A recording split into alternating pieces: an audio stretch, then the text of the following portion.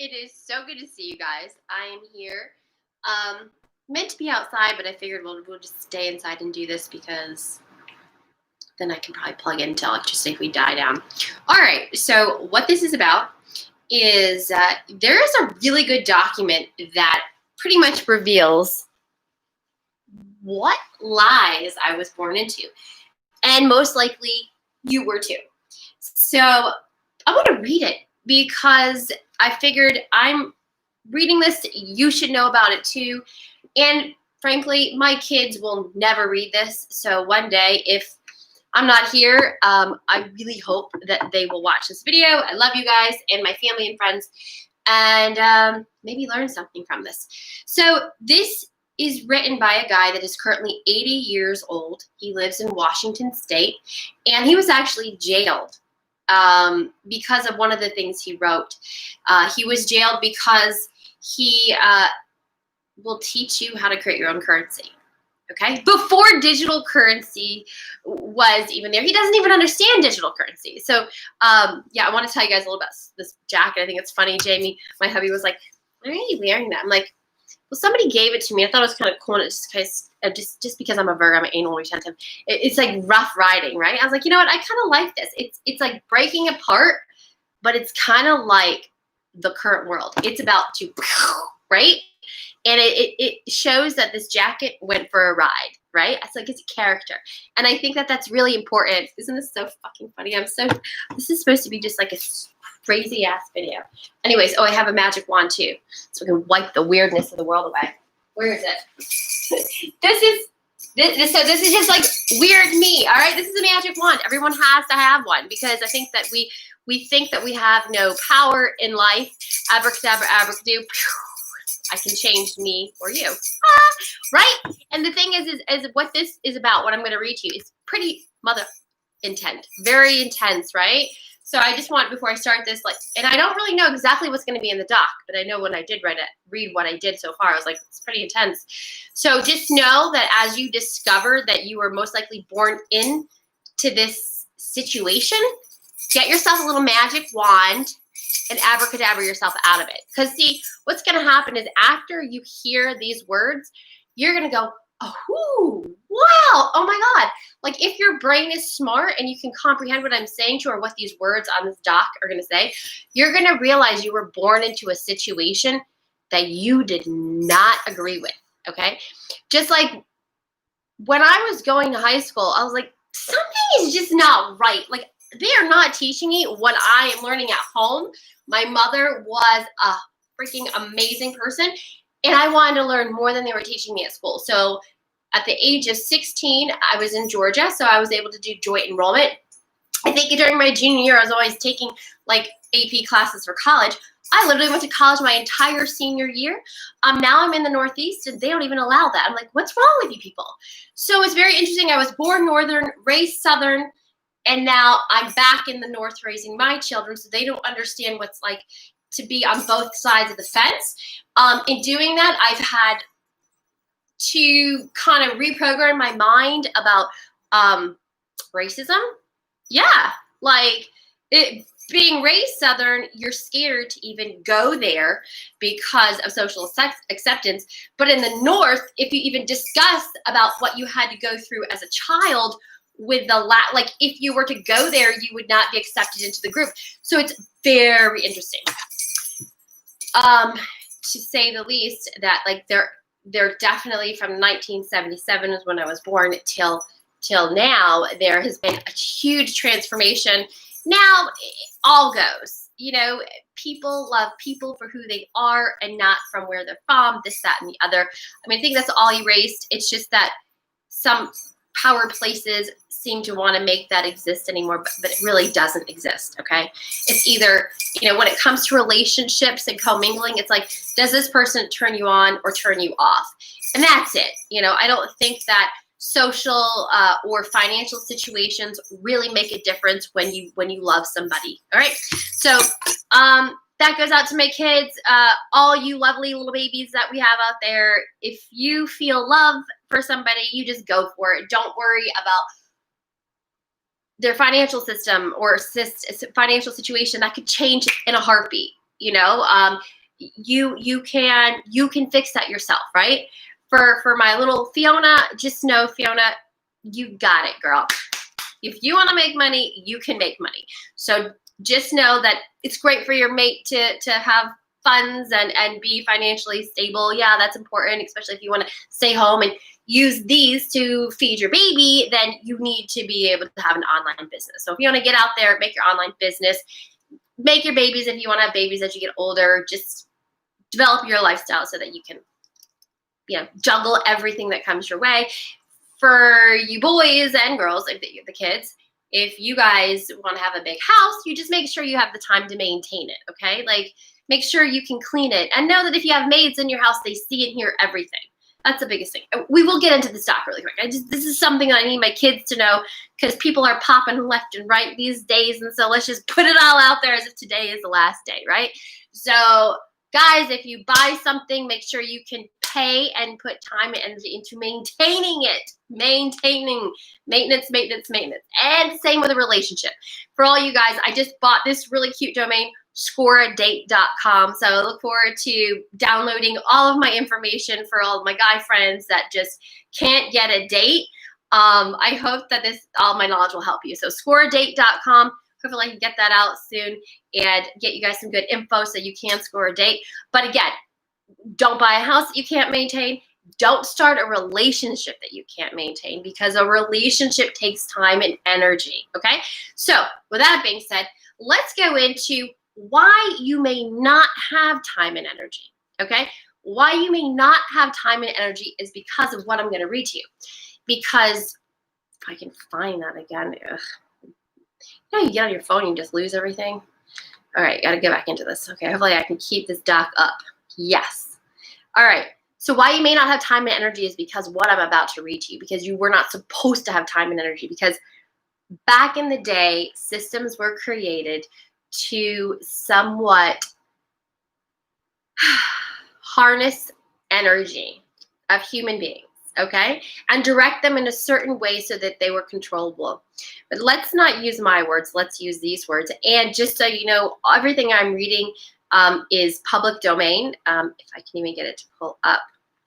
It's like not even pulling up. So what that means is that you can use these words and technically, I guess, sign your name to, right? Yeah, very exciting. Oh, I am in the basement. So it came up. Okay. All right. So this is going to explain why a lot of families do not have the time and energy to, one, raise their children. Okay. And here's what my reality is. As I was raising 2 children, I found myself a single mom most of the time. And I said, giving your children to daycare is socially acceptable way of bailing out of motherhood. Yeah, you can bail out of motherhood or fatherhood, by that matter, okay? You go to work and you leave your house and you send your kids to daycare, you're socially acceptably bailing out of being a parent for 8 to 10 hours a day. At one point, we moved from Georgia to Connecticut, and I was like, oh, I got to go back to work. Like, we need money, right? So I ran the numbers. If I was to go back to be an auto appraiser with Travelers Insurance, I would have made like 50-something thousand. But the daycare for 2 kids was $28,000. $28,000. So at the end of the day, I would have made $18,000 at the end of the day, at the end of the year, collaboration. To what? To just leave my kids with a $12 an hour person to raise them, to mentally multiply, at the important stages of a childhood. So if you guys are ever considering having a child, I need you to consideration daycare, diapers, formula, because these are meant to make milk. Yes. For my first child, I was only able to do like maybe 5 months of mommy milk. But for the second child, because I decided and I ran the numbers, that the numbers didn't make sense to go to daycare, I stayed home and I mommy milked. Now, true story, very hard to get that one off the tit. Yeah, like if you're gonna mommy milk, you just need to know that they get attached to the nips. Okay. And so I was calling the La Leche Club, which is where women call to like, how to mommy feed. I'm like, how do I get them off my mommy milk? Right. And they're like, oh, girl, I never really heard of this problem. I'm like, yeah, he's 4 years old and he still wants to drink the mommy milk. I'm like, help me. Like, it wasn't like every, he was eating and stuff, but it was like he's still, and I was like, whoa, okay, I have to stop here. Houston, we have a problem, right? I mean, it was okay. He's a sweet child, whatever. Long story short, he's probably like, Mom, don't ever tell that story. But oh well, it is what it is. But I learned that the Aborigines or some like other cultures, they breastfeed until the children's 6 years old. Okay, so but the point is that there's a numeric mathematical configuration that everyone needs to make in a lot of different things. Okay, one, if you're a teenager watching this and your counselor in high school hasn't told you that you're either a man or a female and the difference and what's going to happen when you have a child, they're doing a disservice to you. Okay, for girls, you need to know you have a part of your life where you're going to make a baby, and when you make that baby, you are going to want to stay home. You are going to have a natural mental switch that's want to hold your baby, feed your baby, and your boobs are going to literally drip milk out of them. Yes, it will. And that connection and that rocking of your child is absolutely intensely important. The first 2 years of your baby's life is intense, and you need to be there when they cry. You need to hold them. You need to love them. They need to feel your heartbeat. That is not transferable to somebody in a daycare center that is watching 4 children. They cannot give your child the time, attention, and love that baby needs to grow up harmoniously. Now, will the baby survive? Yeah, they're either going to have anxious attachment, avoidant attachment, or they'll be balanced, okay? So if you have sent your child to daycare, then it is what it is. They mostly have avoidant attachment. It means they're not going to be huggers. They're going to be like, have a shell around them. They're going to say, I don't need you. I got this. They're becoming CEOs of companies.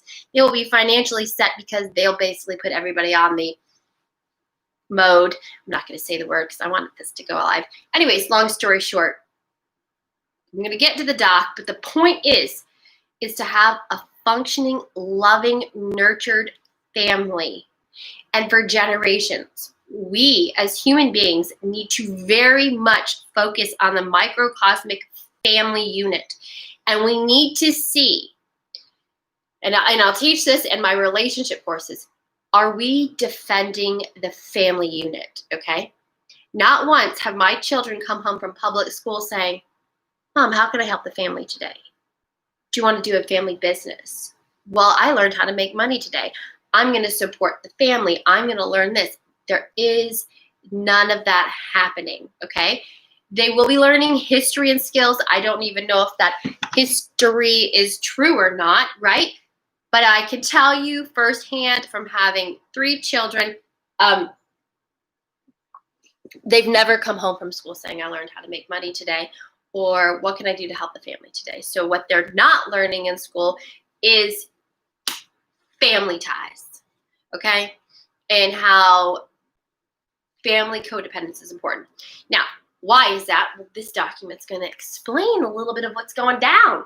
Okay, so here we go. I'm just going to go into this because I could talk forever. This is the true source. So the guy's name is Harold Van Dyke. So this is a letter from Harold Van Dyke where he was sent to jail for 7.5 years at the age of 66, I think, because he basically exposed our financial system. So it says, the Van Dyke letters. Letters from the author of The Silent Weapons for Quiet Wars.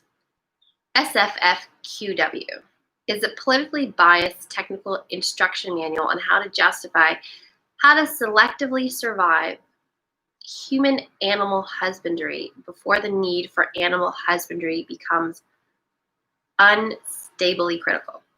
In the spring of 2003, issue 33, Paranoia exerted a pamphlet entitled Silent Weapons for Quiet Wars, asking readers for any information they might have on the author of the work, which claimed to have been originally found in a surplus copy machine purchased in 1986. at the McCord Air Force Base by a Boeing employee. The following December, Paranoia received a letter mailed from federal prison from a one Harold Van Dyke, claiming to be the author of the work, being confident that he is the true author of Silent Weapons, SWFQW. We wish to share letters from Harold Van Dyke wherein he exposes the circumstances surrounding his authorship of this infamous pamphlet.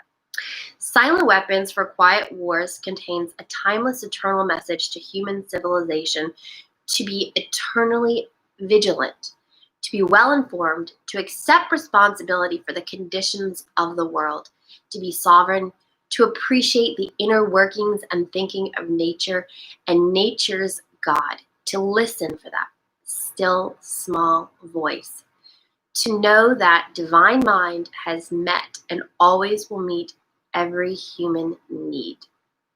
And then it says M period, B period, E period. I don't really know what that means. Keep reading. In the winter of 1974, now I was born in 1977.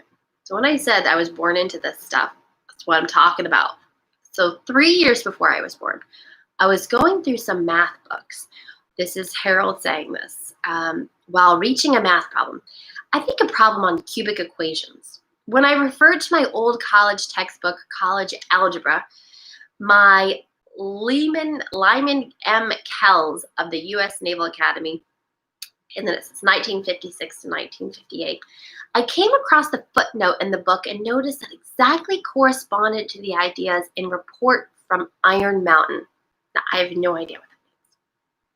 Still, I'm a newbie to all this stuff, so I'm just looking at this stuff for the first time with you right now. I just thought, why not go live, do it? Maybe you guys can tell me what all this stuff means, because I'm still learning. I had discovered the mathematical mythology of silent weapons system, and I had the key to finding more information on the subject. I located studies in the structure of the American economy at the Multnomah County Library in Portland, Oregon. SWFQW, which is Silent Weapons for Quiet Wars, is a collage, an overlay. Remember, this is Harold writing a letter from jail because he wanted to publish something, and because he was going to publish knowledge, he was jailed for it for 7.5 years at the age of 66. Now, I will finish this, but I will tell you a quick story. So I asked him, I called him on the phone because there's a YouTube video with him on it, and he leaves his phone number. He's the cutest 80-year-old man you could literally call right now. And I said, Harold, the second phone call, I said, why did you have to go to jail? He said, oh, because I created a book on how to create your own currency and the contract with the Federal Reserve. He doesn't call it a contract. He says something else where the Federal Reserve was up. And it was only, I think this is around 2003. And in 1913 was when the Federal Reserve was created. So 2013 would be the end, right, of the contract. So the contract is up, which is very interesting because cryptocurrency came to be around 2008. And just like when the Federal Reserve was created, it was created with a mystery person, unknown to anyone for certain until 20 years later. So my wonderment is, well, will Natashi Sakamoto, blah, blah, blah, whatever the word is they're using for the digital currency creator, will that emerge in 2028? And the Federal Reserve creators were not exposed until one of the wealthiest men in the world died. Such a shame. Such a shame. Such a shame. Such a shitty show shame. That's what it is. It's shit show, a shameful shit show that devalues human life based on a fiscal accumulation, just so that select few can have this glorious, embellished lifestyle. But hey, survival of the fittest, right? If you're not using your mind, if you're not using your intelligence, in this document, it specifically says that, then they look at you as if you're nothing better than a piece of meat, right? All right, so this means we need to get it together, okay? If you have a brain and you have intelligence, you need to use it and maximize your usage of your brain as much as possible and show these people that you freaking matter and that you have a value in life. You value your own self and you are valuing your skills and you're putting them to work and you're utilizing them. So self-confidence is a must. Okay, this document is so long, so we got to get through this.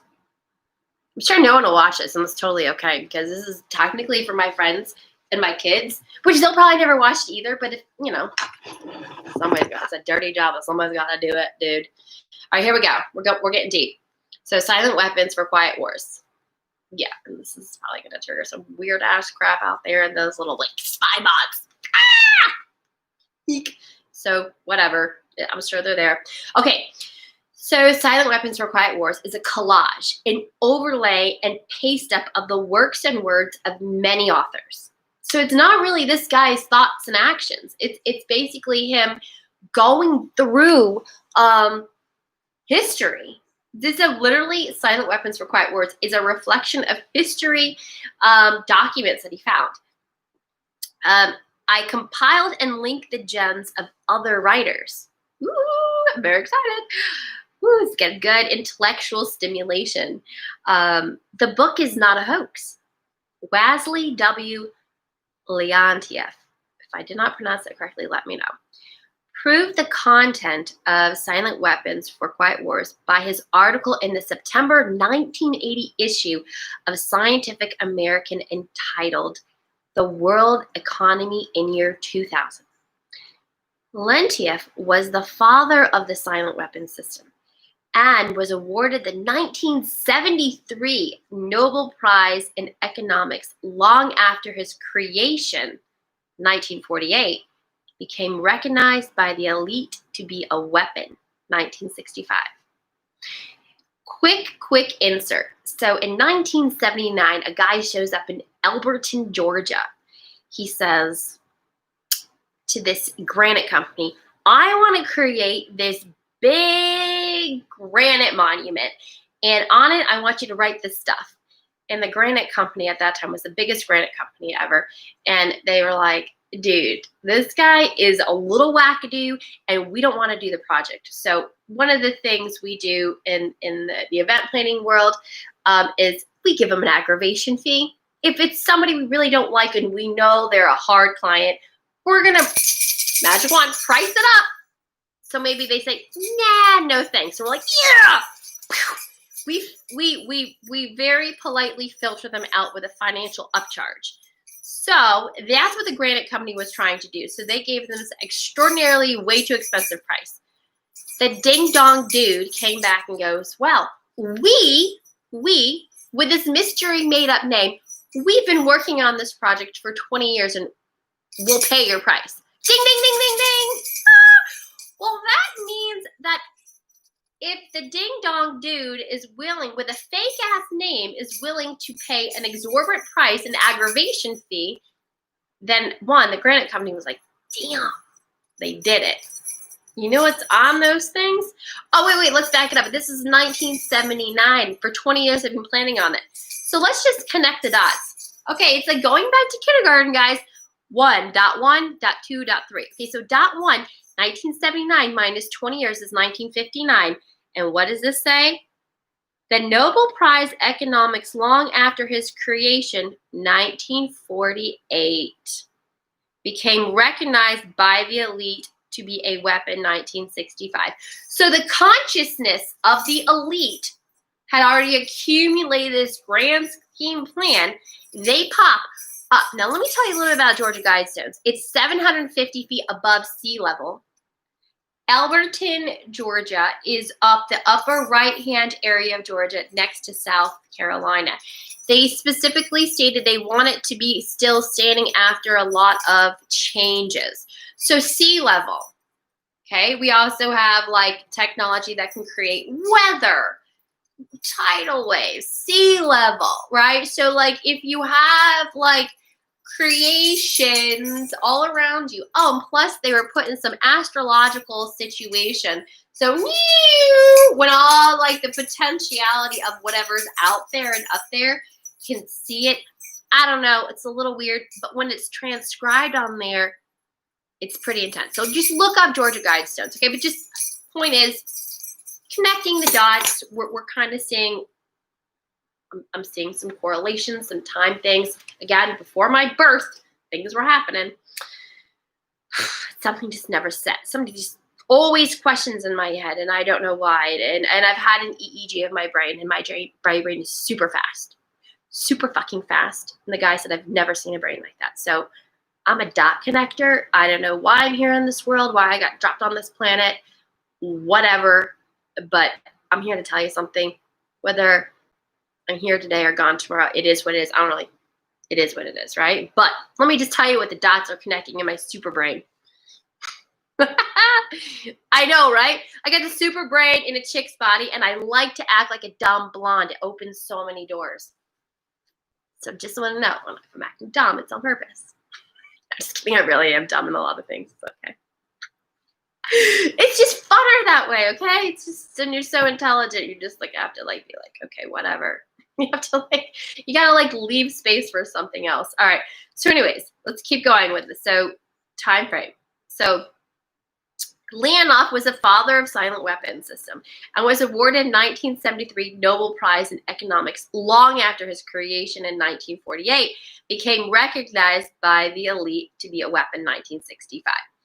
The work on silent weapons for quiet wars began October 1978. Ooh. Remember, the erection of the Georgia Guidestones was 1979 and was published in December 1979. Oh, and 400 people came to the erections of the Georgia Guidestones. 400. Very interesting. Initially, about 65 copies of the book were sent out to various people and organizations. I don't know what happened to most of the copies, but I can fairly well account for one of them. Most people probably just sat on it, put their coffee on it, which was given out by hand in early 1980. So he's basically exposing, his discoveries. It was given to a military person who was late for duty, or was going to be late, at McCord Air Force Base in the state of Washington. He was hiking through Vancouver and I-5 in uniform. Even though I was traveling in my own locality, I drove him to McCord, 2-hour trip away. Now that really shows you a lot about the love and the commitment to humanity that Harold Van Dyke has.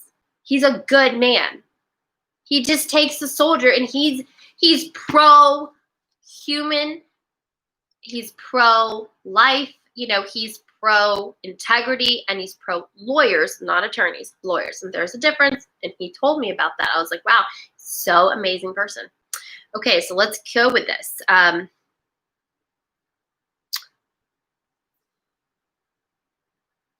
All right, so the hitchhiker, blah, blah, blah. Even though I was traveling in my own locality, I drove him to McCord, a 2-hour trip away. On the way, I told him about the book, Silent Weapons for Quiet Wars. And when he stepped out of the car to go to the base, I handed him a copy. I didn't make any further general effort to publicize Silent Weapons for Quiet Wars until after 1986. I did give out a copy to local friends between 1979 and 1986. So basically, it went silent for 7 years. In November, and this is Washington State, in November 1986, the Americans Promise newsletter, APN, ran an advertisement for Silent Weapons for Quiet Wars. It claimed that a Boeing aircraft employee bought a surplus copy machine at auction from McCord Air Force Base, and inside it he found a copy of Silent Weapons for Quiet Wars. It was probably the copy that I gave to the hitchhiker. Woohoo! Very exciting. The Boeing employee passed the book along to the APN of Phoenix, Arizona. So now it went from Washington to Phoenix. From that time on, Silent Weapons for Quiet Wars got the attention it deserved. Now, for all you youngins watching this, 1986, the computers did not exist, okay? I was born in 77, so I wasn't even 10 years old. I was 9 years old. Probably watching the Flintstones. Meet the Flintstones. Have a yabba dabba do time. A yabba do time. Have a gay old time. Whatever. Blah, blah, blah. Okay, so 9 years old. Flintstones. We had Saturday cartoons. I think seatbelts were now implemented. Car seats probably for kids. And, I mean, I was living in Georgia, going to elementary school. Nothing that I really remember dramatic going on. No computers, okay? Well, wait a minute, I'd back up. I do remember having like a computer with a green screen, and we were playing like Frogget and Centipede. We had arcades. Roller skating was happening around this time. So the cool thing to do is roller skate. We were playing Atari. And Mario Super Brothers may have been out. Boop, boop, boop. You know, the little mushroom pop and the coins come out. That was around 1986, okay? We were probably watching Garfield, Heathcliff. Those are the cartoons that were just dominating the mentality of the children of those days. Okay, so let's get back to this. All right, so it went to Phoenix, Arizona. From that time, Silent Weapons for Quiet Wars got the attention it deserved. It was a wake-up call to America, so 1986, and perhaps even the world, if we could believe Lentief's Scientific America, September 1980 article, The World Economy in Year 2000. So 1986 is definitely not 2000, so at this point, you're 14 years away from the year 2000 they're talking about, wherein he says that by the year 1973, the year he would receive Nobel Prize in Economics, 60 nations were already using his system to analyze their economies. Okay, let me back up. That doesn't make sense. Okay. So APN of Phoenix, Arizona. From that time, Silent Weapons for Quiet Wars got the attention it deserved. It was a wake-up call to America and perhaps even the world. If we can believe that Lentief's Scientific American September 1980 article, The World Economy in Year 2000, wherein he says that by the year 1973, that the year he received Nobel Prize in Economics, 60 nations were already using his system to analyze their economies. Okay, so the title said year 2000, but he basically got his award in 1973, and then the article was September 1980. Wow, that's a little conundrum. You guys got to read this on thing yourself because it's a lot of dates to commingle. I'm very grateful to William Cooper and APN for giving Silent Weapons for Quiet Wars to the world. Hartford Van Dyke, December 17th, 2003. All right, so that's when it comes out. Now there's supposedly a photo of Harold in federal prison in 2004, but it doesn't show up on my screen. All right, Harold Van Dyke, Silent Weapons for Quiet Wars. So that was just his letter to somebody saying, hey, who wrote this? Who the heck wrote this thing? So now we're going to go into the actual doc. An introductory programming manual, operations research technical manual.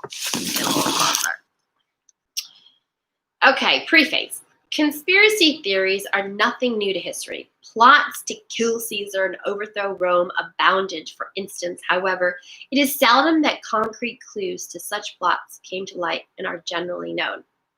Silent Weapons for Quiet Wars, an introduction programming manual, was uncovered quite by accident on July 7th, 1986, when an employee of Boeing Aircraft Company, or Co., purchased a surplus IBM copier for scrap parts at a sale and discovered inside details of a plan.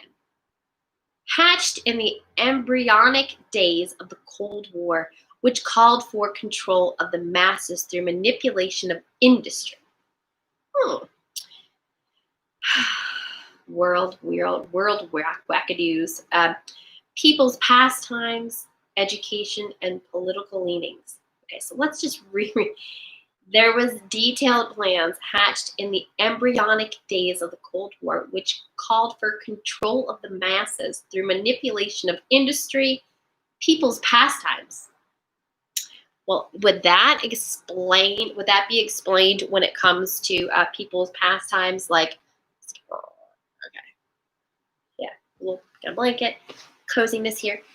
People's pastimes. It sounds like Facebook, right? YouTube. Ooh, let's watch what they look at on YouTube. What are they doing with their pastimes? Education and political learnings. Leanings. It called for a quiet revolution. You are about to read is real. Wait, let me back up. It called for a quiet revolution, putting brother against brother and diverting the public's attention from what is really going on. The document you're about to read is real. It's reprinted in its virgin form with diagrams and a touch of reality. So these are the table of contents: preface, security, historical introduction, political introduction, energy, deceptive introduction of silent weapon, theoretical introduction, general energy concepts, Mr. Rothschild's energy discovery, apparent capital as paper inducer, breakthrough, application in economics, the economic model, industrial diagrams, 3 industrial classes, aggregation, the E model, economic inductance, inductive factors to consider, translation, time flow relationship and self-destructive, oscillations, industry equivalent circuits, stages of schematic simplification, generalization, final bill of goods, the technical coefficients, the household industry, household models, economic shock testing, introduction to the theory of shock testing, example of shock testing, introduction of economic amplifiers, short list of inputs, short list of outputs, table of strategies, diversion, the primary strategy. Ooh, what's in that one?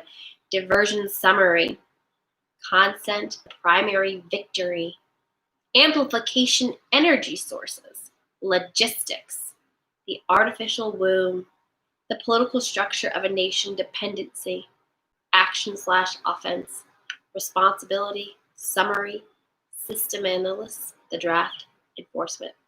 Let me just check the power. Oh, we still got power. We're going to kick it. Let's do this. I'm in. You in? I'm in. Here we go. We're diving deep into this first section. Look at my water. Look at my glass. I love my glass. It's a pickle jar. And yes, the nail polish on my fingers is chipping off. I have to take care of that, but it's not done yet, so get over it. I am not perfect, and that's okay. All right, here we go. It is patiently impossible. This is called security section. It is patiently impossible to discuss social engineering or the automation of society. The engineering of social automation systems, silent weapons, on a national or worldwide scale without implying extensive objectives of social control and destruction of human life. Example, slavery and genocide. Oh, quick heads up. Watch the movie, I think it's called Looking for Manny. It's about the Holocaust. It's about like this guy. He's still alive. He's like 90 years old. He was in the Holocaust. So when you say genocide, I think of Looking for Manny, and that movie I just saw. It's at literally just came onto the market. It's not even on the market. It's like literally on some kind of like a film festival thing. So you have to like pay like $10 for it. Very interesting reality. All right. So anyway, so genocide. I think of that. But Manny's daughter says that it's still happening in China. What a shit show. Seriously, I hope I'm allowed to say that word. I don't even know what's legal and not legal in word-wise. This menu in itself is an analog declaration of intent. Such a writing must be secured from public scrutiny. Otherwise, it might be recognized as a technically formal declaration, I don't even want to say this, of domestic war. What the freak? This is a pretty intense thing. I'm not going to be even saying this stuff. Furthermore, whenever any person or group or person in a position of great power or without full knowledge and consent of the public uses such knowledge and methodologies for economic conquest, it must be understood that the state of domestic warfare exists between said person or group of persons on the public and the public. This manual is in itself an analog declaration of intent. An analog. Such a writing must be secured from public scrutiny. Otherwise, it might be recognized as a technical form of declaration. Furthermore, whenever any person or group or persons in a position of great power and without full knowledge and consent of the public uses such knowledge and methodologies for economic conquest, it must be understood that the state of domestic warfare exists, and said that the person or groups of the public. So what he's saying is that someone with this knowledge that is conquering the data, using the data for their own wealth. So if one of our political leaders is using this to acquire their own wealth, they basically are putting more on their own people. So, whoa, it's pretty intense. This kind of takes down the whole political system. It's like, hey, yo, are you accumulating wealth from this position of a political power? I think that's what the guy's saying. It's good. It's pretty intense, right?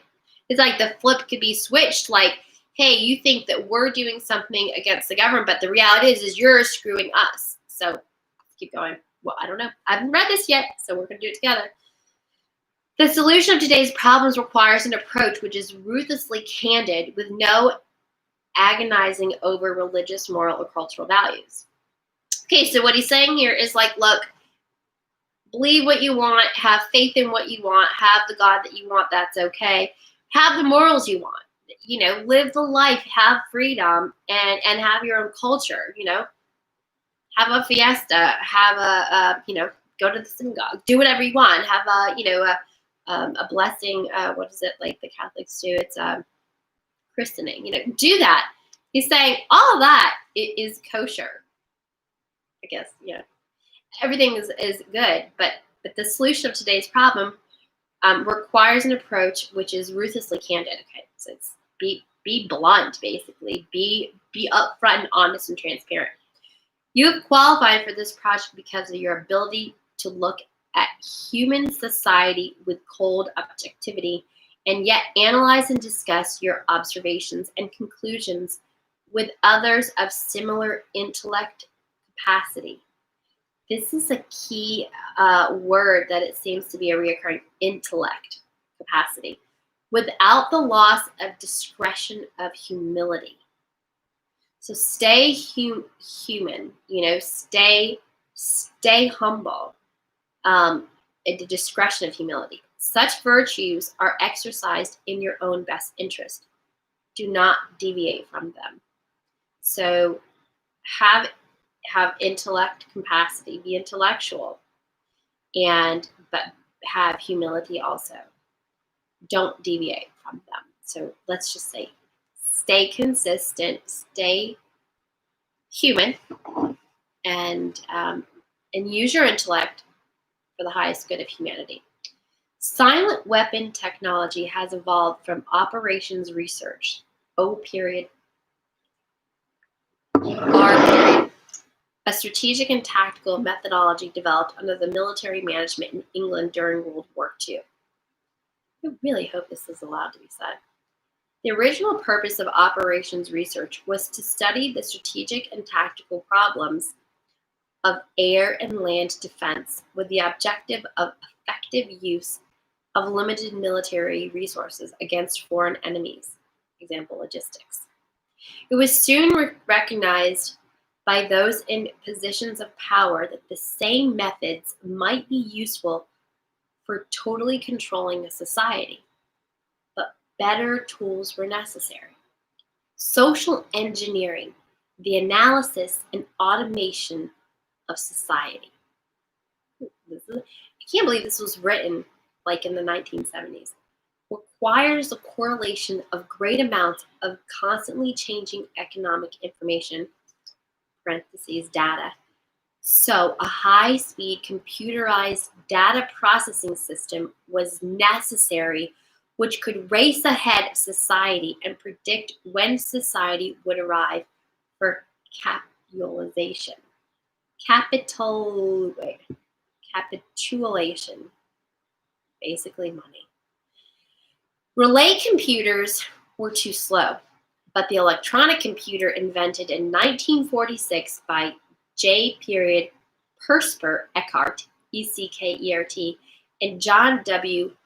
Mauchly, Mauchly, filled the bill. Bing, bing, bing. Chicken winner, chicken winner. The next breakthrough was the development of the simplex method of linear programming in 1947 by the mathematician George B. Dantzig. That's D-A-N-T as in time, Z as in zebra, I-G, period. So we have 1946, the relay computer, 1947, linear programming. And in 1948, the transistor, invented by J. Bardeen, B-A-R-D-E-N, W.H. Brayton, B-R-A-T-T-A-I-N, and W. Shockley, S-C-H-O-C-K-L-E-Y, promised great expansion of the computer field by reducing space and empowerment requirements. Remember, those computers were huge? Just like the first cell phone, it was huge, right? Then in so we have the relay computer, check. Linear programming, check. And then we have the transistor, so it's smaller, check. When these three inventors, under the discretion, those in positions of power, strongly suspected that it was possible for them to control the whole world with the push of a button. Boop, boop, boop, boop.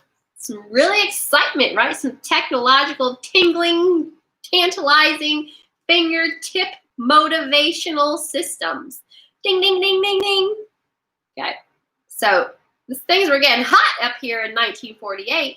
Wasn't that when World War II maybe ended? Okay. When these three inventions under the direction, those in position of power strongly suspected that it was possible for them to control the whole world with a push of a button. Immediately, the Rockefeller Foundation got in, ding, ding, ding, on the ground floor by making a 4-year grant to Harvard College. Dun, dun, dun, dun. Funding the Harvard Economic Research Project. 1 year later, in 1949, the United States Air Force joined in. Okay. Frankly, what does the Air Force have anything to do with economics? In my opinion, nothing. They're supposed to fly planes, right? But economics? So are we like Air Forcing economics? Or is this because the people running our government just have this massive checkbook and they said, oh, well, we'll filter the funds. This is just me talking. Filter funds to the Air Force to fund this? Who knows? Keep going. How do you pursue the persistent accumulation of a technological nation to continue under the bill of the people? So did the American tax dollars pay for this? Well, all I know is that 1 year later, in 1949, the United States Air Force joined in. In 1952, the grant period terminated, and a high-level meeting of elite was held to determine the next phase of social operations research. 1952, social operations research. So they were just basically wanted to know what all the girls in church were talking about. Why? What were the women talking about? What were the men talking about? We want to know what's going down. Ugh, for real. Okay. In 1952, I'm going to say it again. 1952, the grant period terminated and a high-level meeting of the elite was held to determine the next phase. The Harvard project had been very fruitful. Oh, wait. Oh, yeah, okay. So the Air Force joins in. Let me read this again. And so the Air Force joined in 1949. 1952, so 3 years later, the grant period terminated. Harvard was done. They weren't funding it anymore. And a high-level meeting of the elite, I wonder who that was held to determine the next phase of social operations research. Dun, dun, dun, dun. The Harvard project had been very fruitful. What does that mean? Does that mean they made money off of it? And is borne out by the publication of some of its results in 1953.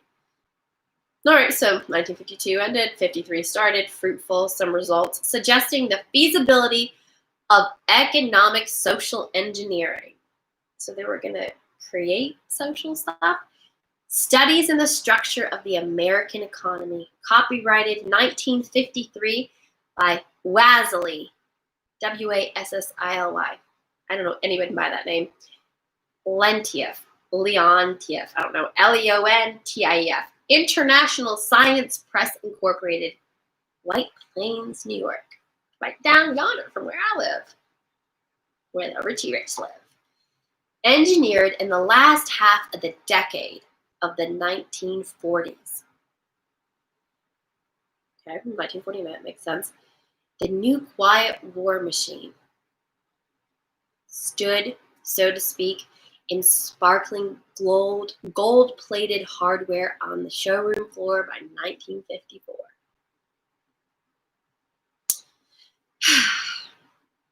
With the creation of the Maser in 1954. Maser is spelled M-A-S-E-R. I'm assuming that's a computer.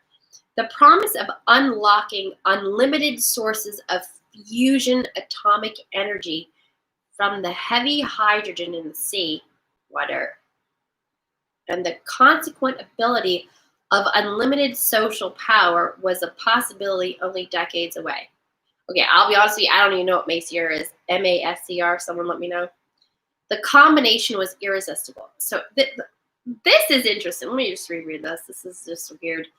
The creation of Maser in 1954, the promise of unlocking unlimited source of fusion atomic energy from the heavy hydrogen in seawater, and the constant ability of unlimited social power was a possibility only decades away. Okay, so that is something I have no clue about. Atomic energy from the heavy hydrogen in the seawater. Does anybody know about that? Please hit me up. It's very interesting. Some very highly fiscal people I know are taking to the waters. They're very interested in the oceans. So I'm connecting some dots of current dots. I'm thinking, why are people being infatuated with the oceans so much so right now? So we'll look that up later. The combination was irresistible. The Quiet War was quietly declared by the international elite at a meeting held in 1954. So now we don't have like local elite, we've got international elite. Ding, ding, ding. So I call countries companies. I say we have 195 companies in the world. I mean, let's just be frank. Got a financial statement, it's a company. Someone's ahead of it, someone's running it. We have employees. Citizens are the employees. They're all companies. Yeah, come on. Let's be real. Although the silent weapons system was nearly exposed 13 years later, so that would put us to 1954 plus 13 is 1970s. I'm not born yet still. The evolution of the new weapon system has never suffered any major setbacks. Wow. Although the silent weapon system was nearly exposed, it was nearly exposed in 1970, but that means it wasn't exposed in 1970. The evolution, meaning the perpetuation of this, I guess, potential intentions, was never suffered any setbacks. So the continuation of the creation kept going. This volume marks the 25th anniversary of the beginning of the Quiet War. Already, this domestic war has had many victories and on many fronts throughout the world. Oh God, so sad. Political introduction. In 1954, it was well recognized by those in positions of authority that it was only a matter of time, only a few decades, before the general public would be able to grasp and upset the cradle of power. For the very elements of the new silent weapon technology were as accessible for a public utopia as they were for providing private utopia. Okay, well, political introduction. Let's just make sure we get this right. In 1954, it was well recognized by those in position of authority that it was only a matter of time, only a few decades, so it's like 20 years, before the general public would be able to grasp and upset the cradle of power. So they were saying, they were predicting in 1954 that by 1974 that the public would comprehend what was going on, would be able to grasp and upset the cradle of power. So they knew their little shit show was going to be over in about 20 years in 1974. For the very elements of the new silent weapon technology were accessible for public utopia as they were for providing a private utopia. So basically, the people in 1954 knew they would potentially be challenged by the public and their private maybe captioning of all this potential, maybe whatever they were looking for, power would be open for grabs. Is that what they're saying here? I don't know. The issue of primary concern, that of dominance, revolved around the subject of the energy sciences. So one thing I say with energy sciences is that money is the exchange of energy, because with anything of duplicating a currency, right? It's just basically saying, hey, this is time and energy bundled in something, whether it be a paper money, gold, silver, cryptocurrency. It's all energy, a potential, right? So that you can hopefully take your time, trade it for energy, and have enough to sustain yourself when you're old and gray and your energy's gone and you need to save that energy for a rainy day. So it's interesting. I'm going to keep reading. I'm wondering if this energy analysis, if it has to do with, monetary energy or real energy, lights and stuff. But let's keep reading. Maybe it's interchangeable. Energy is recognized as the key to all activity on Earth. Okay, now they're going to define it. Good. Natural science is the study of the sources and control of natural energy, and social science, theoretically expressed as economics, is the study of the sources and control of social energy. Both are bookkeeping systems. This is good. Mathematics. Therefore, mathematics is the primary energy source, and the bookkeeper can be king of the public, can be kept ignorant of the mythology of the bookkeeping. The bookkeeper can be king, so they're saying that energy is the key to all activity on Earth, that natural science is the study of the sources, where is the energy coming from, and the control of natural energy. So a human being has energy, and it's a source, and you want to control that to direct energy here. Like this, abracadabra, abracadoo, I want you to do this, go do it, poo-poo, right? That's it. They have a magic wand, and they were looking for their magic wand to force control. So control of the energy. Human beings have energy, animals has energy. Some back in the 1800s, the Hollanders, I think, used to use dogs to pull their food carts to the food markets, right? That was harnessing energy. If you're not, this is what document's saying. If you're not using your intellect, they look at you as a dog to be used for your energy. It's pretty simplified version. Okay, so energy is recognized as the key to all activity on Earth. Natural science is the study of the sources and control of natural energy. social science. Okay, so theoretically, so your voice, your focus, your actions are energy. They're using your voice to push their motives. Like let's probe them in the bahonky to make them right? Just like they whip the horse and it makes the horse go. So what they're using is verbal whippings to get you to do what they want to do. So the question is, are you a sheep or a wolf? Are you going to let them whip your butt and be the donkey or be the horse or be the dog that's running their food cart to the whatever? Are you the donkey? Are you using your voice to provide money for somebody else? Interesting. One day Jamie says, I don't just go post anything on my Facebook account. He's like, I don't think that deserved a repost, Sue. I was like, wow. That's a very good perspective. Does this deserve a repost? Is someone whipping your butt and making you their horse or their donkey or their dog for their agenda? Is those words that you're about to repost and put out your mouth, is that worth the value? I don't even know if this is, right? I mean, I'm like basically whipping my own butt to do this. Well, but it's interesting. I want my kids to read this. Whether it's true or not, I don't know. But let's just keep going. I find it very fascinating, and I think that you should know about it too. So I got to read it. You're going to listen. No, I'm just kidding. You do what you want. Free will. I believe in do what you want to do. Follow your intuition. Okay.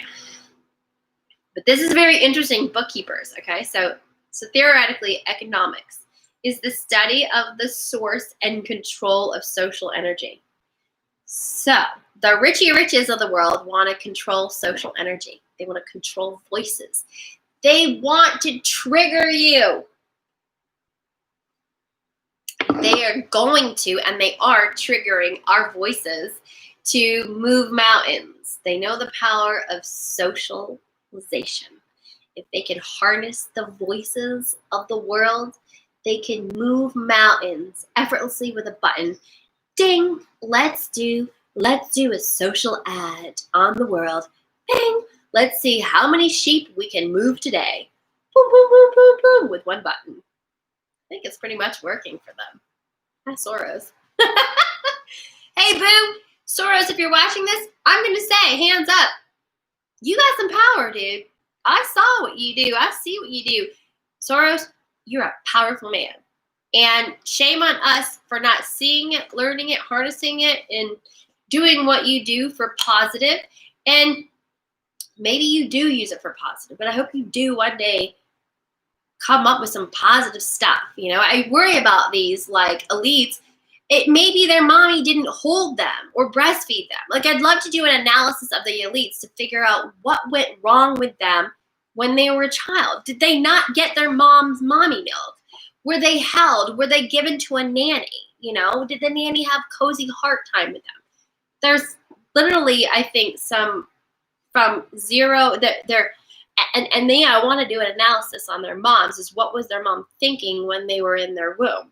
For the people that are not of love and light and encouragement and supporting of the good of humanity, there is most likely something going on in their limbic system. And that has a direct reflection as to what was going on in their mother's mindset and emotions when they were in the womb.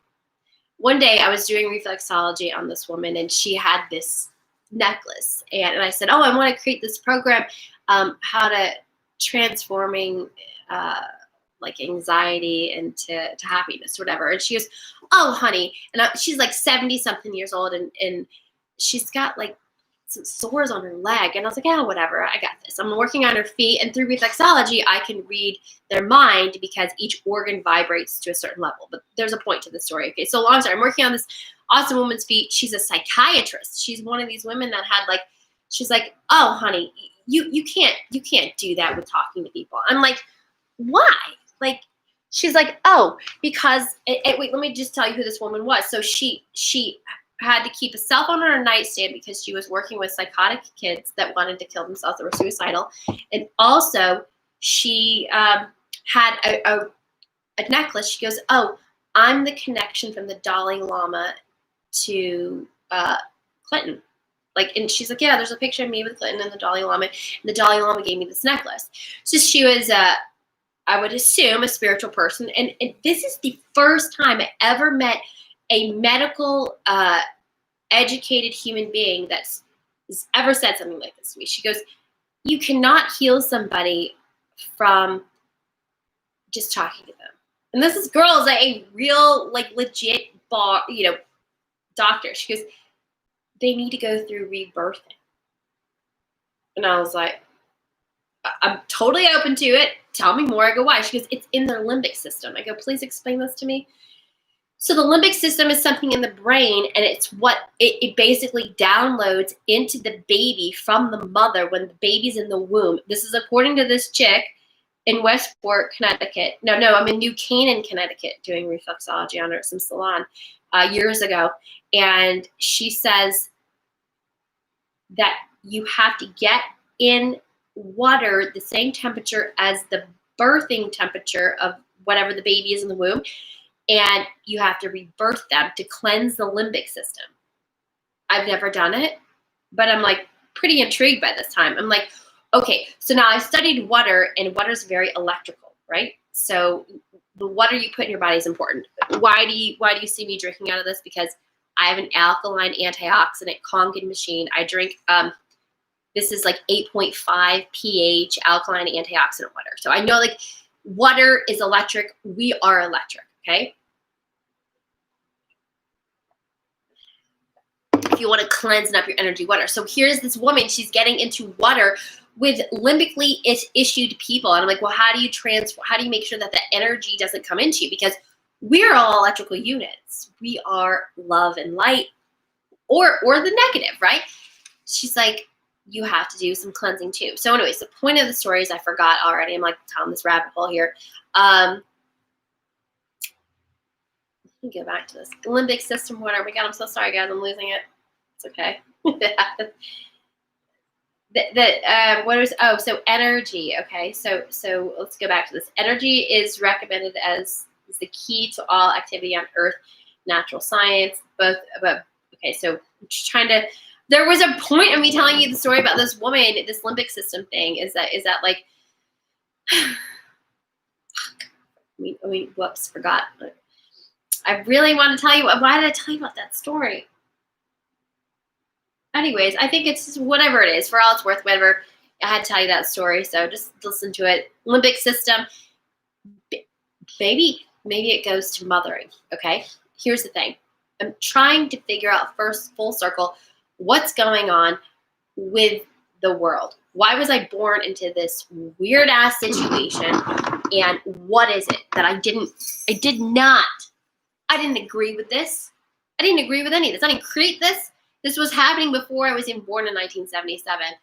But the most important thing I think I'm learning from all of this collectively is that we've got to really, as women and as men, okay, as women, we need to know that having a child inside of us is so essential for future generations to be sane, to be of love. Oh, as I was saying, the elite. Okay, so the elite take grasp of this, and the elite have control of this social control. But what I'm saying is, if the elite is not of highest of intent for what is the best for the human race, that is what I was saying, is that my concern is that the elite may not have had the loving care of a genuine mother that mothered a child. I won't say there is a right or a wrong, because I think that in general the world is what it is, and I think differentiation is okay. But there is definitely I'm learning. I feel like I grew up with rose-colored glasses, that everything was good, but I'm learning about some not so positive people in the world, and that's a little concerning. And I'm trying to understand who they are, like why did they become not so loving and positive, and why are they misusing their power of what, mostly the social power. So I'm concerned about George Soros, and I want to know what his mommy did. Like, what the bejeebies was happening in her mind when she was making that baby, or what triggered people of not the highest love and light, what triggered them to not be wholesome and good. And it could be the limbic system. It could be exactly what this woman was saying, and that these people may need to go through rebirthing. So if you are an elite, and I'll be honest with you, I have worked for many elite, and I've been around them, and sometimes I look into their eyes and I feel like their soul is just so shallow, or you see their pain. And I'm going to tell you, once, guys, I worked on a priest's feet. Non-disclosure all the way. Will not tell you who it was. It was quite concerning, okay? And when I work on feet, I can read you. So don't let me work on your feet unless you want me to get deep into your mindset. But treacherous. It was like the harder the issue is on your feet is the longer the mindset of non-happiness has existed. So just know there's people out there that the mindset is not of the highest good. It's not loving and nurturing and encouraging life. And or we need, as loving and lightful people, we need to know that there are people that are that have a lot going on in their mind that is most likely not of peace and love. And here's something serious too, guys. If you're beautiful, if you're cute, if you're a guy, if you're sexy, if you have big muscles, if you have a big package for a woman, sometimes you got to dumb it down, okay? Be imperfect, because jealousy is real, all right? And that's one thing I want to touch on my website, I guess I should, my relationship stuff, is that, you know, when you got it going on, someone is not good. I used to do events, and I got to leave a lot of details out. But let me just say that this house that I worked at was huge. And when the guys of the wives, like, so like the couples would come over, I almost feel like the guys that came there felt like they just dropped inches in height and in self-respect, because the wives would look at them and be like, why can't we have a house this big? You know, or why can't you have all this stuff? Or why can't we have a party and spend like XYZ amount, you know?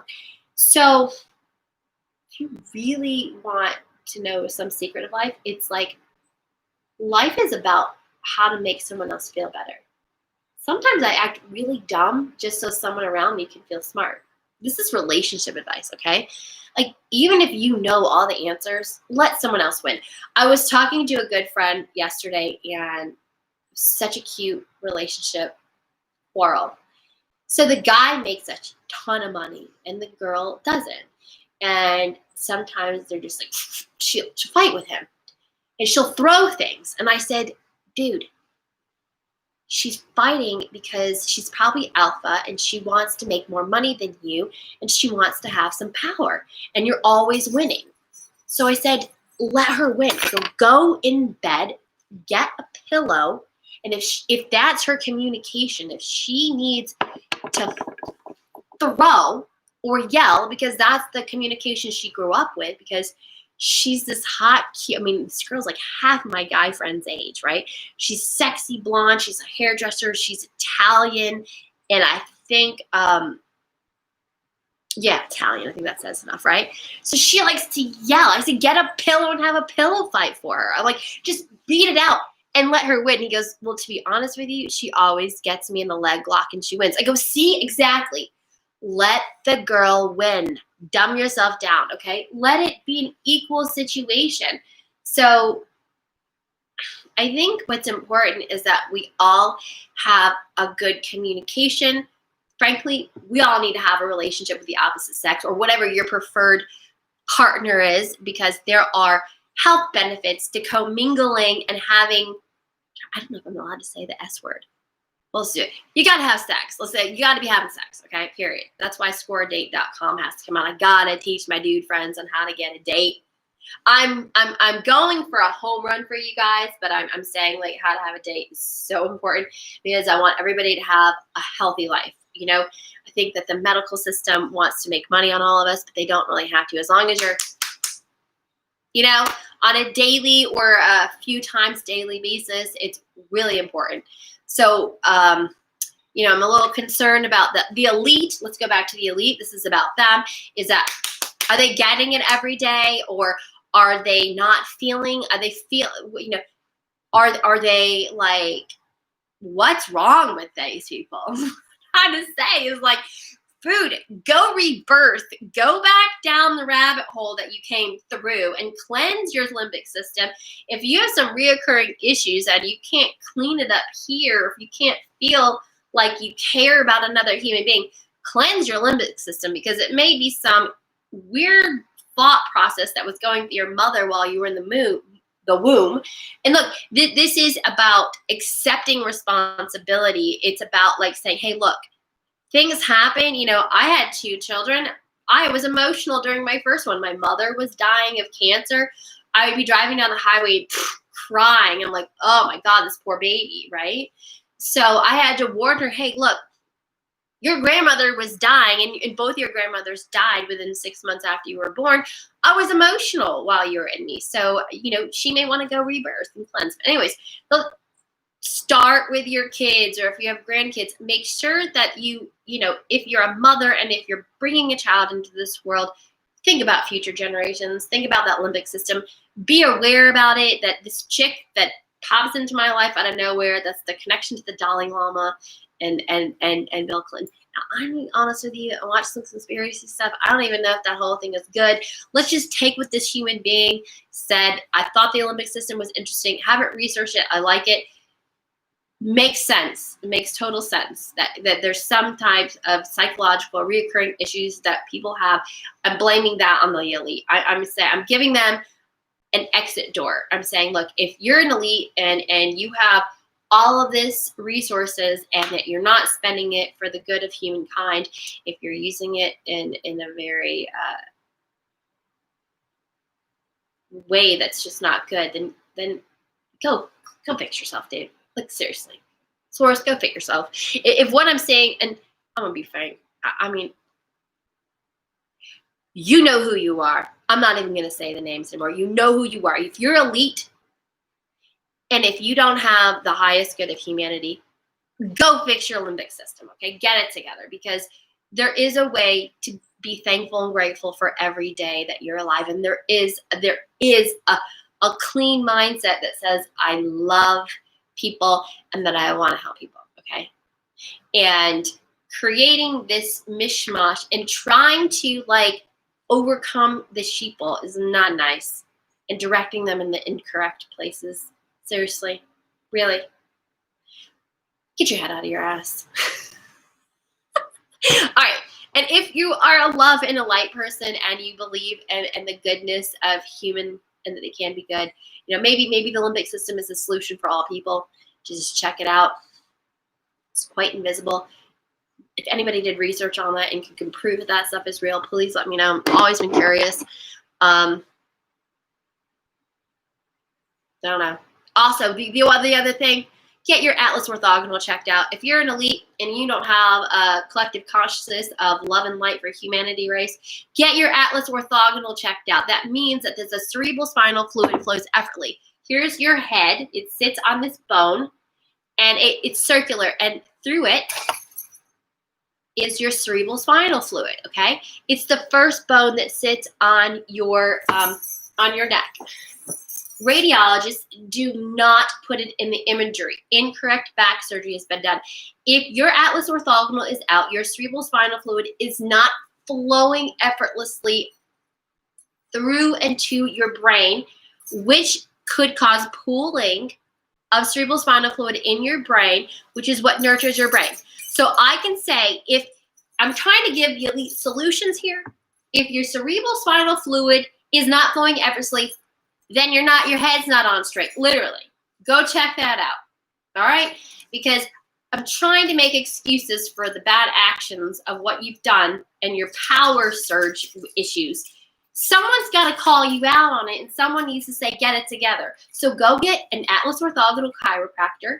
They are different from a normal chiropractor. They're like a dentist to a dental oral surgeon. Okay, they have their own equipment, and they do not manipulate the bones with their hands. They do it with sound waves. Okay, so if you're an elite, your head's not on straight, get your Atlas orthogonal adjust. Come to humanity. Abracadabra, abracadabra. Get a good mindset all on you, and be done with this social data funkiness. For real. All right, I'm going to keep reading this to see what the heck's been going on. What happened before I was born? That's what this is about. Okay, so energy. So the elite are trying to possess our energy. Energy is recognized as the key to all activity on Earth. Natural science is the study of the source and control of natural energy. And social science, theoretically expressed as economics. Both are bookkeeping systems. So natural energy and social science are bookkeeping systems, mathematics. Therefore, mathematics is primarily energy science, and the bookkeeper is king.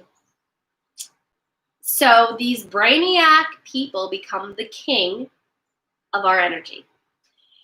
And it can be kept, the bookkeeper can be king if the public can be kept ignorant of the methodology of the bookkeeping. So basically, as long as the collective consciousness of humanity becomes dumbed down to not comprehend, to an uncomprehendable level, if their intellectual level can never comprehend that there's a bookkeeper of all of their actions, then they could be king. But once the collective conscious of humanity is aware that this bookkeeper is like collecting all their data, that's when the bookkeeper doesn't become king anymore. And the bookkeeper is exposed. And everyone opens the closet with a wackado weirdo in there going ching, making all kinds of money on all of your data. So what we need to do is I'm going to keep reading and let's figure out what these bookkeepers are doing. All science is merely a means to an end. The means is knowledge. Okay, so the bookkeeper is the king of knowledge. The end is control.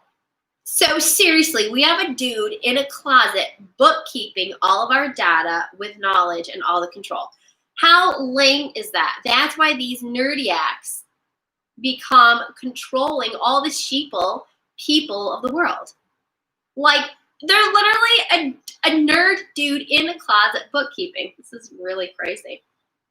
This is real. And all this was happening before I was born. All science is merely a means to an end.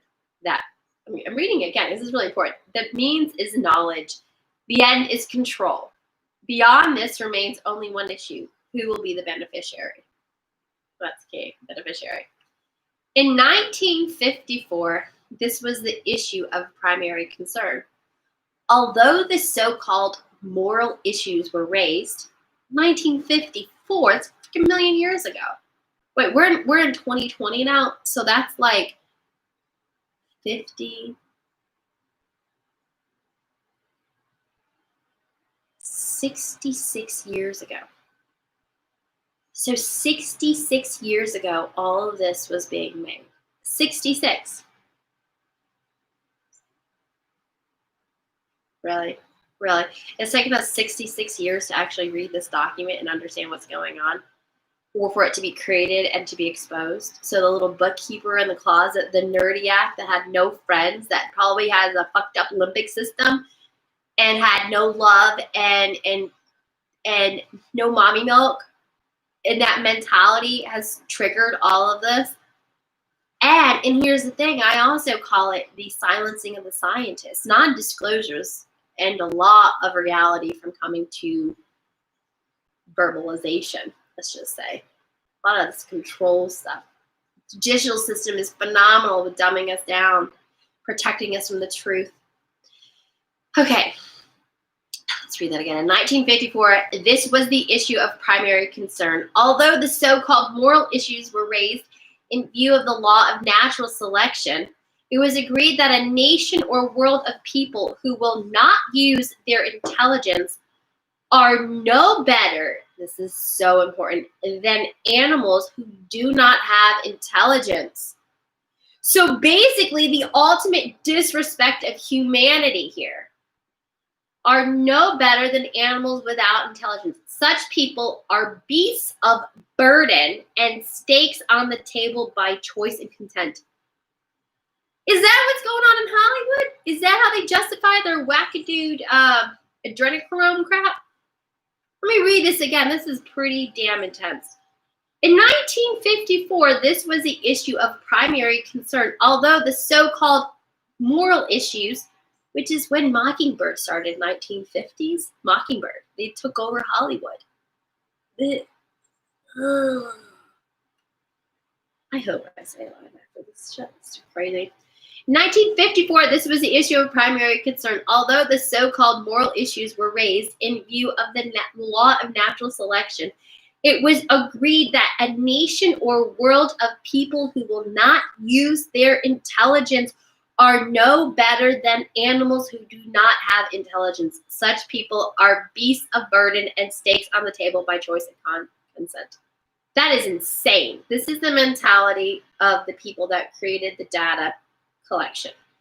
Consequently, in the interest of future world order, peace, and tranquility, it was decided to privately wage a quiet war against the American public with an ultimate objective of permanently shifting the natural and social energy, and then it has parentheses, wealth, of the undisciplined and irresponsible many into the hands of the self-disciplined, responsible, and worthy few.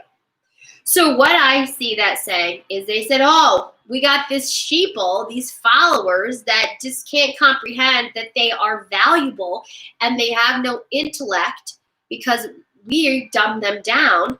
And so they don't deserve anything.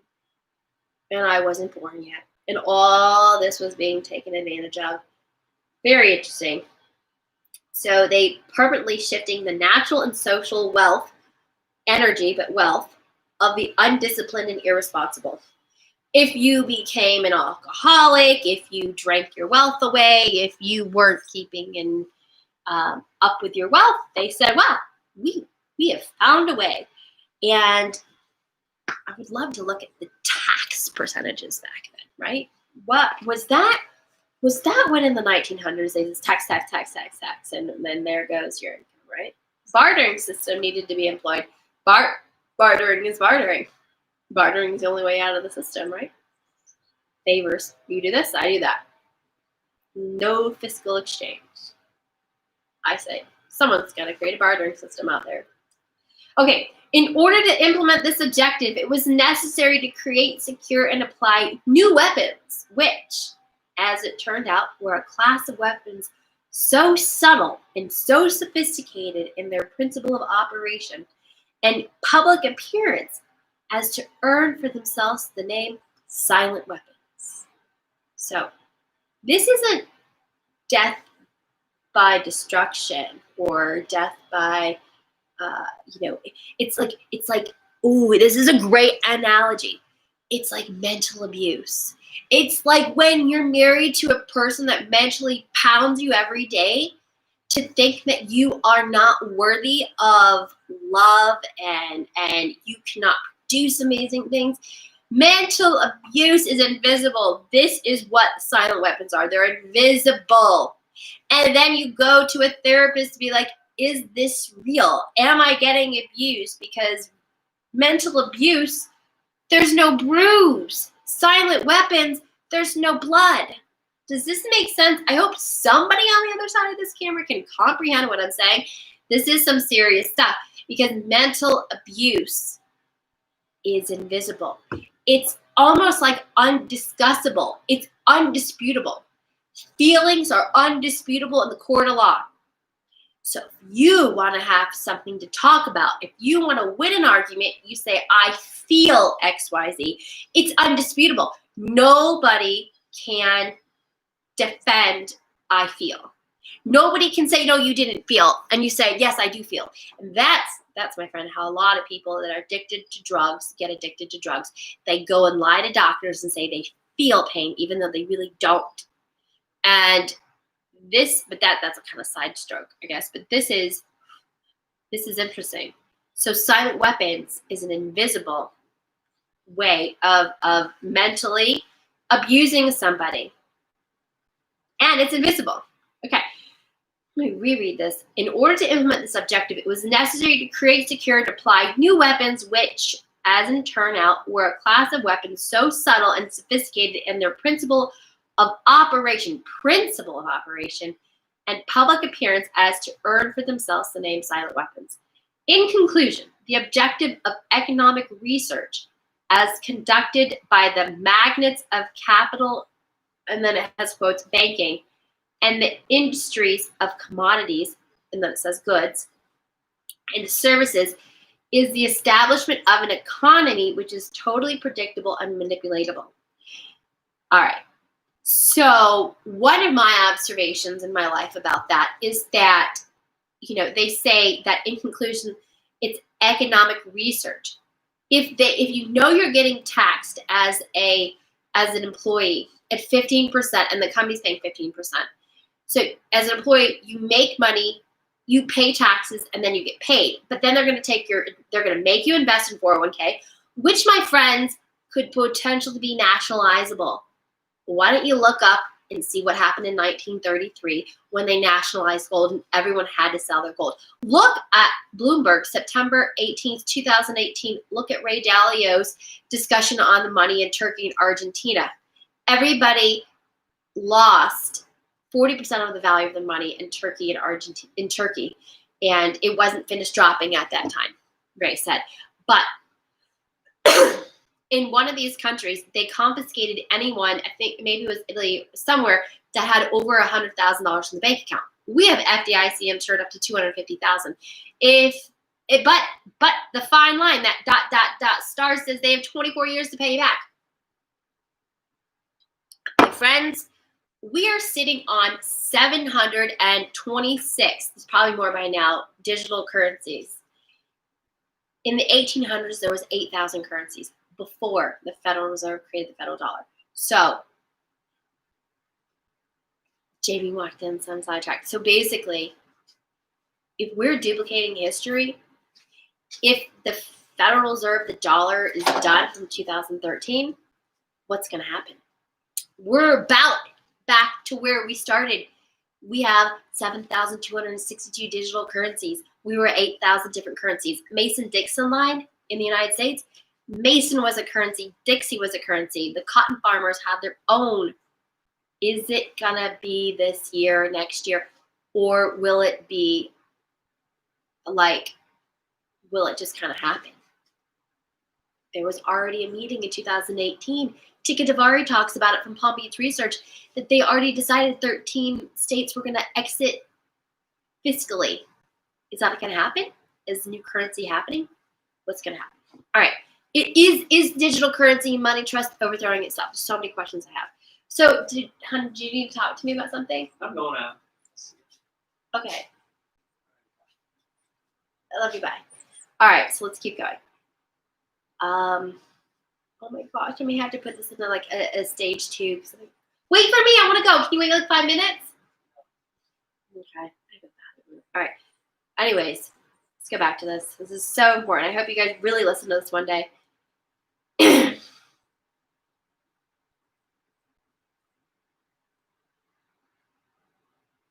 Consequently, in the interest of future world order, peace, and tranquility, it was decided to privately wage a quiet war against the American public with an ultimate object of permanently shifting the national and social energy wealth of the undisciplined and irresponsible many into the hands of the self-disciplined, responsible, and worthy few.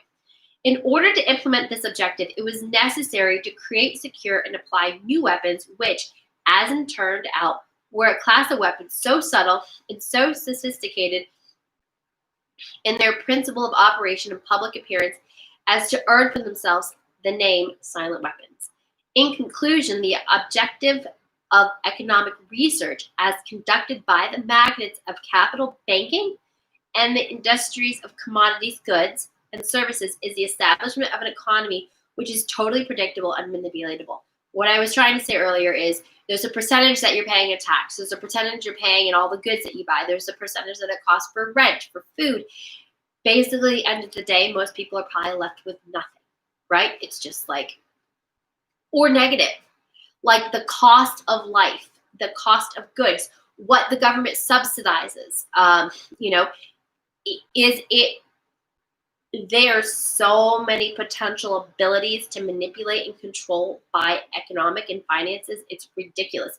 You wake up as a parent, you're like, oh my God, you're treading water. Like literally, when it comes to daycare, diapers, a nanny, all of those costs, and you have a $50,000 job, it was not 2 kids in daycare, $28,000, and a $50,000 a year job. It just doesn't work. You can't work and have enough money to pay rent. At the end of the day, the daycare of 2 kids and a $50,000 job leaves you $18,000 to live off of. That includes, in that $18,000, you'd have to pay for diapers, a roof over your head, and electricity. Let's just get into electricity in itself. There's not enough money to live off of one income and have 2 children. No. Why is that? Why are we so, where is our energy going? Money is energy, energy is money. Where is it going? So this is probably the answer. I was born into this. This was decided before I got here. Who's the beneficiary? Who's the guy in the closet controlling the data, bookkeeper that has the control over us, that is planning all this stuff? Let's figure it out. I think it's all in this doc. In order to achieve totally predictable economy, the low-class elements of society must be brought under total control. Ooh, interesting. Must be housebroken, basically heartbroken probably, trained, that means loyal. Sorry guys, my screen is like, I don't know why hold on, I gotta change that. Okay. Housebroken, trained, and assigned a yoke. Okay, whatever. Assigned a yoke and a long-term social duties from a very early age, before they have an opportunity to question the priority of the matter. AKA government schooling, babes. 5 years old, put my daughter on the bus. In my heart, something was not right. Daycare center, when we did preschool. And in preschool, I could drop off. I met all the moms. I knew who she was playing with. I picked up, knew all the moms.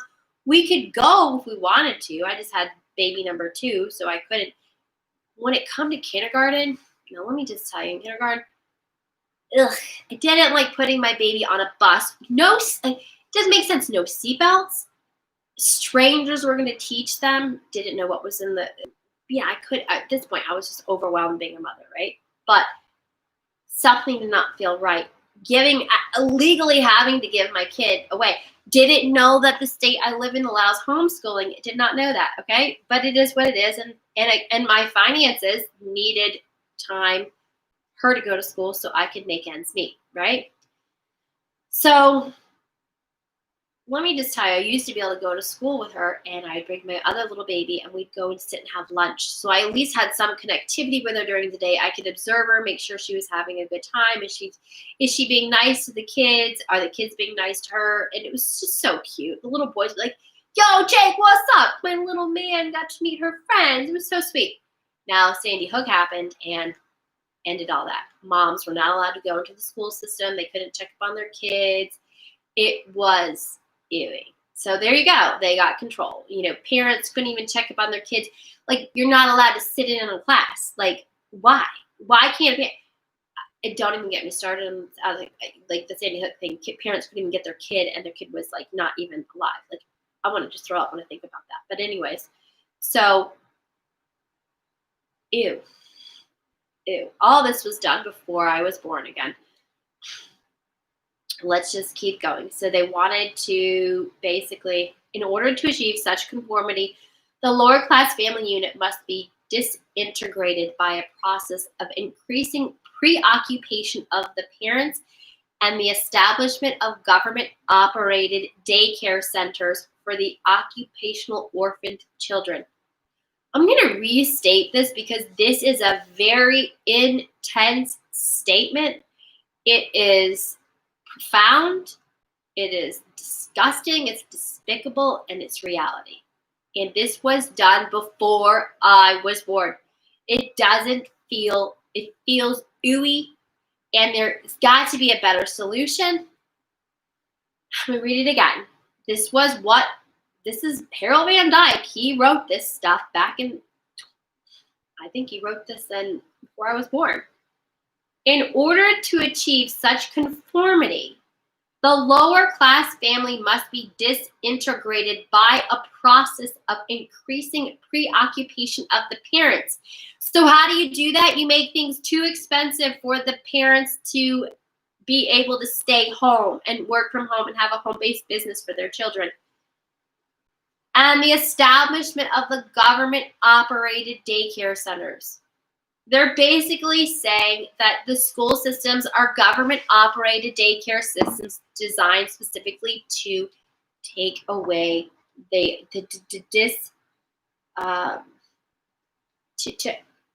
pull the family unit apart. Increasing preoccupation of the parents. Parents have to be preoccupied with problems. Let's shove a bunch of shit into their brain and a lot of problems for them to solve that don't consist of just the genuine, loving, and tender and taking care of their children. And the establishment of government-operated daycare centers for the occupationally orphaned children. That's some key-ass word. Do we all have occupationally orphaned children? Now, one psychologist said, I said, what's going to be the difference between my children? She said, well, the child that went to daycare is going to be more social. She's going to be more into society.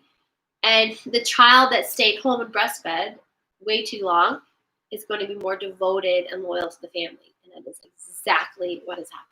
I have one that went to daycare after 5 months because she was an occupationally orphaned child. And she had to stay in daycare for about 2 or 3 years until we moved so I could stay home. The other one just went to daycare for like about a year, like not even, probably like 6 or 7 months. And so my second child is very family dedicated. Okay. The quality of education given to the lower class must be the poorest sort of the source. Wow. I cannot believe this is in writing. The quality of education given to the lower class must be of the poor sort, so that the mote of ignorance isolating the inferior class from the superior class is and remains incomprehensible for the inferior class. With such an initial handicap, even bright lower class individuals have little, if any, hope of extricating themselves from their assigned lot in life. This form of slavery is essential to maintain some measure of social order, peace, and tranquility for the ruling upper class. So, wow. They're using education. They're using government schools to differentiate from the upper class, to literally dumb down the lower class to a point of where they can't even comprehend what I'm saying right now. So it is what it is. If you don't understand what I'm saying, and if you don't give me a like, that just means, and you're watching this, that means they've dumbed you down to the point where you can't comprehend what I'm saying. It is pretty sad to know that high fructose corn syrup, all the funkiness in the world with the dumbed down education of the government system has brainwashed you successfully. So welcome to the brainwash club, I guess, if that's where it's happened to you. And if it did happen to you, don't blame it on you, blame it on the rain. Just kidding. Well, you can blame it on the rain of the hierarchy in the upper class that has planned this for you before we were born. All right. So either you can comprehend this and say, wow, this was written and this was planned before you were here. Okay, so if you can understand this, hit me up, give me a like. That would be amazing because, wow, there's been a lot planned for us before we were even born.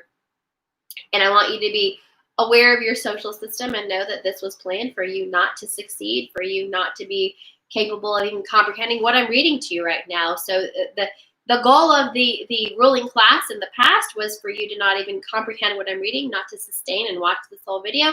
And that's okay. Hey, if you find yourself in a situation like this and you don't comprehend what I'm saying and it doesn't have any value to you, that's okay. They don't want you to understand this. And it means they succeeded. And that's okay. You just don't, there was a plan for you before you were born. If you are not wealthy, if you're not healthy, if you're not accumulating what you want in life, meaning I don't even think wealth is a value of success. Not at all.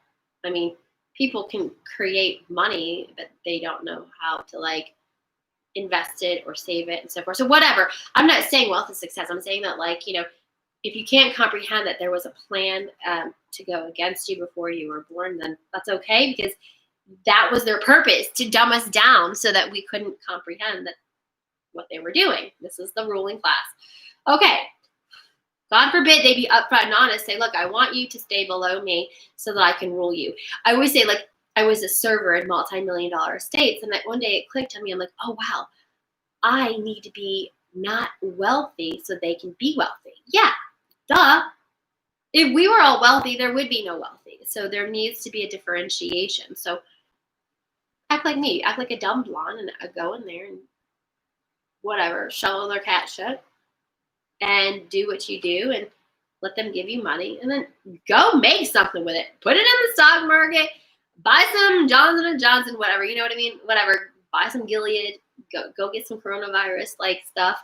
Not meaning the vaccine solutions and invest it and get out of the rut and use your intellectual stuff, which is what they don't want you to do. Okay, so let's keep going. The ruling class is ruling you. Some dude, some bookkeeper king in the closet is running our world. This is ridiculous. But it's all making sense now. Okay. So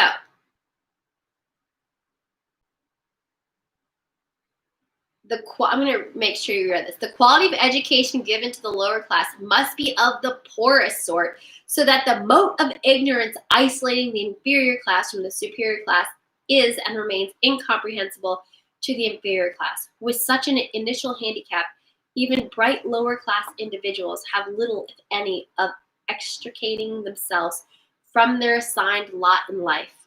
This form of slavery is essential to maintain some measure of social order, peace, and tranquility for the ruling upper class. Everything that is this is the new chapter. Descriptive introduction of silent weapons. Everything that is expected from an ordinary weapon is expected from silent weapons by its creators, but only in its own manner of functioning. It shoots situations instead of bullets. I actually did read this part already. I like this one. It's very, very, very knowledgeable. It shoots situations instead of bullets. Propelled by data processing instead of chemical reaction. So we have situations, data processing, and originating from bits of data. So we've got data creates it, and then data takes it. Data comes in, data makes a situation, and then, okay, so we have situations, data processing, and then creates a situation, and then originating from data, instead of grains of gunpowder from a computer, instead of a gun operating by a computer programmer. So we've got the programmer is the bullet pusher. So so we got to say, hold on my phone. We have programmers, and then programmers get the data makes the situation. So the data dust. That magical data dust is making situations that they want. And the computer programmer, instead of a marksman, under the order of a banking magnate instead of a military general. Very, very interesting. So the banker gets the data programmer. The programmer harnesses the data, and the data makes a situation. So the key is, what situation have they created for us? And they're like, ha, ha, ha, ha, ha. Well, today, I think don't pay your mortgage. It's okay. So let's just see what happens on March 2021 when all the mortgages have to pay back. Is this a land grab? And then once they get their land, what are they going to do with it? Is that the situation that's brewing? Abracadabra, abracadoo, what are these people going to do? It makes no obvious explosive noises, causes no obvious physical or mental injuries. See, now that's the thing. No obvious mental injuries or physical injuries. But when I do reflexology, it reflects the emotions and the feelings and the stress. So what the situation that's getting brewed in this little stew is a situation that will cause mental disorder and physical stress, which the banking industry will benefit from. But how will the banking industry benefit from a land grab? That's my assumption. I really don't know what they're doing. I don't know. I'm just connecting the dots. But honestly, no one's ever said that. It's just me. I'm only just intuitively saying it, but it could be completely wrong. I hope I am. Okay. It makes no obvious explosion noises, causes no obvious physical or mental injuries, and does not obviously interfere with anyone's daily social life. Yes, it makes an unmistakable noise, causes unmistakable physical and mental damage, and unmistakably interferes with the daily social life. Oh, it says, yet it does. Unmistakable to a trained observer who knows what to look for. Okay, that's the key. Trained observer. The public cannot comprehend this weapon and therefore cannot believe that they are being attacked and subdued by a weapon. It's so under the radar. The public might instinctively feel that something is wrong, but that is because the technical nature of the silent weapon, they cannot express their feelings in a rational way or handle the problem with intelligence. Therefore, they don't know how to cry for help and do not know how to associate with others to defend themselves against it. Let's just say that again. So a lot of people are feeling something right now. Like I said, feelings are undisputable in the court of law. So let's just talk about feelings. I was doing a global marketing investment group, and James like, shut it down because I don't like the feeling of this. I'm like, okay, fine. So here's the thing. One guy jumped on, and he was working with government of Canada, I guess, whatever. He was like a lobbyist, and he was told to create a psychological soothing system, and that was like beginning of 2020. I was like, really interesting. And then Coronaville happened. It got pretty intense, and I was like, now it's clicking. You know, as if all of this was a plan. Is it a pandemic? I'm definitely after reading this. It's been a pandemic before I was born. But let's go. The public might instinctively feel that something is wrong, but that it is because of the technical nature of the silent weapon. I've always felt something was not right, especially at the age of 13. I think that you should always listen to your teenagers and your children. They have a more psychic ability than we do as adults because they probably haven't been exposed to public schooling yet at 3 and 2. listen to these children. They have an awareness. The public might instinctively feel that something is wrong, but that is because of the technical nature of the silent weapon. They cannot express their feelings in a rational way. They cannot express their feelings in they cannot express their feelings in a rational way or handle the problem with intelligence. Therefore, they do not know how to cry for help, and they do not know how to associate with others to offend themselves against it. So that is very interesting. They do not know how to associate with others to defend themselves against it. So, during Coronavirus, we were forced to not associate with others, and all of that association had to be put online so that the dude in the data closet, that's the king of the data, is controlling us. But let's just be real, dude. There's a dude in the closet developing data, programming data, downloading data, and using it against us as a silent weapon. And all in all, as long as we stay unexposed, that data dialing dude is controlling us. So it could be a sheeple or a wolf, but then what this is saying is, even if you are a wolf and you're like, the data dude in the closet is data dialing my bullshit, and he's using me to put me in a situation that's causing me stress, or he's using me for his agenda. So it's like, dude, this is like a freedom fighting call, I guess, saying like, dude, somebody dialing your data number to trigger you with a button, doing, the little Pillsbury Dough dude, where they you poke you in the belly and it goes, that's what I feel like. I'm like a belly poking princess, where they're like, oh, let's poke her belly and let's have her do our dirty work for us so we can stay pristine and clean and play golf all day. I'm just going to dial some data dum-dums. Are you a data dum-dum? That's a cute. Oh, wait. Look, I figured I was going to get hungry when I was doing this. So here, I got a dum-dum for you. Are you a data dum-dum?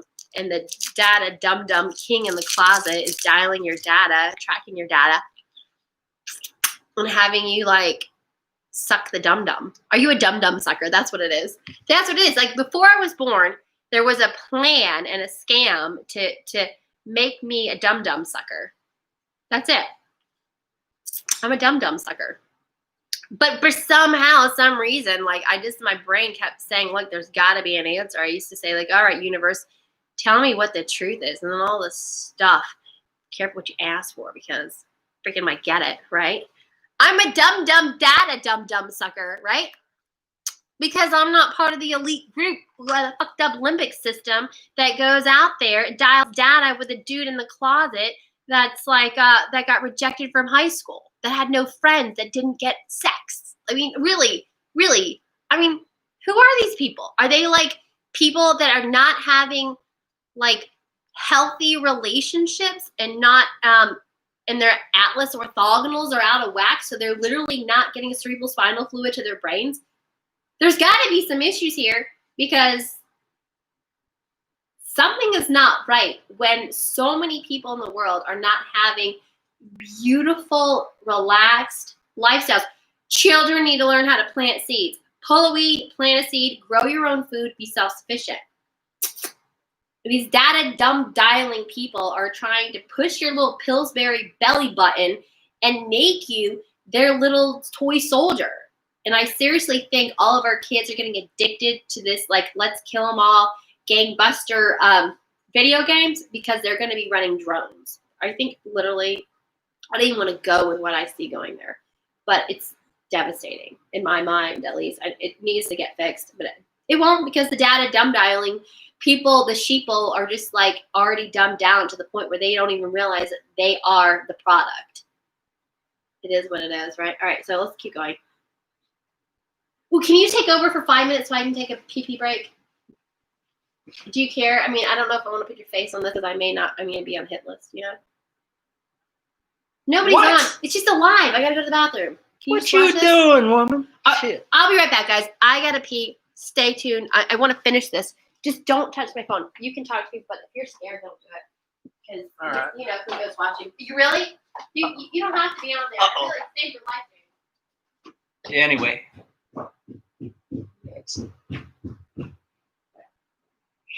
She's a patriot woman. That's right. patriot woman. She wanted to warn the masses of the impending apocalypse. That's right. You guys buy your gold if you can find any. You guys buy some crypto, get yourself some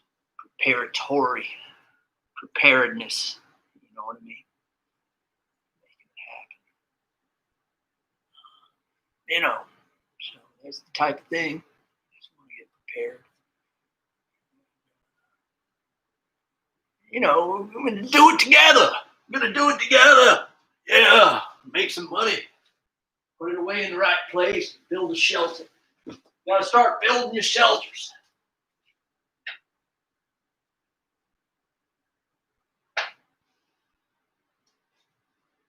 All right, here she comes. Here she comes. The Patriot is coming back.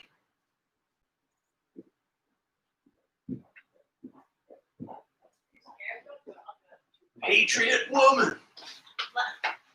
Patriot woman. Have I gone too far? So she's back. Someone's got to stay alive to take care of the kid. Okay. All right. We got the forbidden apple. Yeah, it'll be the bada. And then we got.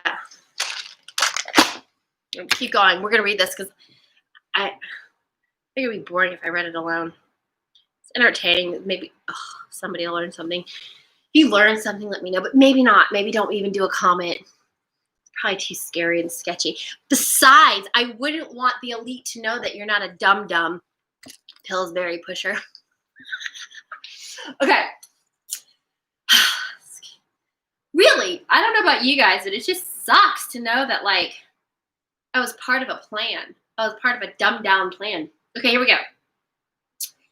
When a silent weapon is applied, gradually, the public adjusts and adapts to its presence and learns to tolerate its encroachment on their lives, masks, until the pressure, and then it says, quote, psychological via economical, becomes too great and they crack up. So what I think that means is that, let's just say for how that applies for today. So with the silent weapon that was applied recently, gradually the public adjusts and adapts. So frankly, for real, I mean, the data dialing and the data dude, the data king, control is definitely happening all around us consistently, consecutively. I mean, I even got Alexa in here. Alexa, are you there? This is my data collector. Alexa, how many people are alive in the world today? The population of the world is about 7,400,000,000. Alexa, did that answer your? Yeah, thanks, Alexa. Alexa, what is the Georgia Guidestones?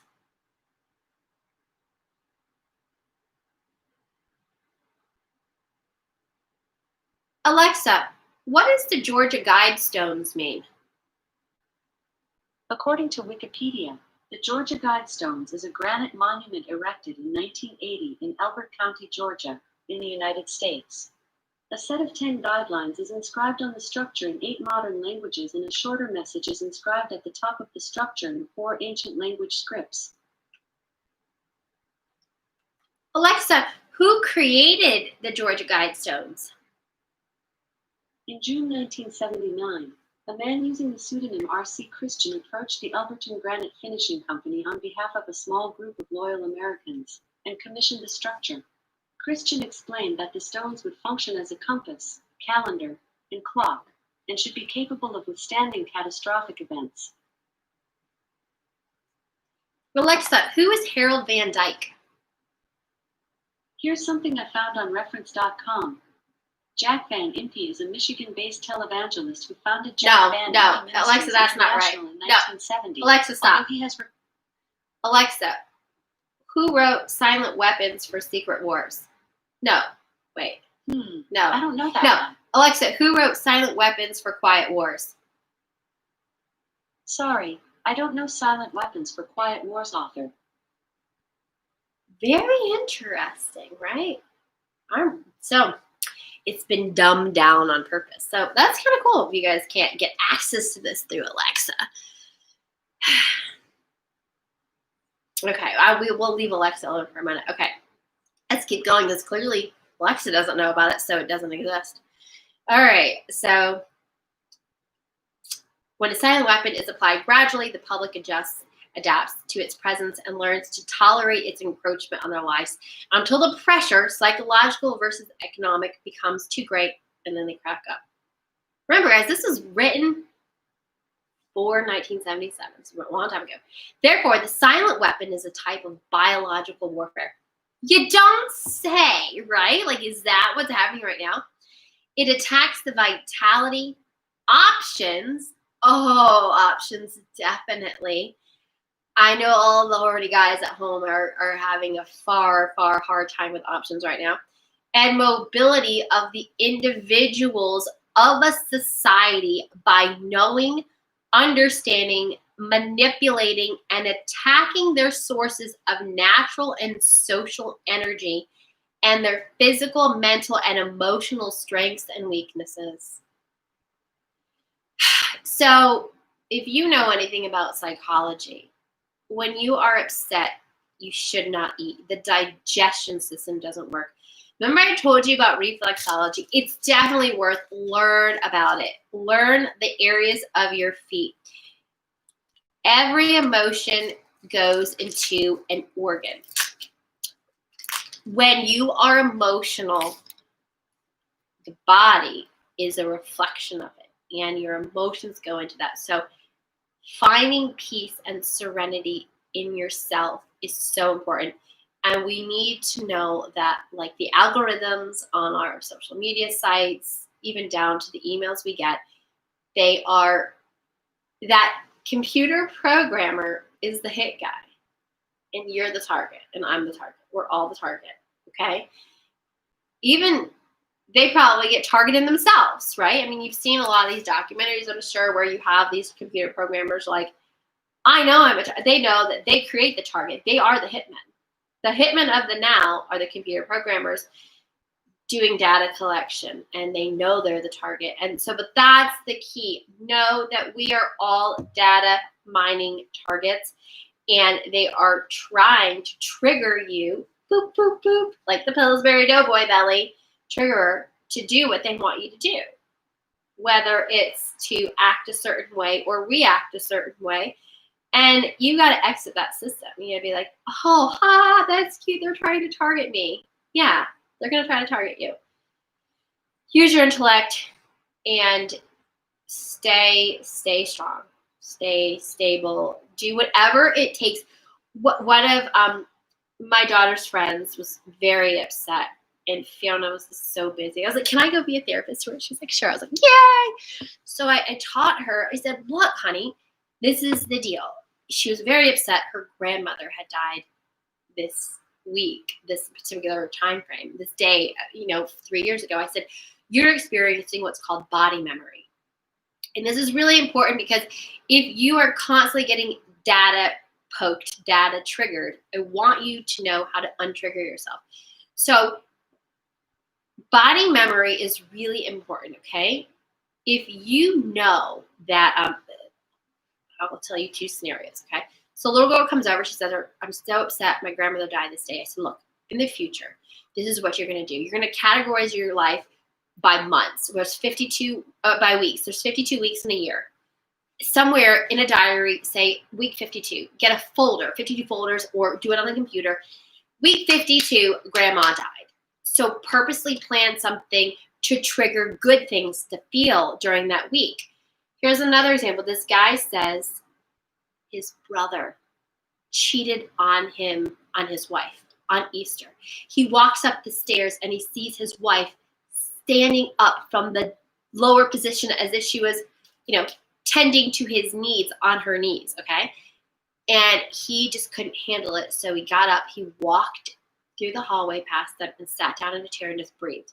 Now he has a business wrapped around this woman. He has children, they own real estate, and he's opening up to me. He was my landscaper. God, please tell me no one's ever going to see this. I said, dude, you need to separate your finances as much as possible. But here's another thing. You want to stay married, and he is still married. He wants to stay married. You make certain that on Easter, First of all, that brother does not come back. He does not want to discuss it with his wife. He doesn't even want this to be reality. I said, but trigger good things. I go, take your family every year on vacation, get out of that house so that body memory does not come back. Because at one point, we need to take control of our own emotions. We need to be aware of our triggers and have purposeful, positive triggers. So if you find the data system, if you find Facebook, or if you find like emails triggering you to places of not like healthy, harmonious, happy places inside of yourself, then, or if you like drama, then go with it. But if you just really want a sound, simple, relaxed life, then be proactive and plan positive triggers. If you know on a certain day your spouse cheated on you and you want to avoid that and you want to continue your relationship knowing, that happened, then purposely be aware of body memory, be aware of the seasons, be aware you were, and purposely plan something positive. So I would say to, my shield from this data collecting is to be proactive on your triggers. If you know you're a sucker to buy something, I am. Then if you know you're a sucker to buy something, if you see something on sale or a coupon, be like, all right, dude, they're just triggering me and they're going to just suck all my money out of my account and I'm going to be sucked out of dry. I'm going to have nothing. And my resources are not renewable at the level of what they're being sucked out of me, then don't do it. Then say, okay, well, instead of doing that, I'm going to go have sex or something, right? Like every time you get triggered to buy something, say you're going to do something else, right? Like on purpose. Plan that process. So one weight loss thing said, like, hey, look, if you're eating sugar, so I'm a sugarholic, right? Figure out what time of the day you're eating it. And it used to be when my daughter came home from school, she stressed me out. I'd be like, where's the Twinkies or something with the ding dongs, right? Or oatmeal cream pies. Yes. And I was like, why am I eating that? It was like, because my daughter would just drive me bonkers when she got home from school. She's a girl. Girls are so much harder than guys. Ugh. They are so demanding. They're so emotional. They're like, always have problems. And they, especially like my daughter's alpha. So she's like, got to be the king and the queen and all in one. And I'm just like, what did I create? And I just created a big ball of bonkerness that I needed sugar for. So once I identified my trigger for sugar, I was like, okay, well, I need to be stuffing my face with some celery when she gets home, or, get a carrot and some ranch dressing or something. So anyways, the point is be strong. If you're getting bombarded with the data dude, the data king in the closet, or if that computer programmer, is the hitman on you and you're like, boom, and you recognize that you're getting hitmaned, through the data profiling or the social media marketing. And dude, these social media marketer stuff are great. Just become an affiliate marketer and you'll fall in love with this data mining and this programming. Just get on their side. If you can't beat the beast, join the beast. And I did that with a life insurance policy. That's how the wealthy do it. They hide their money in a life insurance policy. So it's the actual cash value. There's the secrets out. If you want the info, hit me up. I'll give you guys the number. Only 40 people in the world sell these policies. And I was like, dude, I found the beast. I found the financial beast. And the one thing that's good about life insurance, this particular one, only 40 people in the world sell these. I mean, in the country. They're not, none of these policies are only sold in the United States. And they're companies that have been around since the 1800s. And they're illegal to advertise. Yeah, and they're the only ones that were paying money out during the Great Depression. So if you want the info, let me know. I cannot advertise it. Isn't that wild? But it took a while. I went down 2 rabbit holes and I found it. But this is the thing. It's not nationalizable. And you know why it will never be nationalizable? Like they can nationalize your bank accounts. In 1933, they released prohibition. They said, okay, now you can drink alcohol. But guess what they did the same? They got everybody drunk. And then they nationalized gold. And they said, oh, you're drunk. Now you got to give us all your gold. Gold had dropped to $26 an ounce, and 9 months later it went up to $46. But nobody owned it. So who cares, right? Who won that one? Oh, the gangsters. The gangsters up top, right? The elites won. Well, let's just say whatever. Anyways, so with that being said, one thing that's amazing about these particular secret life insurance policies are they will never nationalize these because you have to have 100% consensus in the, boardroom of Congress, and they all own them. So hell no, you cannot tax the dead. And these are bank accounts. They become bank accounts. They become better than whatever. So that is the deal. That is the secret sauce. Actually, probably sell a whole product based on that secret sauce, right? But you can't advertise it because they don't want you to know. Because they want to dumb you down. Because what are we? We're dumb suckers. So just act like a dumb blonde. Oh, I don't know, right? But absorb it all, dude. Honestly, just fake it. Just fake it. I mean, one day I was working for this elite company. It's $100,000 a year to be a membership. They have yacht clubs, they have information clubs, right? Dude, I had my hair dyed blonde, and I made such a mistake. I was listening to this amazing speaker. I started writing notes. They go, "Oh, you're gonna have to leave." I was like, "Shh." I was like, I'm like an informational absorbent sponge. I love intelligence. And so like I have intellectual crushes, right? Some people like care about a chiseled chest. I'm just like, "Oh, what can you teach me?" Right? So that was one where I really should have just absorbed it mentally. Like, don't write notes down, act dumb. Because dumb people get let into everywhere, okay? They like if you want to really learn, become a server in the most elite like hotel and start working the events in that hotel. Act like you're a dumb ass server. The thing is, if I was Spanish stuff, I'd probably be able to like get into more places, right? And also, no, the maids know everything. Oh my God. The maids can find hair in beds. They find pearls laying around. They see the showers. They see the trash. They know everything. So if you want to know anything, become a maid. They know everything. Do you know, I was one of my clients' friends owns a hedge fund company. It got so bad, people would steal his trash because they wanted to know what are they investing in. Especially with stocks and stuff, it can make sense. Like, when the SEC's up your ass, right? Because, dude, I was so dumb. I had no idea. But they always say you become like the 5 people you spend the most time with. I worked as an event planner down in Greenwich, Connecticut, one of the wealthiest places in the country. And that's what happened. Literally, that's why I became Crypto Girl, because I was like, all right, I'm doing events that cost $180,000 for 5 hours. So clearly, I'm doing something not right. But finally, it clicked when I learned about crypto and trading and initial public offerings, but initial crypto offerings, right? I was like, dude, this is my chance. I don't have what it takes to qualify for an IPO, but I can for an ICO, right?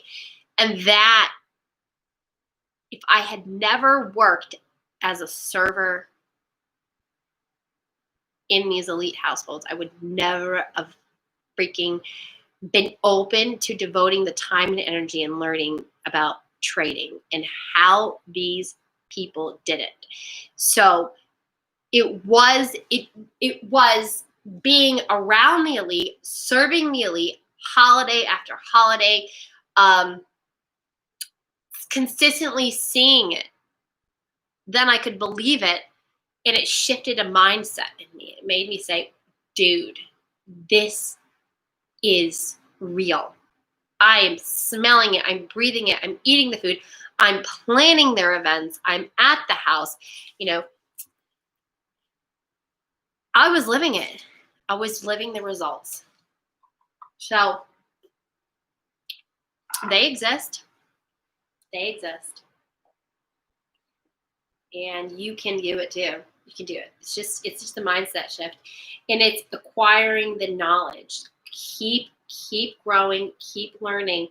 And their intent to dumb you down, you're out. All right? They can't dumb you down anymore. You're going to be smart enough. All right, so let's go to the next thing.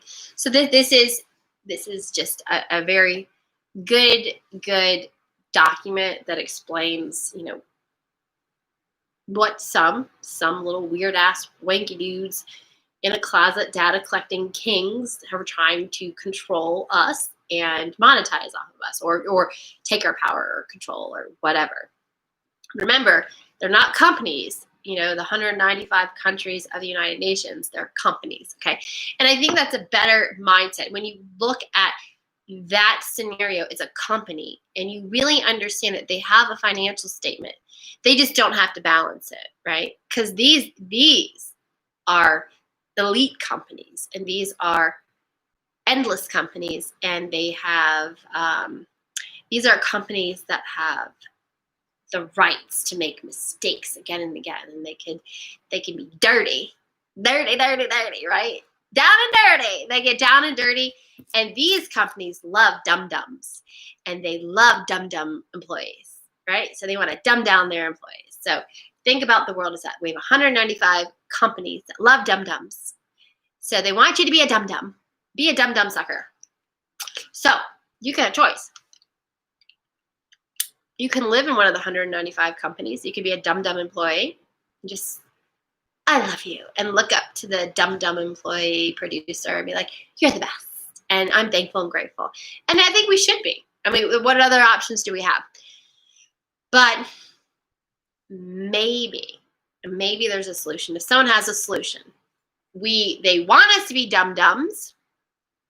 They planned on us being dum-dums. They are working aggressively hard, but easily hard now with a computer system, data mining, and making us dumb employees and pushing our buttons like the Pillsbury Doughboy. Saying, oh, if I press this button, I'm going to get the hot reaction, right? So you can choose the dumb sucker, or what do we even have another option? Let's keep reading and see if this guy tells us how to get out of dumb world. Candyland, right? All right. Yeah. Give him more candy, more side effects. We'll make more money in the medical world. Okay, when the silent weapon is applied gradually, the public adapts to its presence and learns to tolerate its encroachment on their lives until the pressure and then it has a quote, it's like a parentheses, psychological via economic, and then parentheses, becomes too great and they crack up. So what happens in crack up? This is literally I'm reading what's going to happen in our future. Therefore, are we going to have a crack up in this election? Oh boy, let me make this stuff up. This is written way before I was born. Therefore, the silent weapon is a type of biological warfare. The freak. I feel like I'm talking about today, right? It attacks the vitality, options, and mobility of the individuals of a society by knowing, understanding, manipulating, and attacking their sources of natural and social energy and their physical, mental, and emotional strengths and weaknesses. Now, dude, what kind of human being would want to hurt somebody like that? What's wrong with these people? Get it together, honestly. And this was planned before I was born. So did the positive human beings even have a chance? Theoretical introduction. These are quotes. Give me control over a nation's currency, and I care not who makes its laws. Quote, Mayer, Amschel Rothschild. So it's M-A-Y-E-R. Amschel is A-M-S-C-H-E-L. Rothschild. R-O-T-H-S. So I guess it's Roth's child, C-H-I-L-D. And then there's a comment. It says 1743-1812. Today's silent weapons technology is an outgrowth of a simple idea discovered, succulently expressed, and effectively applied by the quoted Mr. Mayer Amschel Rothschild. Wow, let's just reread that. Today's silent weapons technology is an outgrowth of a simple idea, discovered, succulently expressed, and effectively applied by the quoted Mr. Mayer Amschel Rothschild. That's disgusting. And he lived from 1742 to 1812.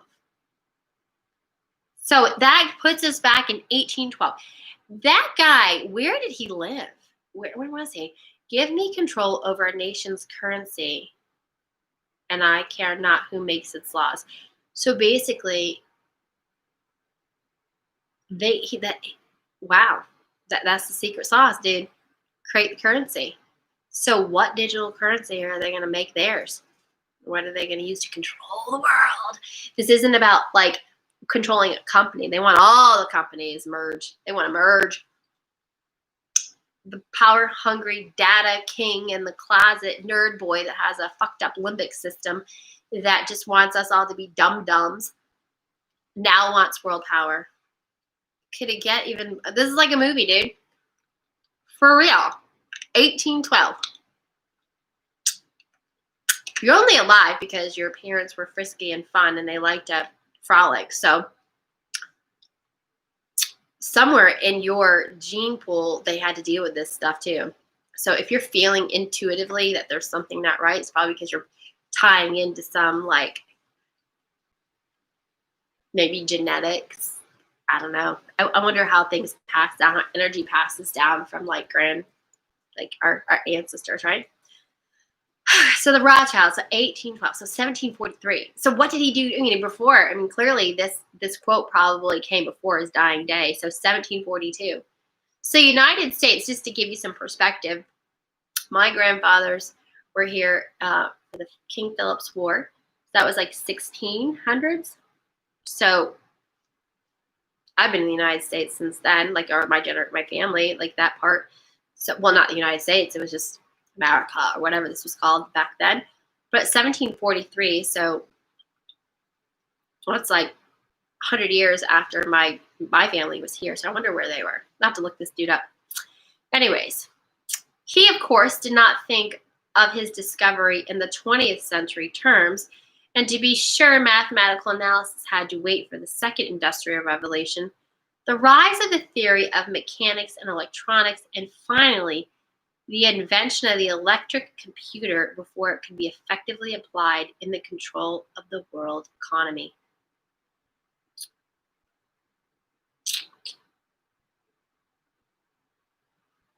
I hope that settles in. General energy concepts. In the study of energy systems, there always appears three elementary concepts. These are potential energy, kinetic energy, and energy disposition. So you have potential, meaning like this could fall and cause energy. And then you have kinetic, which is like, really that's like it's moving, kinetic. And then you have energy disposition. Wait, dissipation. Sorry, dissipation. So I guess it's like dispersing. Don't know, I'm not an energy girl. And corresponding to these concepts, there are three idealized, essentially pure physical counterparts called passive components. So meaning like each one of those energies, potential energy, kinetic, and dissipation has a component, passive component.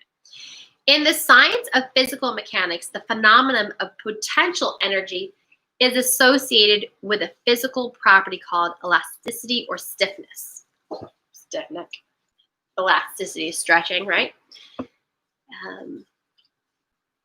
And can be represented by a stretching spring. This is the first time I'm reading this, so we're just going to grasp this concept together. In electronic science, potential energy is stored in the capacitor instead of a spring. I don't know if that is a capacitor. This property is called capacitance instead of elasticity or stiffness. Capacitor. C-A-P-A-C-I-T-O-R. Capacitor. In the science of physical mechanics, the phenomenon of kinetic energy is associated with a physical property called inertia or mass and can be represented by a mass or a flywheel in motion. So kinetic flywheel in motion, just moving. In electric science, kinetic energy is stored in an inductor, in a magnetic field instead of a mass. This property is called inductance instead of inertia. In the science of physical mechanics, the phenomenon of energy dissipation is associated with a physical property called friction or resistance, and can be represented by a dash pot or other device which converts energy into heat. I'm just going to keep reading, maybe this all makes sense. In electric science, dissipation of energy is performed by an element called either a resistor or conductor. The term resistor being the one generally used to describe a more ideal device, example, a wire, employed to convey electric energy efficiently from one location to another. The property of resistance or conductor is measured as either resistance or conductance reciprocals. In economics, these three energy concepts are associated with economic capacitance, which is capital, money/stocks, inventory, investments in buildings and durables, etc. That's economic capacitance. Economic conductance, it says a dash, and it says goods, parentheses, production flow coefficients. And then there's economic inductions, services, the influence of population of industry and output. So you have economic capacitance, which is capital, goods and services. All of the mathematical theory developed in the study of one energy system, example mechanics, electronics, can be immediately applied in the study of any other energy system, economics. Let's just reread that one, okay, just to make sure we get this right. So all of the mathematical theory developed in the study of one energy system, example, mechanics, electronics, can be immediately applied in the study of any other energy system, economics. Okay, that is a little confusing. I hope that he circles back and makes that really more applicable to like modern day life. So he's saying that, economic capacity is money, stock, inventory, investments, capital.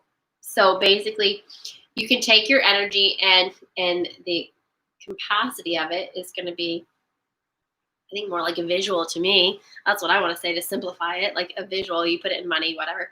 And then conductance is like goods, product, flow of coefficients. So basically, you purchase goods and then you would, meaning like not a good that you are going to be consumed, but it's like a good that you're going to sell. And then he says inductance is like services, influence of the population of industry. All right. Honestly, Harold, I may have to call you to get some more explanation on that one. All right. Mr. Rothschild's energy discovery. Maybe this will conclude all of that together. Mr. Rothschild had discovered what the basic principle of power, influence, and control over people as applied to economics. Okay. Uh-oh, 1 second. Cat's out. Kitty cat, you're not supposed to be in here, and now you're supposed to.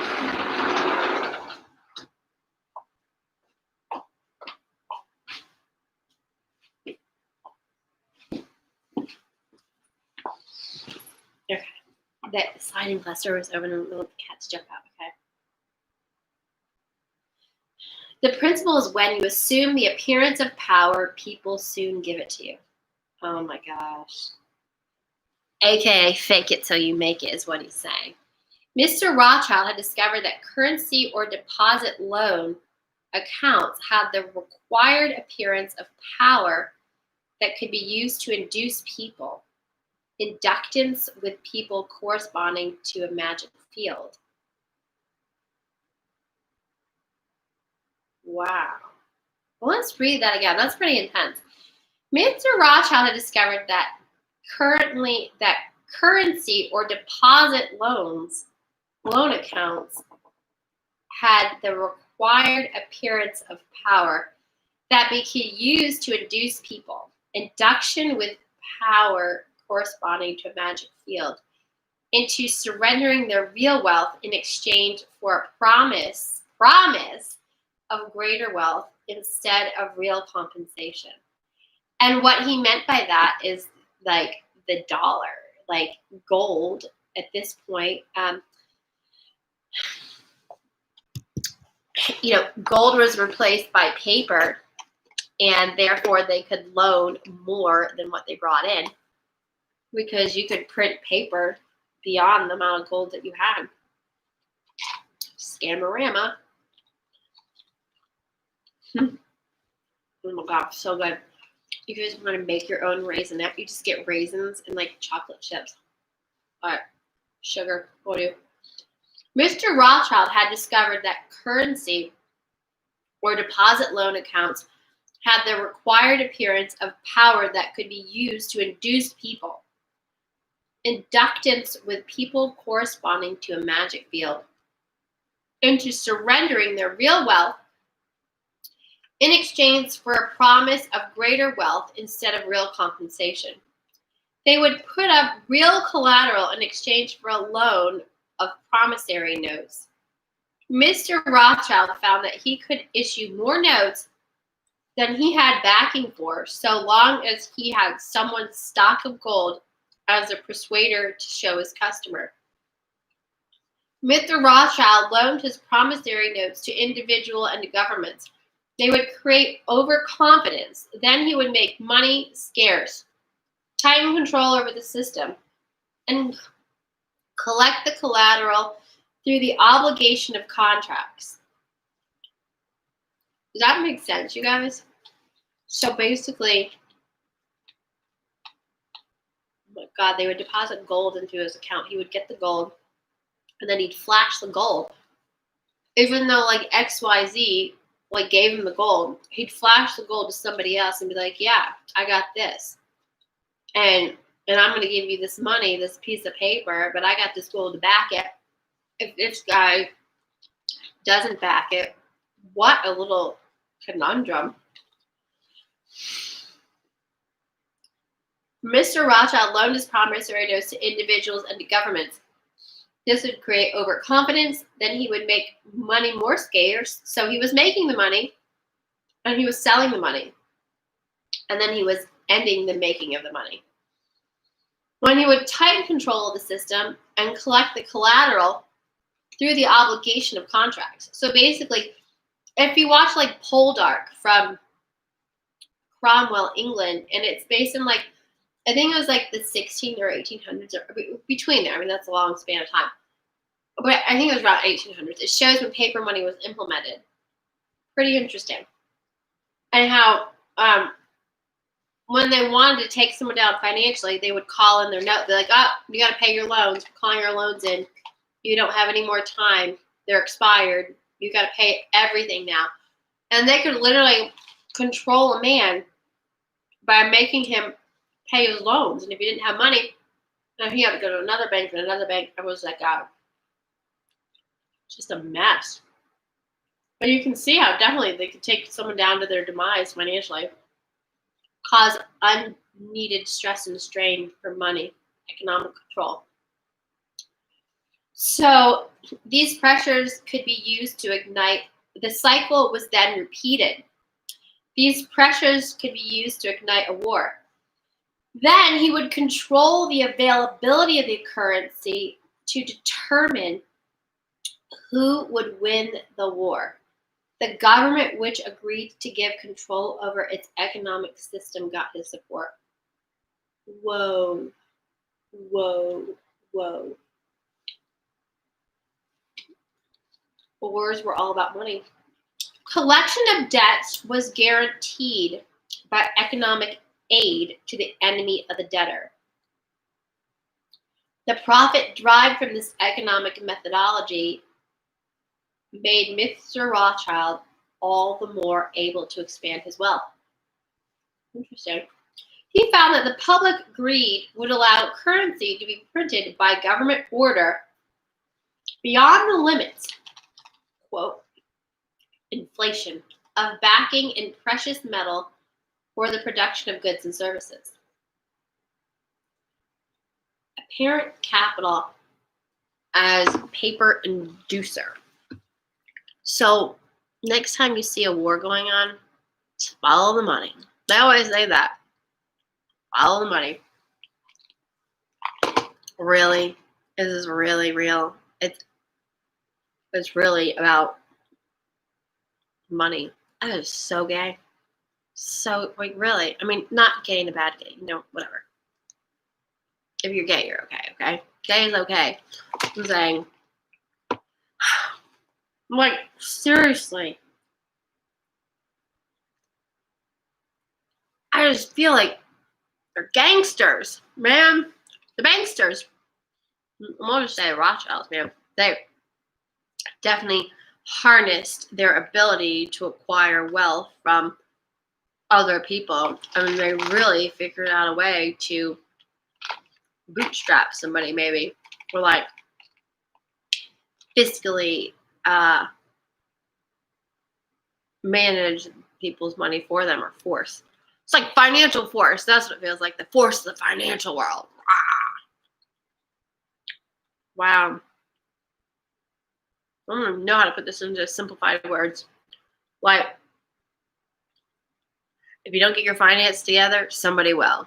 And they will use your financial ignorance to control you. And that is why, my friend, they don't teach you how to do tax deductions in elementary school. That's why they don't tell you about the creation of currency. That's why they don't teach you about foundation of the dollar. Why aren't we learning who created and why they created and who was killed? Why did the Titanic really sink? Oh, we're the 3 richest men in the world on the Titanic when it died? Oh, I'm sorry. Did they have to die for the Federal Reserve to pass the U.S. dollar?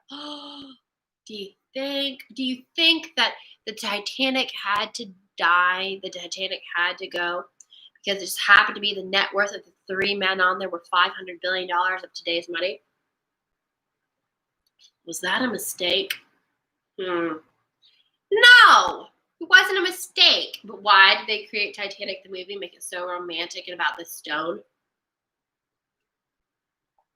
Could it be because they want to dumb down society and they don't want the truth out? Well, at least they made everybody know about the Titanic. What's the real ultimate result? I mean, what's the real ultimate goal? If you elites watch this, probably not, because your computers do your dirty work for you, right? Your data processor. And no one will ever see this. And most likely it'll get erased and whatever. My kids will never see it. But seriously, guys, like, just please have an innovative mind. Like, question everything. Keep reading this stuff. I'm going to keep going. It's really instant. It's like a dirty diary that you find in your parents' like drawer next to like their sex toys, and you're like, what is this, right? That's what I feel like when I'm reading this. I'm looking at someone's dirty laundry. Right? I don't even want to see that, right? But this is some like down and dirty reality. And again, this was just a collaboration of stuff this guy found in the library. It wasn't even like his words. All right, so let's keep going. Dude, this Rothschild guy, I gotta grant it to him. Like, he's smart, created a huge dynasty, and he's got a lot of people on his puppet strings. Let's say that. Let's keep going. Maybe we'll find out who's really controlling the world here. Okay. Collection of debts was guaranteed by economic aid to the enemy of the debtor. Oh, reparations. Okay. So reparations is like, that is some messed up thing. Reparations means like, if we go to war, let's just say this. You and your brother are like fighting. Whoever, like, and you're boxing in a ring. Whoever wins that boxing match has to pay the other one's house off. And you're like, dude, I am going to fight until I can't breathe anymore, because you know that if you don't win this thing, then you're toast. If you don't win this battle, then you're going to be in debt for the rest of your life. And that's pretty much the deal with wars. So wars are just basically access to checkbooks, right? And that's the ultimate result. I think that's the intent of wars, is that, oh, well, somebody is going to pay my debt off. So it's like, why? Why would one company want to have a war? It's like free debt payoff, right? So very interesting. Very interesting. All orchestrated by the Rothschilds. But the thing is that, like, what I hear is they're not the ultimate power. And like part of the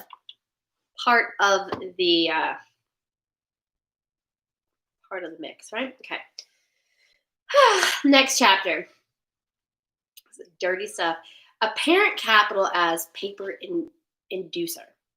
In this structure, credit, presented as a pure element called currency, has the appearance of capital, but it is in effect negative capital. Hence, it has the appearance of service, but is in fact indebtedness or debt. It is therefore an economic inductance instead of an economic capacitance. Ooh, so you remember we learned about that earlier, right? And if balanced in no other way, we will balanced by the negotiation of population. It's parentheses war, comma, genocide, parentheses. The total goods. So wait, let me touch on that statement. In this structure, apparent capital as paper inductors. This is crazy. Like, how do you literally go in one sentence from a dollar bill to war? Like, honestly, I would have never associated that as even like anything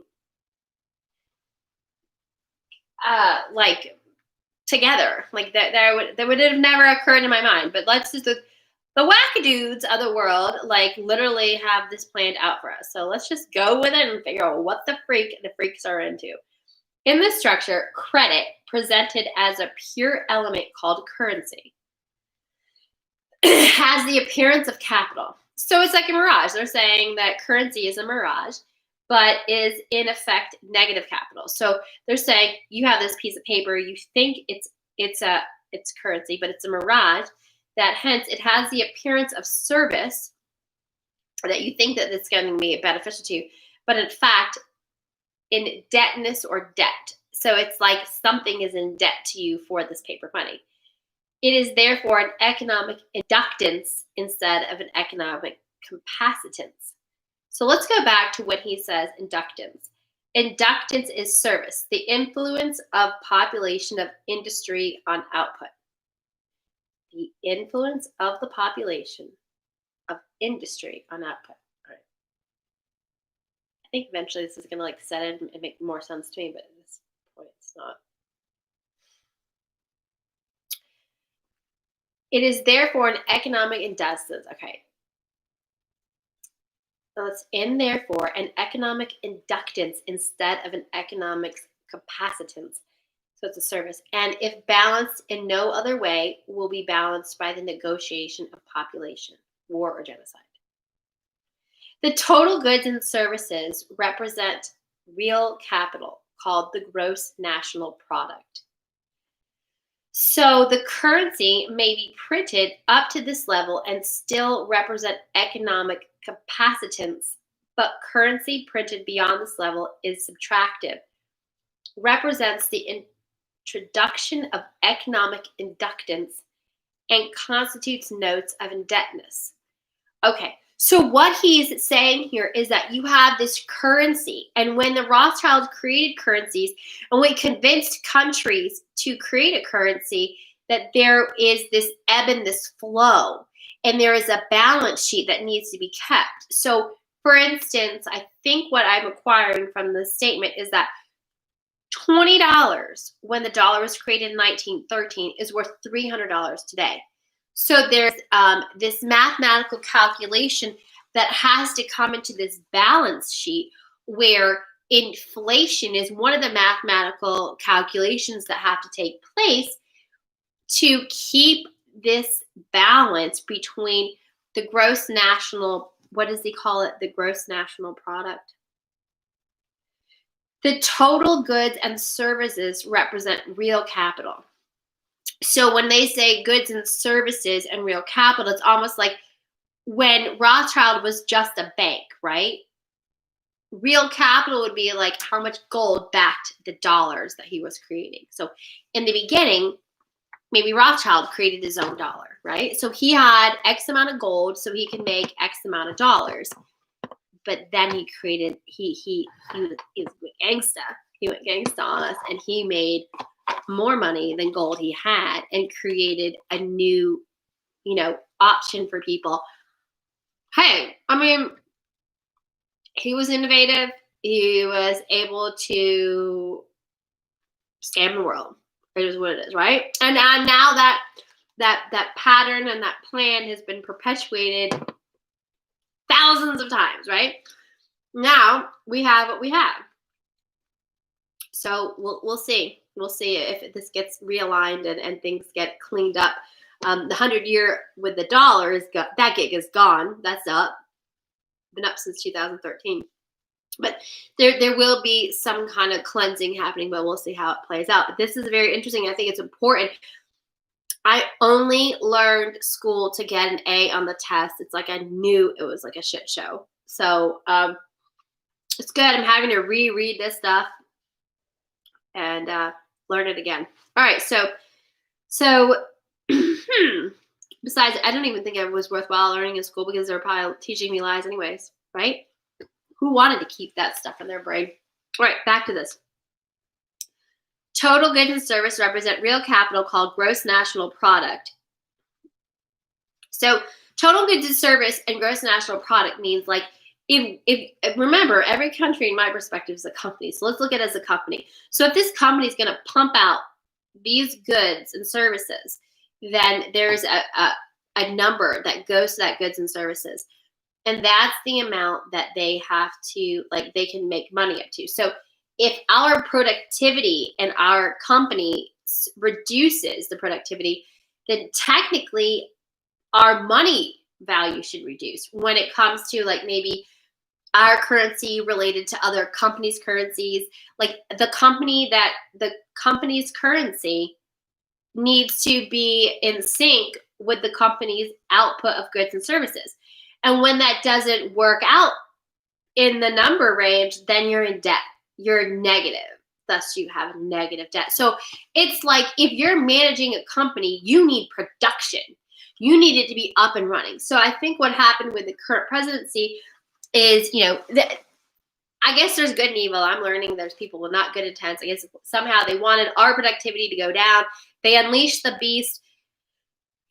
Who's doing it, what's doing it, and what's their absolute intent, who knows what, but it is what it is. And we have to accept the reality. But the reality is what must have happened first quarter of this year in America is that the productivity went down. So what is that mathematically going to take to the value of our money? Why did Turkey and Argentina's money just dwindle in 2018? What was it that caused it?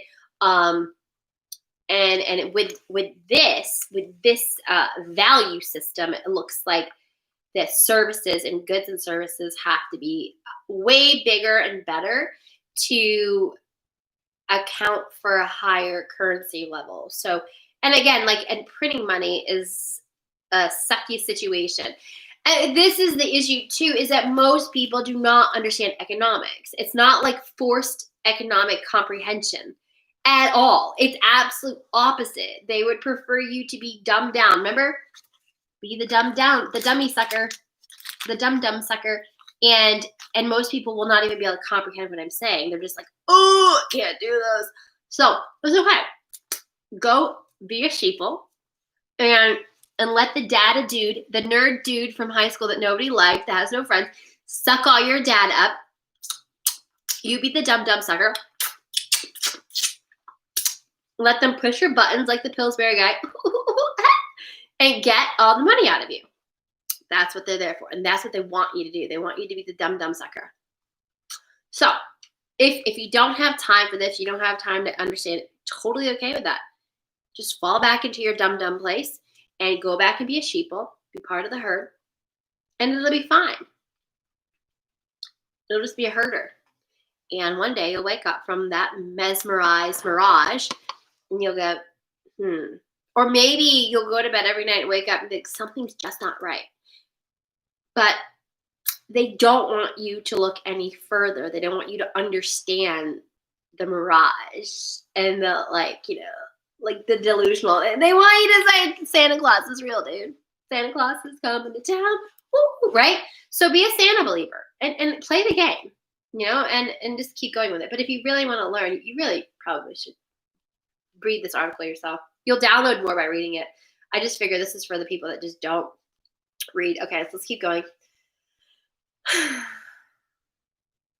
All right, total goods and services represent real capital called gross national product, and currency may be printed up to this level and still represent economic capacitance. But currency printed beyond this level is subtractive. And that's where we're at. Represents the introduction of economic inductance and constitutes notes of indebtedness. So that's kind of where we're at in this country. We're in indebtedness. War is therefore the balancing of the system by killing the true creditors, which is us, the public, and then it says parentheses, the public which we have taught to exchange true value for inflated currency, parentheses, and falling back on whatever is left of the resources of nature and regeneration of those resources. So I'm going to read this again because it just seems like, this is something that we really don't have a choice over. I mean, let's just be frank. I don't have a choice. You don't have a choice. Nobody has a choice. I really don't think I have a choice. I really don't. I think I have like absolute zero power when it comes to the company I live in and influencing anybody. I have no influence. I have no power, and that's okay, right? But I do want to understand what they're doing to us, and I want to know their plan, so that, like, what the inventor of the cattle killing machine, I guess, or some girl, she realized that the cattle were fearing getting like killed, and they were going in a straight line because they could see what was happening. So what they did is she developed a circular cattle,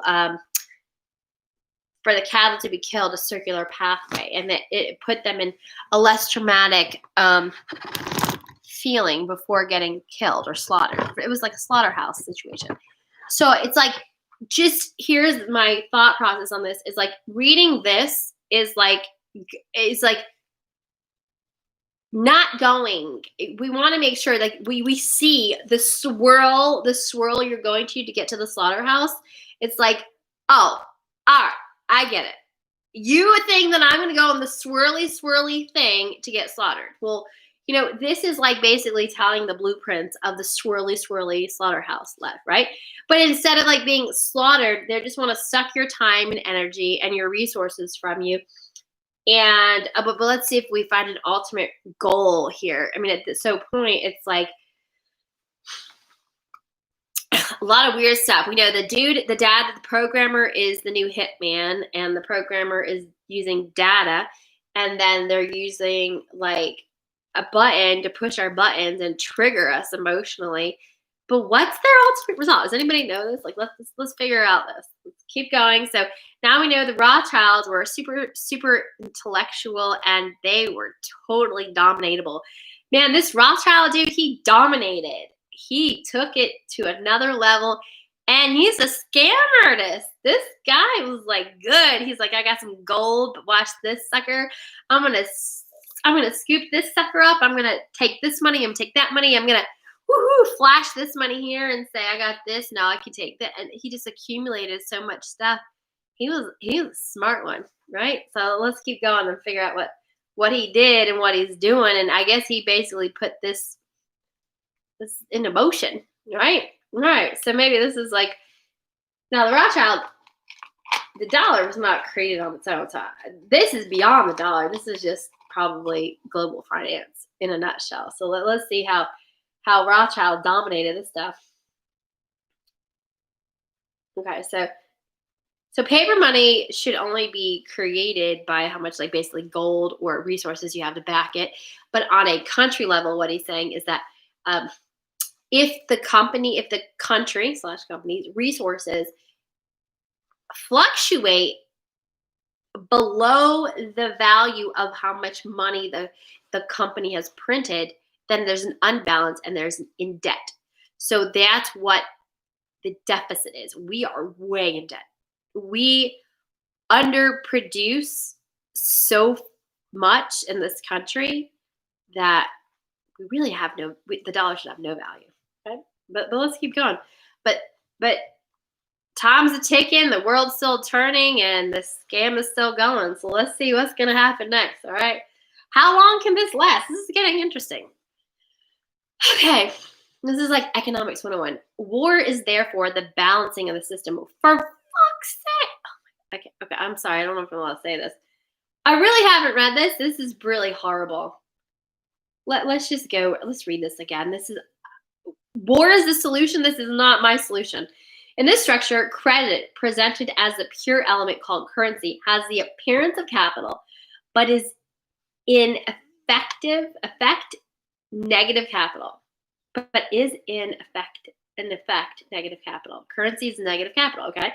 Hence, it has the appearance of service, but in fact, indebtedness or debt. It is therefore an economic inductance instead of an economic capacitance. And if balanced in no other way, will be balanced by the negation. Oh my God, will be balanced by the negation of population. What? Let's read this again. I am not down. This is not good, dude, y'all. Seriously? I mean, Jesus, did you hear that? Holy macaroni. I'm going to read this one more time. Because if this, I was like kind of kidding about the cattle thing, but holy crap. This is called apparent capital as paper inducer. Some psychos are doing this. In this structure, credit, presented as a pure element called currency, has the appearance of capital, but is in effect negative capital. Hence, it has the appearance of service, but is in fact indebtedness or debt. It is therefore an economic inductance instead of an economic capacitance. And if balanced in no other way, will be balanced by the negation of population. Holy moly. I'll be right back. I'm going to go scroll back up. And I want to see, they're saying that it's an economic inductance. Let me go back up to economic inductance. Whew. This doesn't make sense. Economic inductance, the definition was service. And then it says influence of population of industry on output. Influence of the population. Okay, how is it that this dude is saying that the only way to balance this is by war or genocide? Why would that balance a financial spreadsheet? Okay, let's keep reading. He better tell me the answer or we're calling this dude on the phone. That is bad. And that's what I felt like what was happening with the coronavirus and the virus thing. Total goods and services represent real capital called the gross national product. And currency may be printed up to this level and still represent economic capacitance. But currency printed beyond this level is subtractive, represents the introduction of economic inductance, and constitutes notes of indebtedness. So we don't want to print anymore. Stop printing money. Okay, but this doesn't make sense. Why does war have anything to do with balancing a financial spreadsheet? This is weird. War is therefore the balancing of the system by killing the true creditors The public which we have taught to exchange true value for inflated currency, and falling back on whatever is left of the resources of nature and regeneration of those resources. Okay, that doesn't make sense. War is therefore the balancing of the system by killing the true creditors.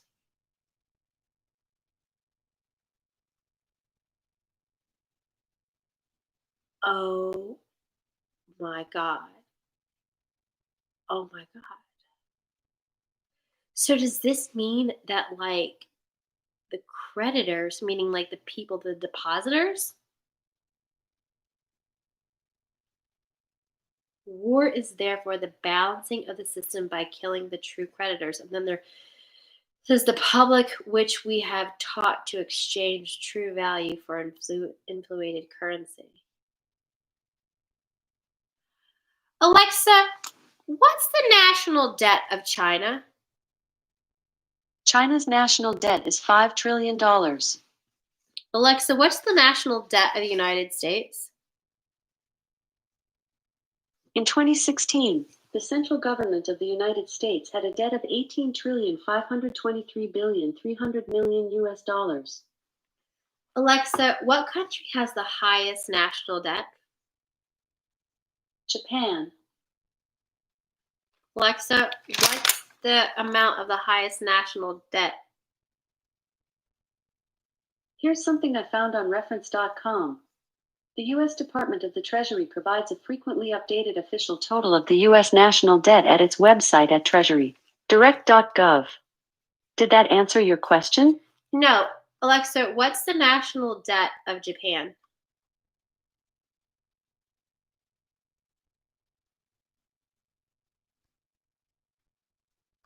Alexa, what's the amount of the national debt of Japan? Japan's national debt is 1 quadrillion Japanese yen. Alexa, what's the translation of 1 quadrillion national yen in the United States dollar? Here's something I found on the web. According to reference.com, the prefix for 1 quintillion is exa. Alexa, how much US dollar is the nation of The Japan? amount of money in notes and coins currently in circulation is called the money supply, or M0. As of December 2019, the American dollar's M0 is approximately $1.79 trillion. As of October 2017, the world's M0 is $7.6 trillion. Alexa, what's the amount of Japan's national debt in US dollars? $9,498,787,388,843.98. Alexa, what's the amount of the national debt of the United States? The United States national debt is $18,472,000,000,000. Alexa, what country has the highest national debt in US dollars? Here's something I found from the article National Debt of the United States on Wikipedia. In 2017, the U.S. debt to GDP ratio was ranked 43rd highest out of 207 countries. Alexa, what country has the highest national debt? Japan.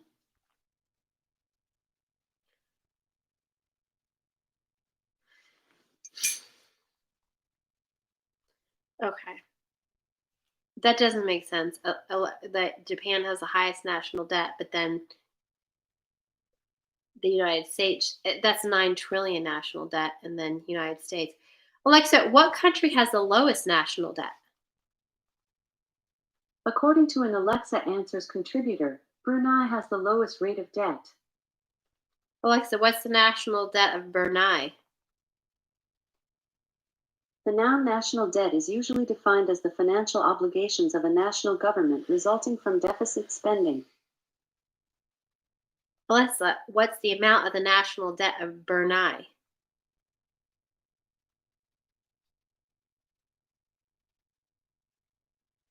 Alexa, where is Brunei? Chamba district is in Himachal Pradesh in the northern part of India.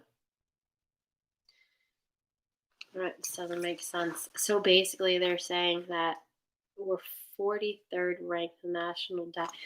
Alexa, what's the second largest national debt country? Here's something I found on the web. According to hubpages.com, most of the U.S. debt lies in Asia, primarily China and Japan. Europe has the second largest percentage of U.S. debt. Alexa, what does it mean when you say other countries have U.S. debt? Here's something I found on the web. According to Coursera.org, let's take the tactic of being reasonable and say, okay, we'll offer to cut your debt by 30%. All right, well, this is definitely worth opening your mind to a little bit more. So this is a little weird. War is therefore the balancing of the system by killing the true creditors, the public which we have taught to exchange true value for inflated currency. It doesn't make sense. And falling back on whatever is left of the resources of nature. So true creditors, the public which we have taught to exchange true value for inflated currency. So maybe true creditor in this sense means the people that value it, that actually believe in it. So they want to get rid of the people that believe in the currency, or means true creditors mean depositors. This is a very tricky thing, and I think it definitely needs to be a little bit more intensely clarified because I'm a little gray at this point and disturbed. Really kidding about the whole cattle swirling thing, but now I'm thinking I may be right about it all. Mr. Rothschild had discovered that currency gave him the power to rearrange the economic structure to his own advantage. I think so. To shift economic inductance to those economic positions which would encourage the greatest economic instability and oscillation. What an evil man. I mean, the thing is if this guy didn't do it, then someone else would have, right? Somebody probably would have taken advantage of the situation. But, I mean, what do you guys think? For goodness sake. The final key to economic control had to wait until there was sufficient data and high-speed computing equipment to keep close watch on the economic oscillations created by price shocking and excessive paper energy credits, paper inductant / inflation. So what he's saying is when the computer came, that they were able to get enough data in high-speed computing, like mathematical calculations, right? Algorithms are one of those. Quantitative analysis is one of the most important aspects of comprehending our fiscal situation on a personal level, a country level, and it's actually foreign exchange, forex, they call it. You're able to comprehend just tremendous amount of numbers with computer data programming and quantitative analysis by keeping close and watching the economic oscillations. Now, I don't remember the definition of that word, but you may have. Created by price shocking and excessive paper energy credits. I don't really understand what he means by excessive paper energy credits, if that's basically his way of saying currency values. And I don't know if it's if he's comparing this to other countries or it's just an internal, assuming that we're discussing just one country. Paper inductance / inflations. So to me, I don't know if this is the right interpretation. Please let me know in the notes or questions box. Paper inductance / inflation. It could be the printing of more paper, and which causes inflation. Still green in this area, still rough around the edges, not alarmed. Okay, next paragraph is breakthrough or section. The aviation field. This will be interesting because I was wondering why did the Air Force take over the continuing education of this project, right? The aviation field provided the greatest evolution in economic engineering by way of the mathematical theory of shock testing. I'm going to read this again. The aviation field, so the airplanes, okay, provided the greatest evolution in economic engineering. How is that a weird ass connection by way of mathematical theory of shock testing? I'm just going to keep reading. It doesn't make sense to me. In this process, a projectile is fired from an airframe on the ground, and the impulse of the recoil is monitored by vibration transductors connected to the airframe and wired to chart recorders. Oh, so basically like the analytics, the analysis.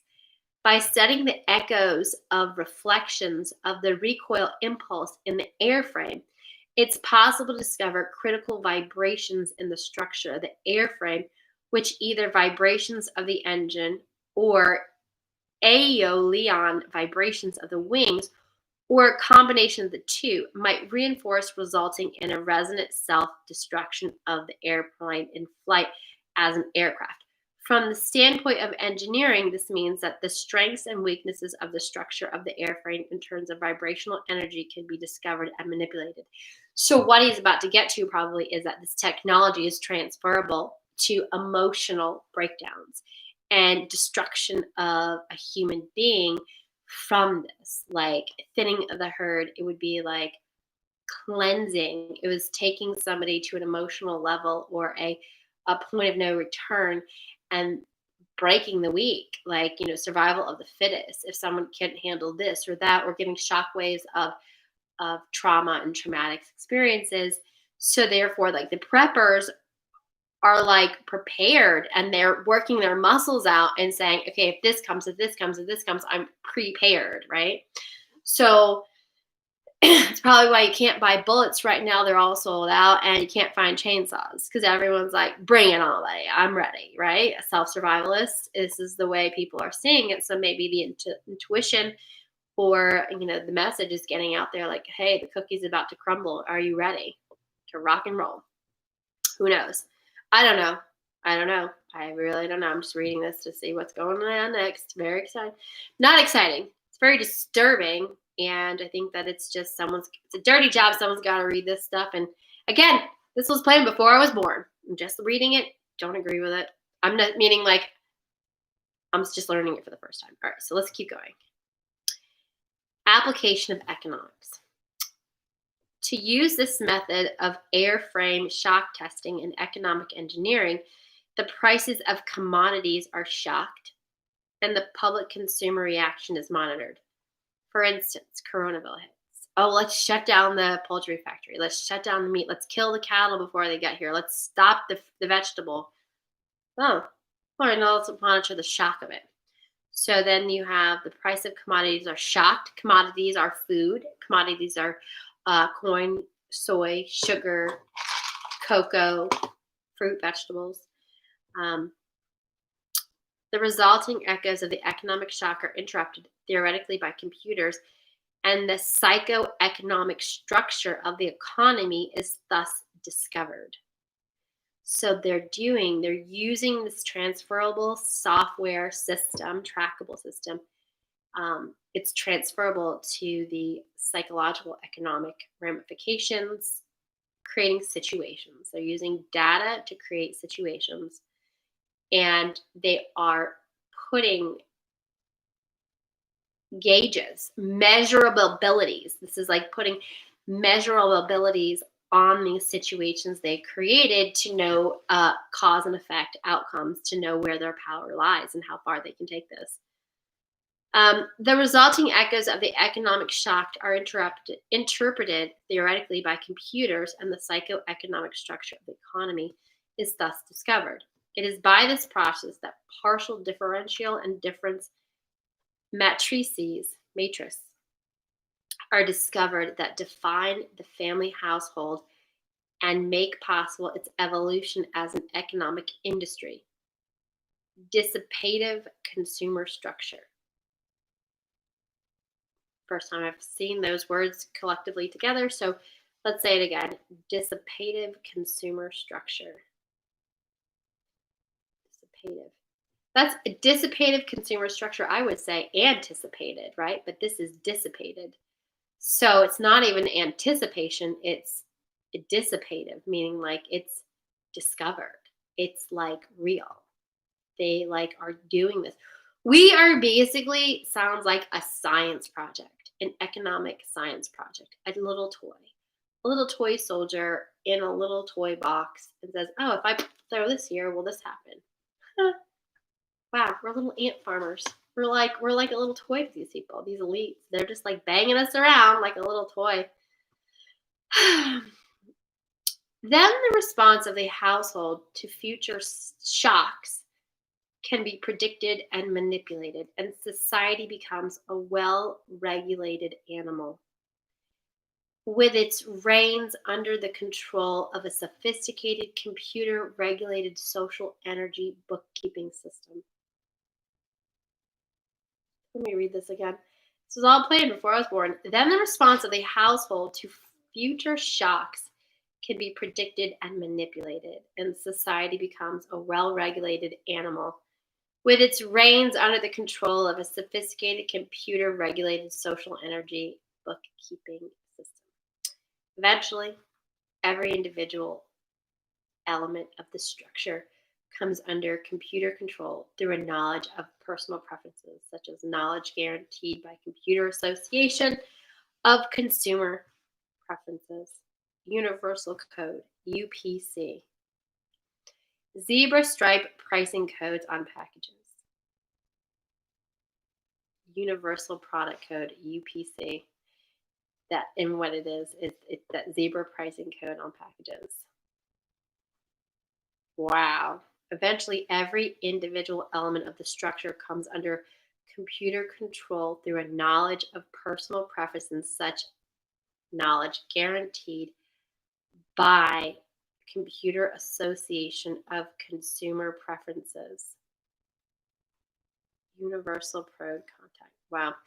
With identified consumers, identified via association with the use of a credit card and later permanent tattooed body number invisible under normal ambient illumination. Oh my God. Unbelievable. I can't believe I just read that. This stuff is not written this year. This was not written in the last 42 years. This was written 42 years ago. Okay, we're finally to the summary. We're almost done. Economics is only a social extension of natural energy system. It also has its three passive components. Do you want to be part of this? Because of the distribution of wealth and the lack of communication and lack of data, this field has been the last energy field for which a knowledge of these three passive components has been developed. Let me read this again. Economics is a social extension of natural energy system. It also has three passive components. Because of the distribution of wealth and the lack of communication and lack of data, this field has been the last energy field for which a knowledge of these three passive components has been developed. Since energy is the key to all activity on the face of the earth, it follows that in order to attain a monopoly of energy, raw materials, goods, and services, and to establish a world system of slave labor, that we have absolute first knowledge of the science of control over all economic factors and the first experience at engineering the world economy. What a disgrace. In order to achieve such sovereignty, we must at least achieve this one end, that the public will not make either the logical or mathematical connection between economics and the other sciences or learn to apply such knowledge. Okay, so they're banking on that the general people will be dumb suckers, be sheeple, will have not enough intelligence in their brain to comprehend what is being written here. They will not understand it. They will not even be able to pay attention to it because their ADD will probably be so bad they can't even focus. They are banking that they will be a success, that they will be able to control and have slave labor, which is what the prison system is. It's slave labor. Just go to China. They'll tell you.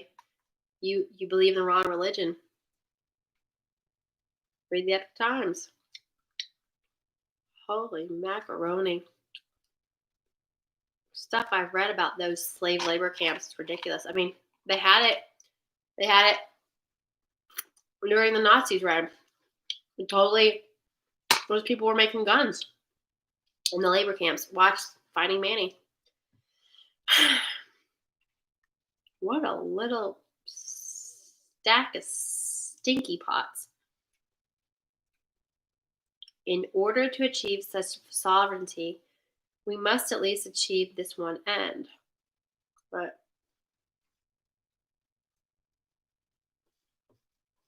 this sucks. In order to achieve such sovereignty, we must at least achieve this one end. But the public will not make either the logical or mathematical connection between economics and the other energy sciences or learn to apply such knowledge. Dude, I don't know. Do you think anyone's smart enough to do this?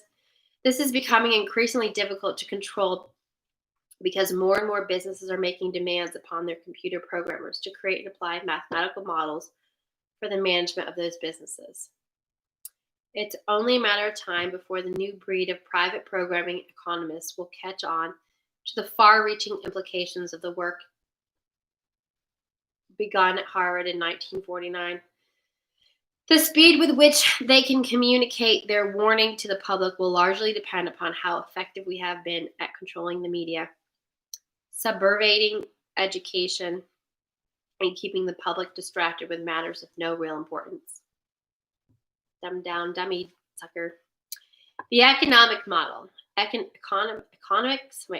Economics as, they do seem like comics, right?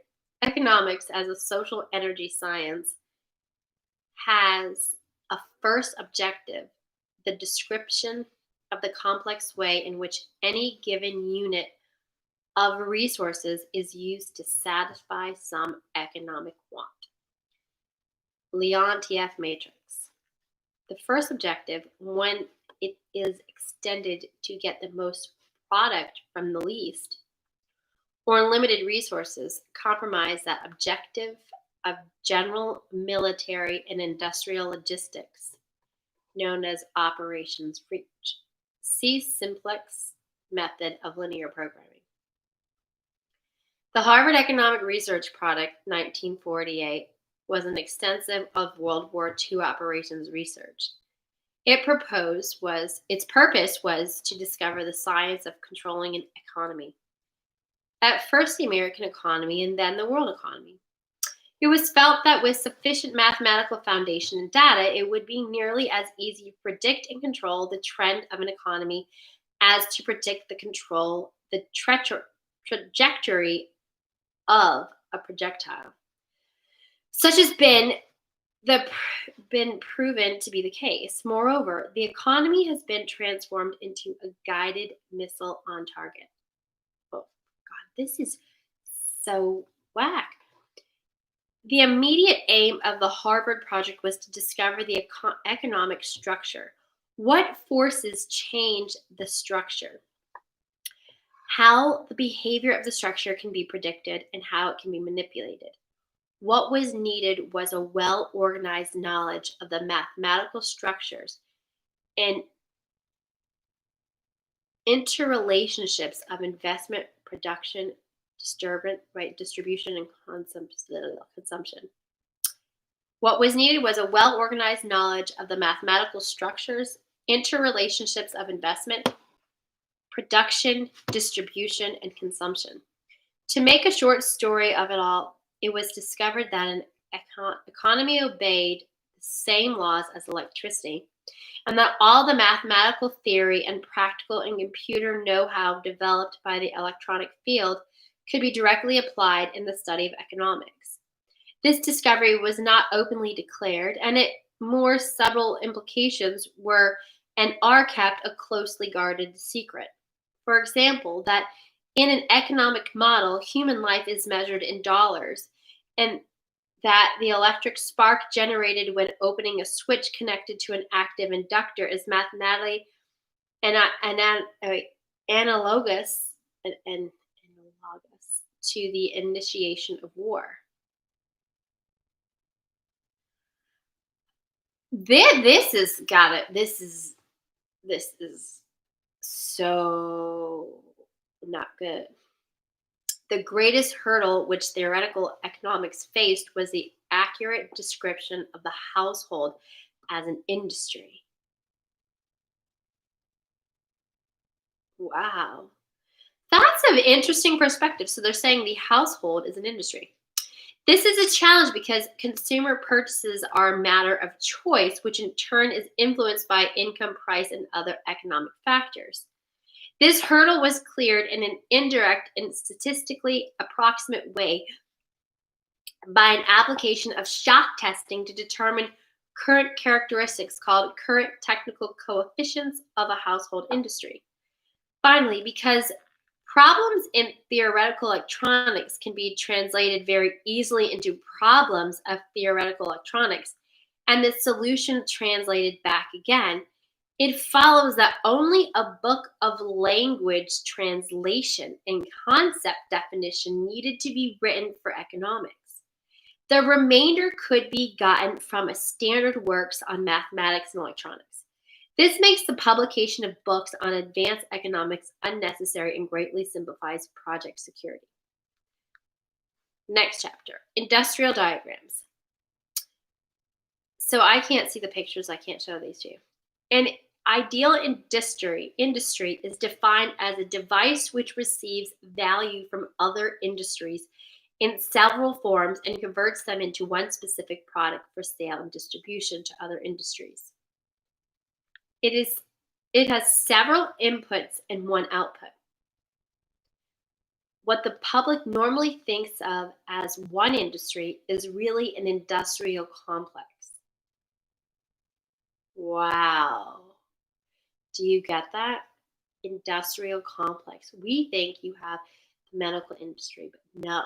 Now you have Monsanto that creates the GMO seeds that has the Bt toxin in it that gets into your gut, that causes a chain reaction and a health difficulty down the road. And then Monsanto merged with Bayer in 2018. So now you have the potential creator of the food poisoning, which is why probably a lot of vegetarians years ago started getting sick because they were eating this funky GMO funk. And then Bayer now can create the solution to the problem that the Bt toxin would be creating. Chicken Little, ding, ding, ding. So now they're saying an industrial complex. They're saying that it's a complexity of things. Like, oh, you may see someone is, in this particularly high-powered position making these decisions, not knowing that he's fluffing something on the back end or for some friends. He's a friend fluffer, right? And then in return, there could be gifts and services, lifestyle management, being taken into payment just to fluff each other up, right? Let's just keep reading. So again, an ideal industry is defined as a device which receives value from other industries in several forms and converts them into one specific product for sales and distribution to other industries. It has several inputs and one output. What the public normally thinks of as one industry is really an industrial complex where several industries under one roof produce one or more products. A pure single output industry can be represented oversimply by a circuit block as follows. I can't show you the picture because I can't see it. The flow of product from industry number one, which is the supply, to industry number two, which is demand, is denoted by 1. The flow out of industry K is denoted by 1, sales. A 3-industry network can be diagrammed as follows. And you'll have to pull this up yourself and see it because I can't see it. A node is a symbol of collection and distribution of flow. Node number 3 receives from industry number 3 and distributes to industry number 1 and number 3. If industry number 3 manufactures chairs, then a flow from industry number 3 back to industry number 3 simply indicates that the industry number 3 is using a part of its own output product, for example, as office furniture. Therefore, the flow may be summarized by the equations. Industries follow in 3 categories or classes by type of output. Class 1 is capital, which is resources. Class 2 is goods, commodities, or use, dissipative. Okay, so dissipative means use. Class number 3 is services, action of population. To me, services, I would think, would be desires, but they're saying services is action of population, which to me seems like action of population could be more like, I guess they're saying is demand. They're not, but he's not describing it that way, probably for a real good purpose. Class number 1, industries exist at 3 levels. Nature, dash, sources of energy and raw materials. Government, dash, printing of currency equal to the gross national product, GNP, and extension of currency in excess of GNP. That's the gross national product. Banking, dash, loaning of money for interest and extension. And then there's a quotation mark, inflation / counterfeiting. Ooh. And then there's a quote, of economic value through the deposit of loan accounts. So just to recap, class number 1 is industries exist in 3 levels: nature, government, gross national product, or banking. Class number 2, industries exist as producers of tangible or consumer dissipated products. This sort of activity is usually recognized and labeled by the public as industry. Class number 3, the industries fall into 3 categories or classes. But class 1, 2, or 3. Class number 3, industries are those which have have service rather than tangible product as their output.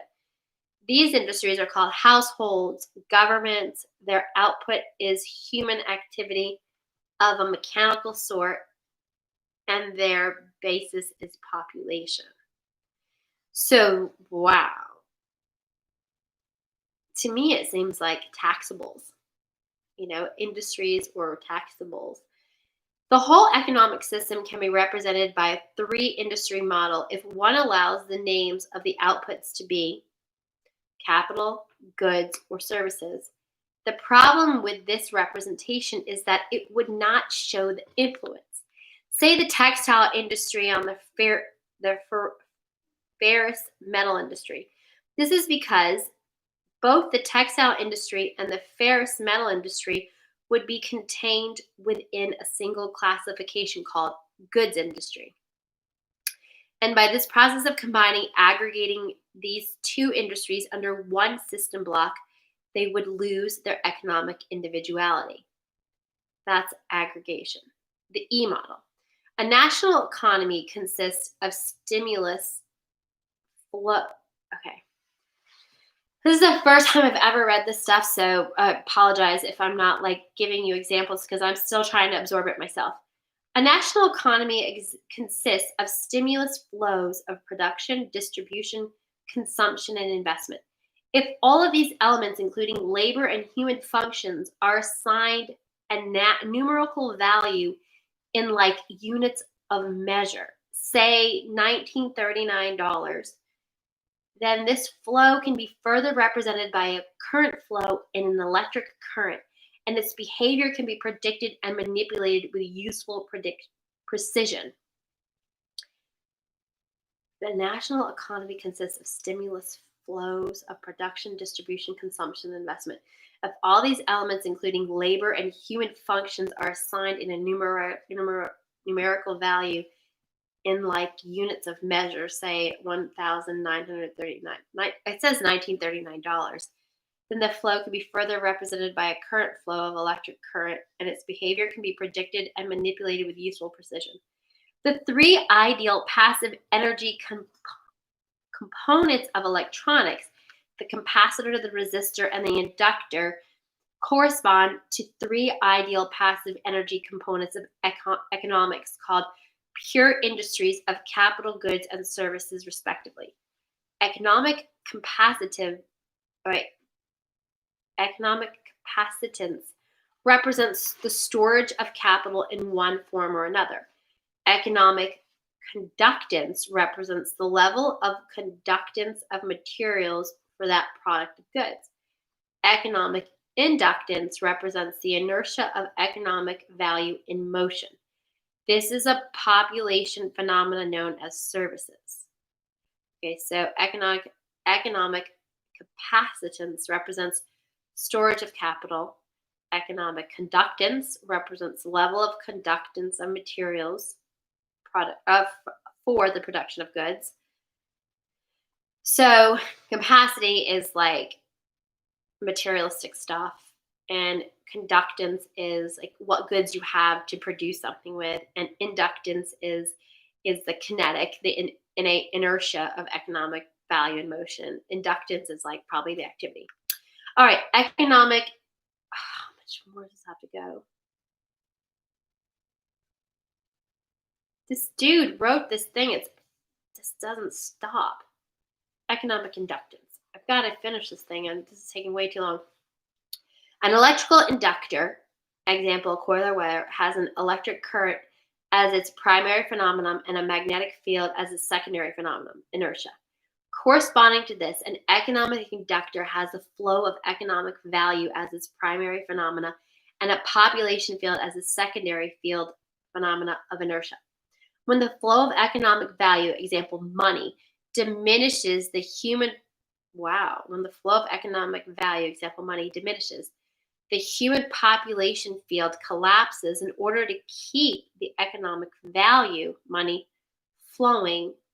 Extreme case is war. I do not understand why all of this is going to like a war is a solution. Like, why? The public inertia is a result of consumer buying habits, expected standard of living, example, etc., and is generally a phenomenon of self-perseverance. Okay, I don't know about you guys. I'm a little disturbed that all of these like solutions of what this guy like accumulated is like, it seems like this is what people are saying, is that this Rothschild dude created this monetary process. I mean, we can't blame the US dollar on this dude because he was just one of the creators of it. But his monetary system with war as a solution, as a balancing act. Why does this keep coming up? It doesn't make sense. Like, I guess I need to go in the prepper niche. Population. Inductive factors to consider. So getting over this. Magnitude of, this is the population section. Magnitude of the economic activities of the government. All right, that's all it says. It's just a statement. Magnitude of the economic activities of the government. No period, nothing. The method of financing these government activities. See Peter Paul principle, inflation of the currency. Okay, this is translation. A few examples will be given. Charge, Columbus dollars, 1939. Oh, I think he's saying flow/current, amperes, Columbus per second, dollars of flow per year. Motivating forces means volts, dollars, output, demand. Conductance, amperes per volt, dollars of flow per year, per dollar, per demand. Capacitance, coulombs per volt, coulombs, COULOMBS. The dollars of production, inventory, stock per dollar demand. Okay, honestly, doesn't make sense to me, but let's keep going. Time flow relationship and self-destructive oscillations. An ideal industry may be symbolized electrically in various ways. The simplest way is to represent a demand by a voltage and a supply by a current. When this is done, almost like the demand of the masks and the supply coming in, or the demand for the vaccine, and da da da da, hero is here. The hero made the whole thing happen. What a conundrum. Okay. The simplest way to represent a demand by a voltage and a supply by a current. When this is done, the relationship between the two becomes what is called an admittance, which can result from three economic factors. 1, foresight flow. 2, present flow. And 3, hindsight flow. Admittance, what is done, the relationship between the two becomes called an admittance. I've heard that with political stuff, an admittance. That's a good one. If you're in a lawsuit, you can claim admittance as if the relationship was manufactured.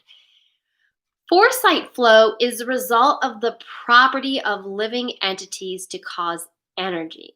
And it says, quote, food, to be stored for a period of low energy, example, winter season. It consists of demands made upon an economic system for that period of low energy, winter system, I guess when you can goods. In a production industry, it takes several forms, one of which is known as production stock or inventory. In electronic symbology, this specific industry demand, a pure capital industry, is represented by capacitance, and the stock or resource is represented by a stored change. Satisfactory of an industry demand suffers a lag because of loading effect of inventory priorities. Present flow ideally involves no delays. It is, so to speak, input today for output today. A hand-to-mouth flow. So you have foresight flow, and now that he's describing present flow.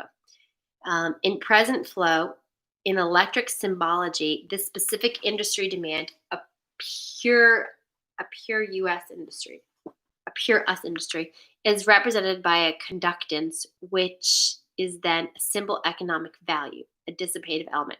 I'm sure this guy's got a point on why we have to understand foresight flow, present flow, and the next one, and the last one, is called hindsight flow. Hindsight flow is known as habit or inertia. So this is basically, I think what he's breaking down is how the data, the old type of, control over a person, the fear factor, to take something, to hurt, to whatever, to hurt somebody, was to have a sniper. But the sniper is now the computer programmer, and the bullets is the data. But you're giving them the bullets, right? And then they're taking your data to create a situation. So what this guy is he's breaking it down. He's saying, okay, the analytical part, I think what he's explaining is the ins and outs of what they're doing with the data creation and how the data collection is being utilized towards the continuance of what is currently going on. Okay, so hindsight flow is known as a habit or inertia. In electronics, this phenomenon is the characteristics of an inductor. Economic analog equals a pure service industry, in which a current flow, economic analog equals flow of money, creates a magnetic field, and then they have a comma or parentheses, economic analog equals active human population, which if the current, and then parentheses, money flow, parentheses, begins to diminish, collapse, and then in parentheses it says war, parentheses, to maintain the current, and then it says parentheses, flow of money energy. So I'm going to read it. So basically, he's trying to say hindsight flow is known as the habit or inertia. In electronics, this phenomenon is characteristic as an inductor in which the current flow creates a magnetic field, which if the current begins to diminish or collapse, to maintain the current collapse to maintain the current flow of money. Okay, so now I'm going to read it with just the parentheses. Hindsight flow is habit or inertia. In human economics, okay, let's just say in data economics, economic analog and pure service, in which the current flow of money creates a magnetic field of human population, which if the current money flow begins to diminish or collapse, then they use war to maintain the current money energy. How is that? I don't understand how that is a freaking solution. Other large alternatives to war as economic inductors or economic flywheels are an open-ended social war program or an enormous but fruitful open-ended space program. Other large alternatives to war as economic inductors or economic flywheels are an open-ended social warfare, social welfare, or an enormous but fruitful open-ended space program. The problem with stabilizing the economic system is that there's too much demand on the account of too much greed and too much population. This creates excessive economic inductance, which can only be balanced with economic capacitance, true resources, or value. Do you think what they're saying is that too many people? Wait a minute. Like, if printing more money causes more inflation, but there's not enough money for everyone to have an equal amount of money. Let's do a quick mathematical calculation. Hold on one second. Alexa, what's the population of the United States of America? According to the CIA World Factbook, as of 2017, the population of the United States is 327 million people. Alexa, with the amount of currency that the U.S. has printed, how much money would every human being, every U.S. citizen get if it was all dispersed equally?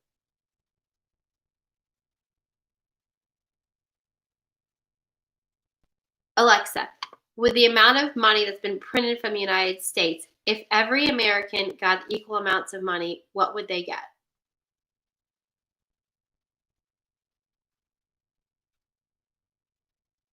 Alexa, are you there? Yes, I'm here. Well, I listen once I hear the wake word. Alexa, what's the amount of money every American could get if all the money printed Here's currently? something I found on the web. According to marketplace.org, forget Dow 16,000. No. Alexa, how much money could every American get if all the money in the United States was dispersed equally?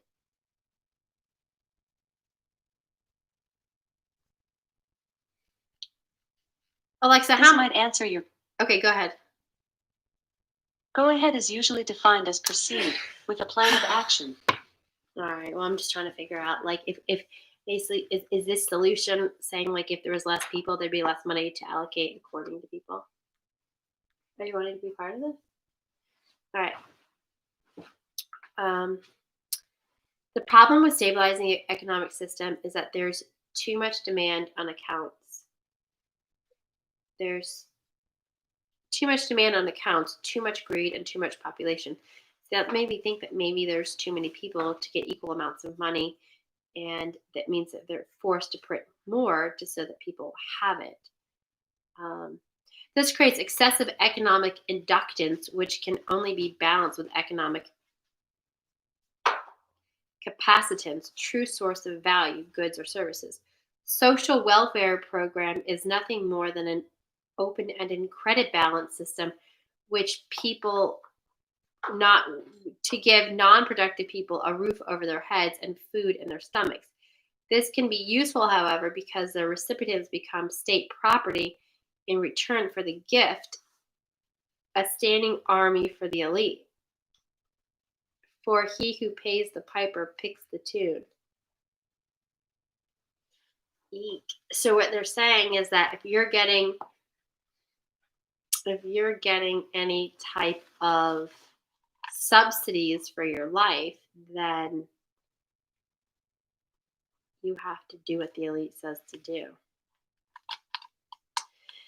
Those who get cooked on the economic drug must go to the elite for a fix. In this, the method of introducing large amounts of stabilizing capacitance is by borrowing on the future credit of the world.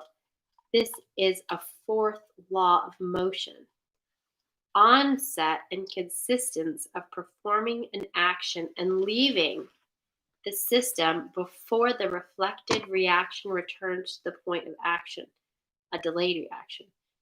The means of surviving the reaction is by changing the system before the reaction can return.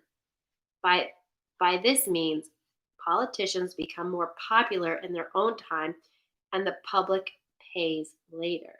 In fact, the measure of such a politician is the delay time. The same thing is achieved by a government by printing money beyond the limit of the gross national product, an economic process called inflation.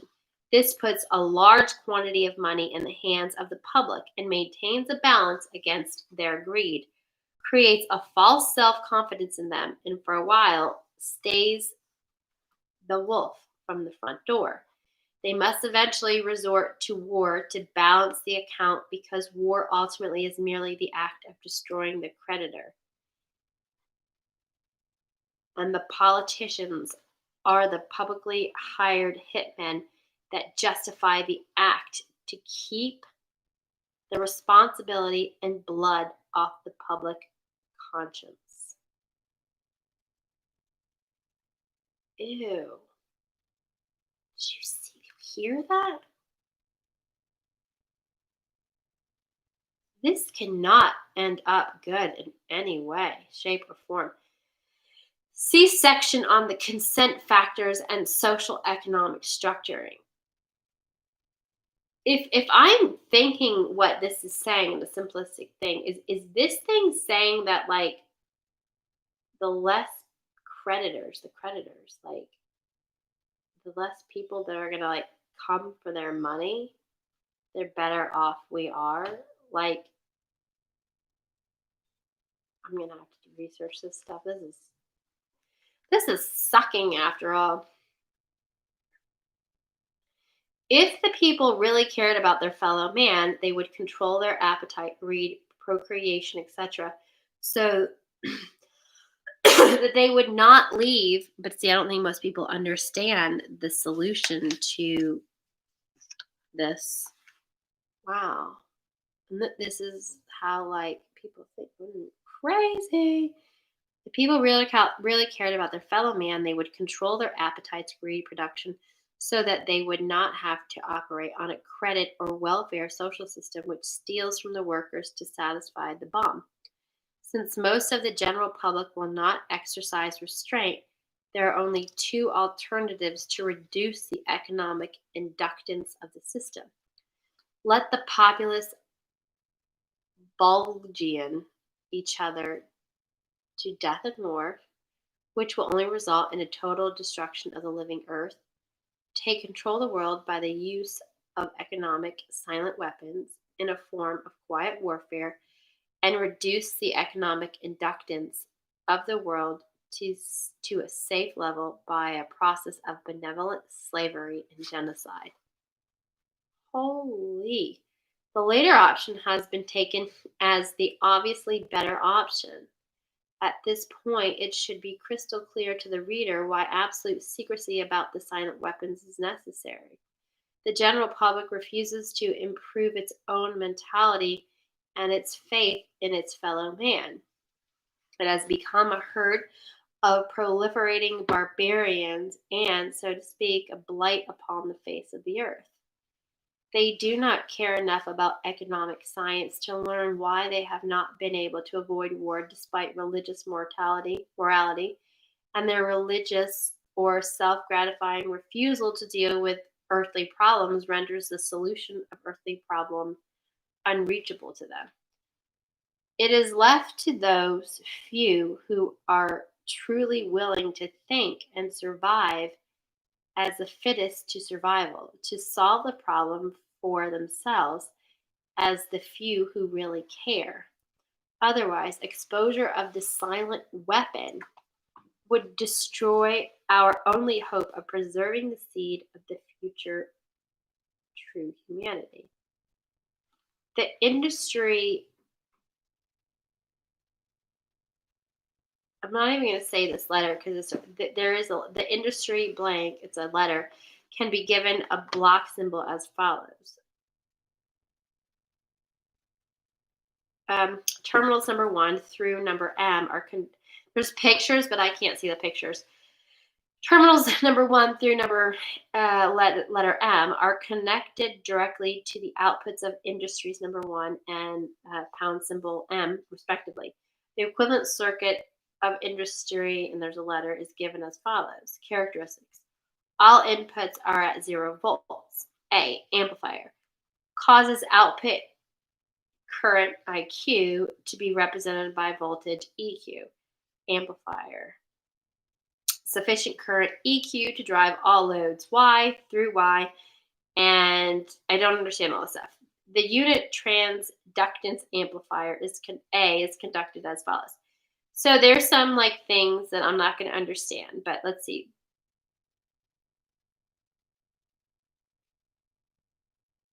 Okay, so there's more mathematical complications that I'm not going to understand. All of this is now summarized.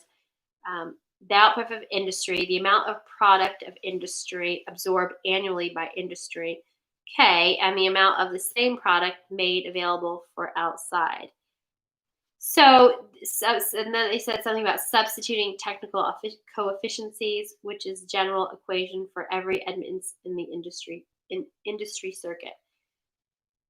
Final bill of goods. So basically, you have to get this thing and read it yourself. But somehow he's a lawyer, but he also knew how to do mechanics, so he does a lot of mechanical examples.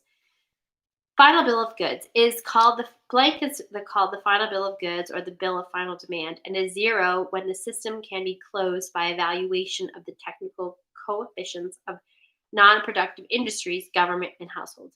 Households may be regarded as a productive industry with labor and its outputs. The quantities are called technical coefficiencies if the industry system. They are admittances and can consist of any combination of 3 passive parameters: conductive, capacitance, and inductance. Diodes are used to make the flow unidirectional and point against the flow. Okay, this is getting deep. Economic conductance, absorbent coefficient, economic capacitance, capital coefficient, and economic inductance, human activity coefficients.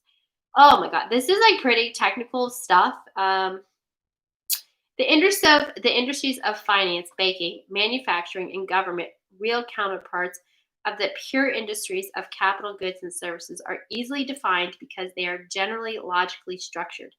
Because of this, their process can be described mathematically and their technical coefficients can be easily deduced. This, however, is not the case with the severe industry known as the household industry. So then he says household models. When the industry flow design or diagram is represented by 2 block system households on the right and all other industries on the left, following results. The arrows from the left to right, labeled A, B, C, D, etc., denote flow of economic value from the industries to the left-hand block of the industry to the right-hand block called households. These may be thought of as the monthly consumer flows of the following commodities. A, alcoholic beverages. B, beef. C, coffee. ... U, unknown. The problem with theoretical economist faces is that consumer preferences of any household is not easily predictable, and the technical coefficients of any one household tend to be a nonlinear, very complex, and variable function of income prices.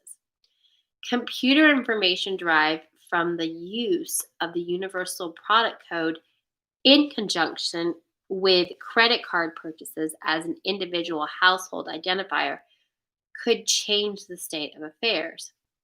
But the UPC method is not yet available on a national or even a significant regional scale. To compensate for this data deficiency, an alternate indirect approach of analysis has been adopted known as economic shock testing. This method, widely used in aircraft manufacturing industry, develops an aggregated statistical sort of data. Applied to economics, this means that all of the households in one region or in the whole nation are studied as a group or class rather than individually, and the mass behavior rather than the individual behavior is used to discover useful estimates of technical coefficients governing the economic structure of the hypothetical single household industry. Notice in the industry flow diagram that the value of the flows A, B, and C, etc. are accessible to measurements in terms of selling prices and total sales of commodities. So basically, this is reality that everything we buy, sell, do is being tracked on a serious level. One method of evaluating the technical coefficients of the household industry depends upon shocking the prices of commodity and noting the change in the sales of all the commodities. Okay, and then you have the next chapter, economic shock testing. In recent times, the application of operations research to the study of the public economy has been obvious for anyone who understands the principles of shock testing. In the shock testing of an aircraft airframe, the recoil impulse of firing a gun mounted on the airframe causes shock waves in that structure, which tell aviation engineers that the conditions under which some parts of the airplane or the whole airplane or its wings will start to vibrate and flutter like a guitar string, a flute reed, or a tuning fork, and disintegrate or fall apart in flight. Economic engineers achieve the same result in studying the behavior of the economy and the consumer public by carefully selecting a stable commodity such as beef, coffee, gasoline, or sugar, and causing a sudden change or shock in its price or availability, thus kicking everybody's budget and buying habits out of shape. Toilet paper! They damn did that with toilet paper. They did a toilet paper shock test. They knew that they were going to hit us in the shitter. That's what it was. They did a kick in the butt, thus kicking everybody's budget. They kicked everybody's butt out, habits out of shape. They then observe the shock waves, which result by monitoring the changes in advertising prices and sales of that and other commodities. The objective of such studies is to acquire the know-how to set the public economy into a predictable state of motion or change, even a controlled self-destructive state of motion, which will convince the public that certain expert people should take control of the money system and reestablish security rather than the liberty and justice for all. Ooh, it's a control tactic. We will fix your toilet paper dilemma. Just give us the power. Oh my gosh. I can't believe this is the deal. This is the real deal. It's like the inside of the outside. When the subject citizens are rendered unable to control their financial affairs, they, of course, become totally enslaved and a source of cheap labor. Not only the prices of commodities, but also availability of labor can be used as the means of shock testing. Labor strikes deliver excellent test shocks to an economy, especially in critical service areas of trucking, transportation, communication, public utilities, energy, water, garbage collection, etc.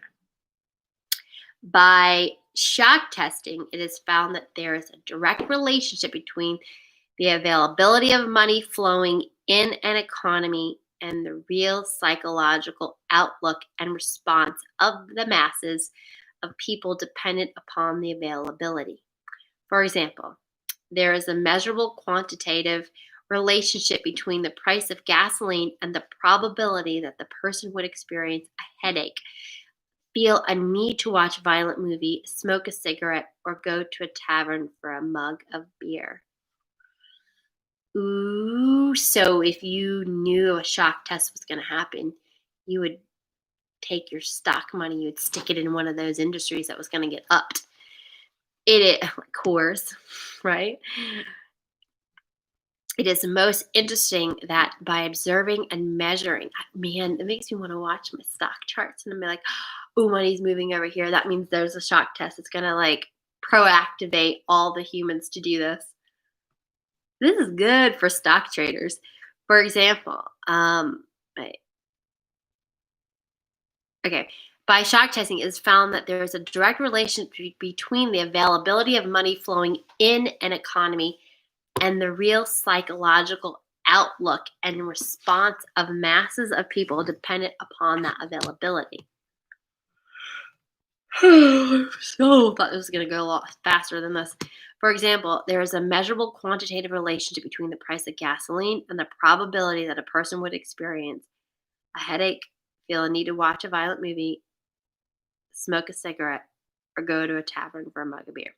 It is most interesting that by observing and measuring the economic models by which the public tries to run from their problems and escape from reality, and by applying the mathematical theory of operations research, it is possible to program computers to predict the most probable combination of created events, shocks, which will bring about a complete control and subjugation of the public through a subversion of the public economy by shaking the plum tree.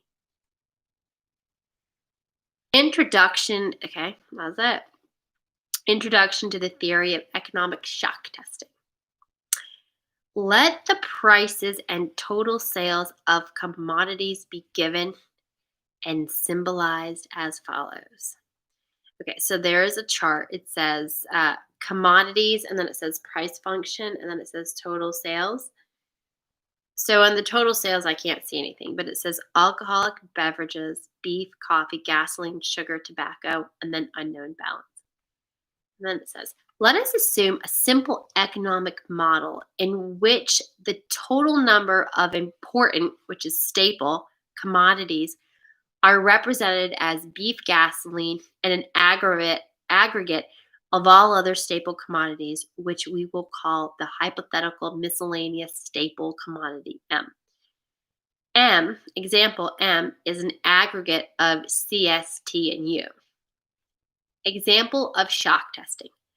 Assume that the total sales, and I really think that this is could be really monetizable. I mean, I know as twisted as this whole thing is, exposing the reality of what companies are doing to us, on the flip side, run the market, buy the stocks. I mean, let me do it. If someone's making money off of it, I guess we should too, right? I mean, dude, this is what it is, but this stuff is good for stocks. So I'm just going to keep reading. Assume the example of shock testing. Assume that the total sales of P of petroleum products can be described by the linear function of the quantities B, G, and M, which are functions of the price of those respective commodities. B equals A, PG. B equals B plus G plus M. Then where B and G and M are functions of the price of beef, gasoline, and miscellaneous, respectively, and there's a little thing that says APB.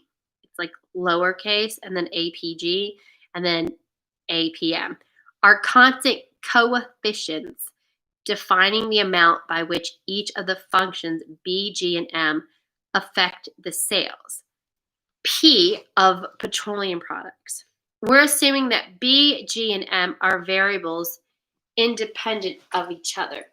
This stuff is really good if you're a quantitative, analytical, like trading producer. This stuff would be valuable for you to just run your numbers off of potential shock tests and do your. I would program this stuff into a stock system. I think I'm going to show this to my quantitative, analytical guy and see if he can whip something up. Right? Okay. Anyway, so basically, this is quantitative analytics to its best. It's just that we want it to be quants for us, not for them. If the availability of price of gasoline is suddenly changed, then G must be replaced by G plus. There's a box G. This causes a change in the petroleum sale from P to P plus box P, which I think on this, I only see a box. I don't see like pictures. Also, we will assume that B as in boy and M as in Mary remain constant when G changes to G plus box G. Oh, I don't even want to say this. It's just a calculation. P plus box P equals APBB plus APG, and then parentheses G plus box G, parentheses plus APM, and then a higher case M. Expanding upon this expression, we get, and then there's another mathematical calculation. I'm not even going to say it, but if you're a programmer, you want to read this. And subtracting the original value of P we get from the chain in P. He's just diving into the mathematics as to what they're doing and how they're basically the mechanics of the math that they're using to analyze us, to make predictions, to control us, to hit the little button on our bellies and make us go, whoo. Okay, this is the rate of change in P due to only an isolated change in G. In general, the particular rate of change in the sales affect J is due to the change in the casual price function of the commodity. Okay, if the interval of time were infinitesimal, this meaning forever, this expression would be reduced to the definition of the total differential of a function P. Okay, this is way over most people's heads, so I'm just going to kind of skip this, and there's something that I can't see, some picture that didn't download. But when the price of gasoline is shocked, all the coefficients will round G to 2G, and the denominator are evaluated at the same time. Okay, what this is this means that I need to just review it, simplify it, because this is too complex for the general human being, especially if we've been purposely dumbed down from government education to even comprehend this. But it is important, and a lot of people are not mathematical, so I'm going to try to simplify it in a second. If B, G, and M were independent and sufficient for description of the economy, then 3 shock tests would be necessary to evaluate the system. So basically, he's saying that what I get out of this is that when who's doing the shock tests, they may shock test 3 different industries, 3 different elements that kind of coalition or collaborative creators into one industry, right? There are other factors which may represent the same way. For example, the tendency of a docile subnation to withdraw under economic pressure may be given by where G is the price of gasoline, WP is the dollar spent per unit, reference to say 1939. I don't know what that means. For war production during peacetime. These quantities are presented to a computer in a matrix format as below. And then he has some something I can't see, some equations. Oh, this is great for quant people. This is a result in which we substitute to get that set of conditions or prices of commodities, bad news on TV, etc., which will deliver a collapse of public morale, rip through, or take over. So I think what he's trying to say is there's typically 3 shock tests that go through during their testing phase or manipulation stage. Once the economic price and sales coefficients are determined, they may be translated into the technical supply and demand.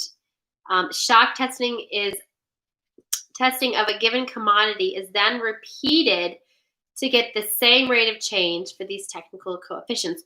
So just like, an inventor is doing tests, they do shock tests on the sheeple, on the people, right? They're doing shock tests on the humanity, on every company, right?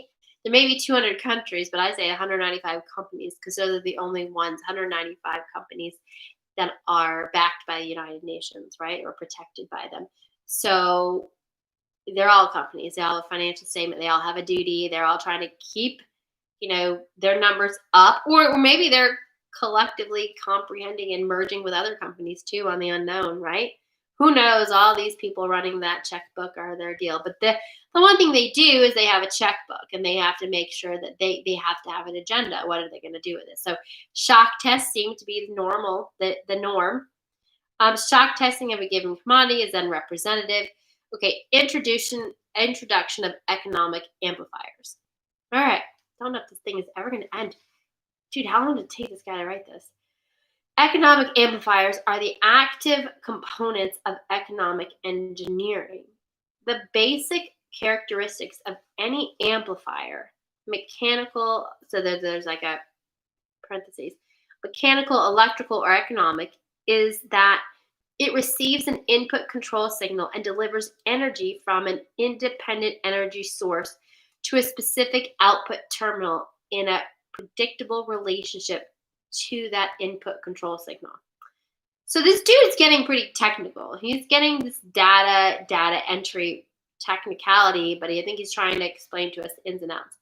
The simplest form of an economic amplifier is a device called advertising. If a person is spoken to by a TV advertiser as if he were a 12-year-old, then, due to suggestibility, he will, with a certain probability, respond or react to that suggestion with the uncritical response of a 12-year-old and will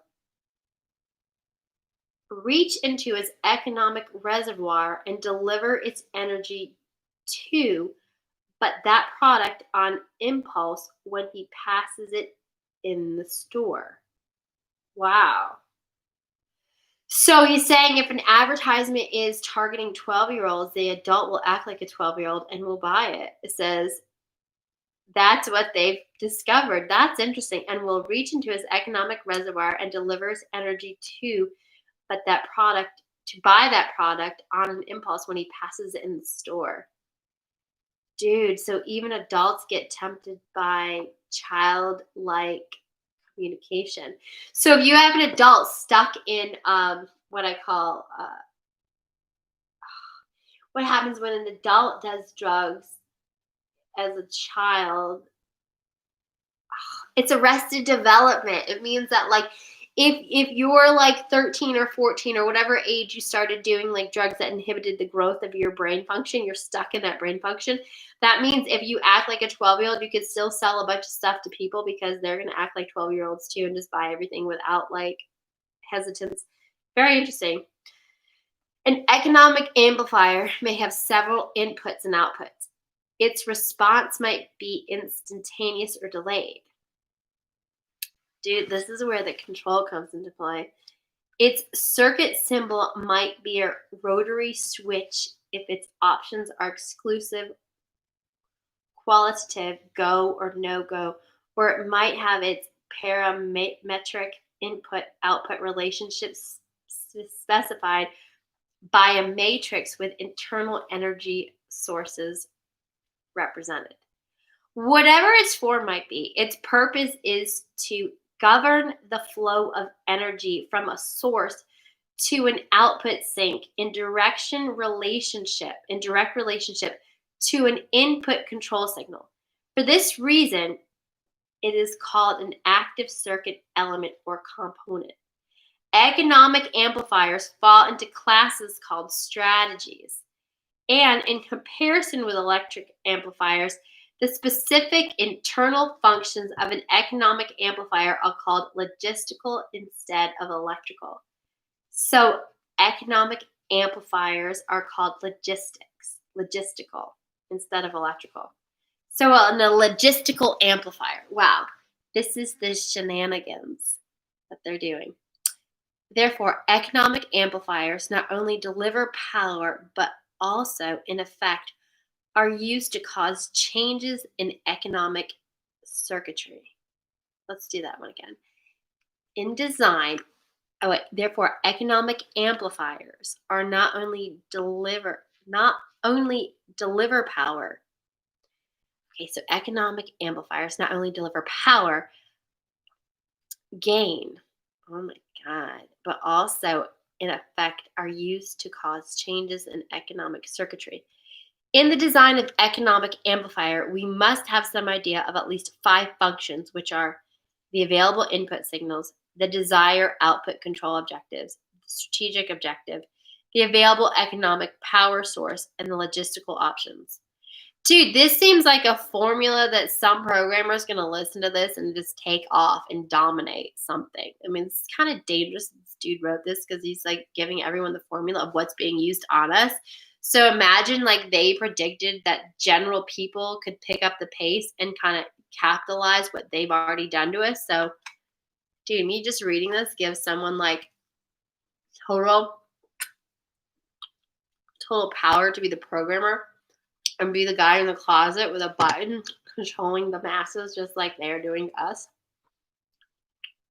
Hey, what's fair in love and war is fair, right? So that would be freaking hilarious if some random person, some random lonely computer programmer just took this dude's formulas, flipped the switch, right?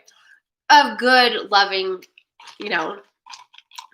happiness that was like, taking the whatever, anything that's good, right? All right. Keep going. Got to make more sense. The process of defining and evaluating these factors. Oh, wait, here we go. Therefore, economic amplifiers not only deliver power gain, but also in effect, are used to cause changes in the economic circuitry. In the design of economic amplifier, we must have some idea of at least 5 functions, which are the available input signals, the desired output control objectives, the strategic objective, the available economic power sources, and the logistic options. The process of defining and evaluating these factors and incorporating the economic amplifier into the economic system has been properly called game theory. Okay, so now with game theory. The design of an economic amplifier begins with a specification of the power level of the output, which can range from a personal to national.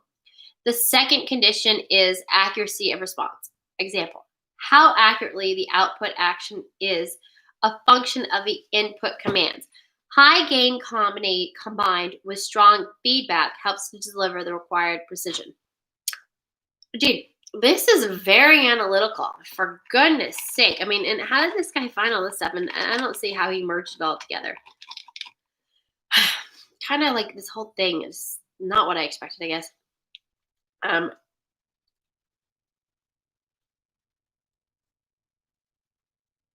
Most of the error will be in the input data signal. Personal input data tends to be specific, while national input data tends to be statistical. Questions should be answered. Short list of inputs. It just seems like he's going into how to do this. What, where, why, when, how, and who. General source of information. Telephone taps, analysis of... Oh my God, wait until I tell you this. Analysis of garbage, surveillance, behavior of children in school. General sources of information. They're tracking our children's behavior. Is that why they have a report card and they have behavior on there? Weird.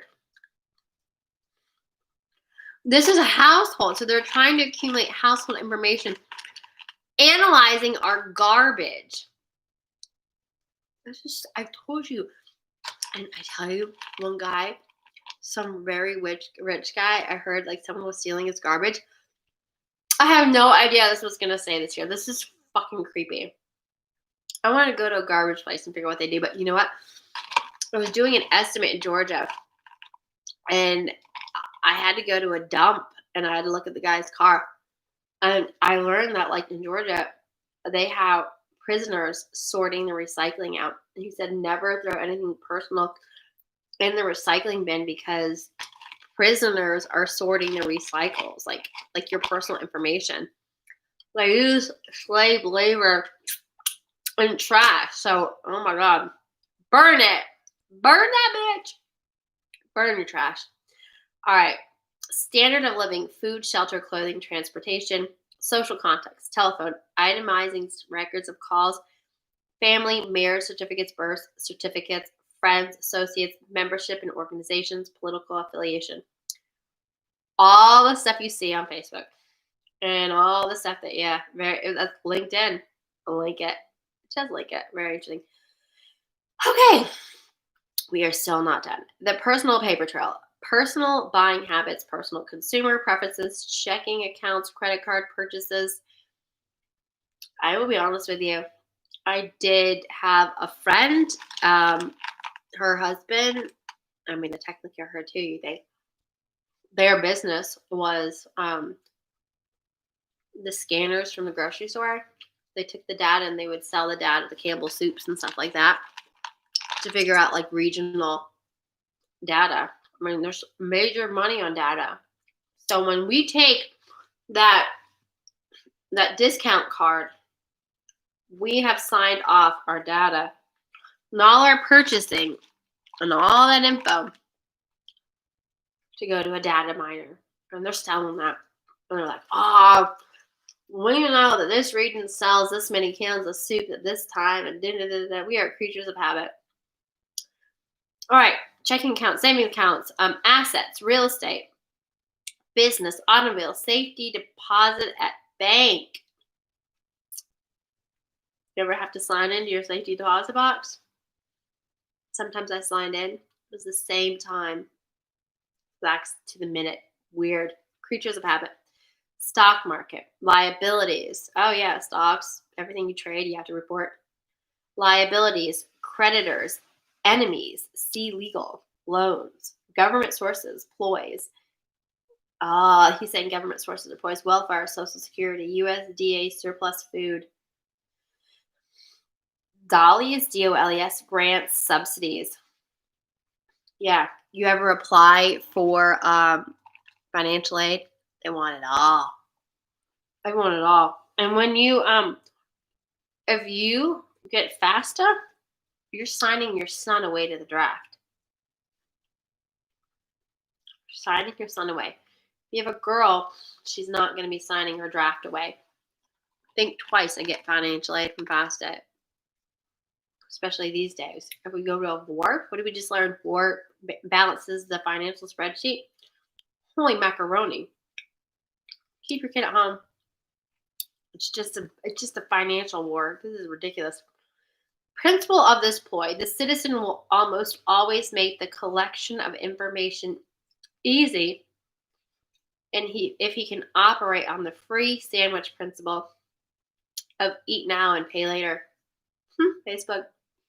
General government source via intimidation. Internal Revenue Service, OSHA, census, etc. On the census, the only thing you have to fill out is your name. And I think how many people don't give anything more than that.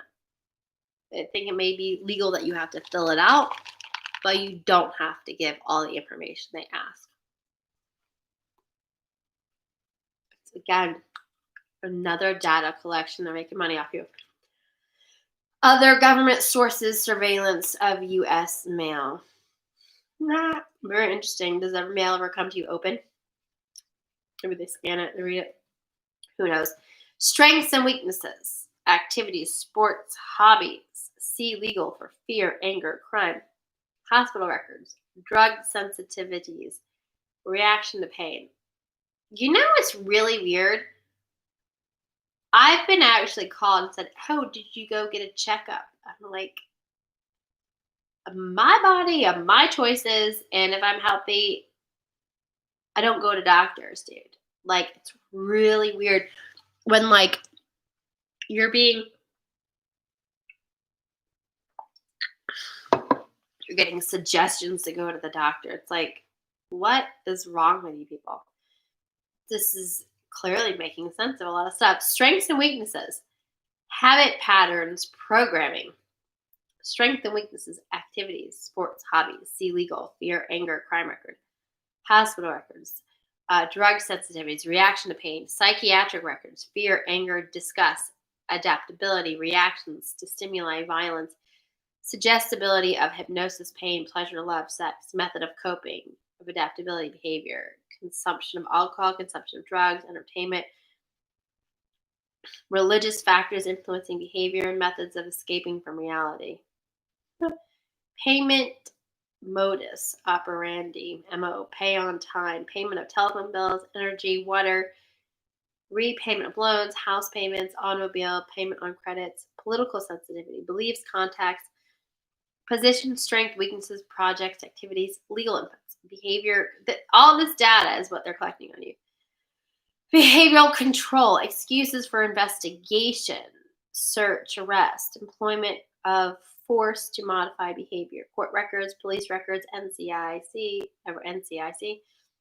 driving record reports made to police, insurance information, anti-establishment acquaintances. National input information, business resources via IRS, price of commodities, sales, investment stocks, inventory, production of tools, machinery. You know what's weird? You can do background checks on someone. It says a list of their assets. I looked one up and it literally talked like they had a trailer, like down to their lawnmower. I was like, who really cares if you have a lawnmower and a wood chipper? Like, or, I have a handsaw, I have a hammer. I mean, for real. And when you do your taxes, and if you have a business, I don't know if you've noticed this, they say like, what are all the assets of the business? I mean, down to, do you have a copying machine? I mean, and do you have a stack of paper? I mean, that doesn't that seem a little quirky? Like, I have a copy machine. Who cares, right? Like, they are really into us, like, way too much. There's like no privacy. Anyway, so this is all like just clicking, right? Like all the lists I've had to make over the years doing my own taxes, or if I did a background check on somebody and I'm seeing their assets, I mean, it's kind of lame. Like, you have a tractor. Do I really care if you have a tractor? Investments in stocks, inventory, production of tools, machinery, buildings, improvements. I mean, stock market, banks, credit bureaus, credit information, payment information, miscellaneous sources, polls, surveys, publications, telephone records, energy, utility. How did our place function in the 1600s when we were just like, we like left Europe and we came to the United States and we were creating the country? I mean, I know, like, I doubt all of this. Like, what were the rules in 1776 when our country was created? Like, this is obsessive compulsiveness. Short list of outputs: create control situations, manipulation of the economy, hence society, control by control of compensation and income. Sequence: allocates opportunities, destroys opportunities. Control. Oh, so now this dude is taking it full circle. Remember, he said data. Okay, so the sniper is the computer programmer. Data is the bullet to create situations. So now he's gone and he's going all the like little interwoven how it happens.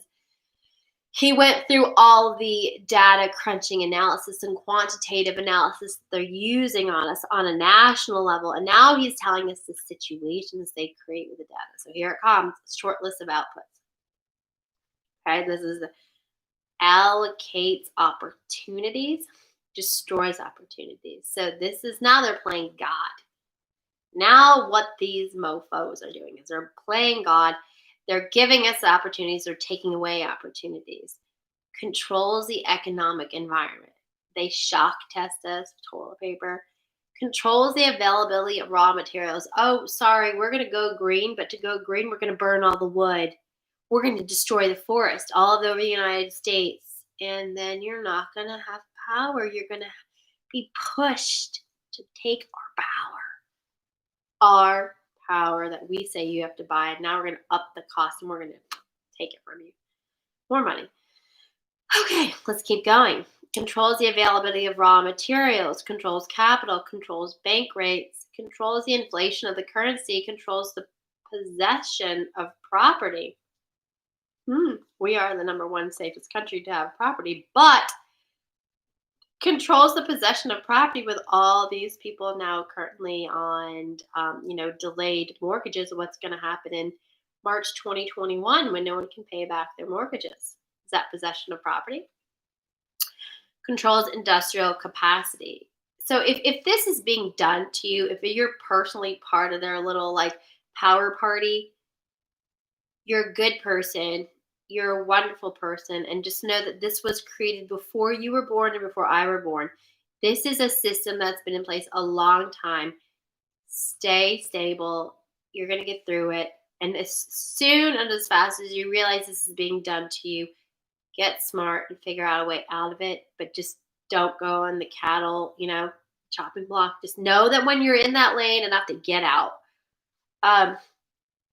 Controls services, labor force, controls payments to the government officials, controls legal functions, controls personal data files, uncorrectable by the party slandered, controls advertising, controls media contact, controls material available for TV viewing, disengages attention from real issues, engages emotions, the Pillsbury Doughboy, creates disorder, chaos, and insanity, controls design of more probing tax forms, controls surveillance, controls the stores of information, develops psychological analysis and profiles individuals, controls legal functions, repeat 15, whatever that means, controls health options, preys on weakness, cripples strengths, leeches wealth and substance.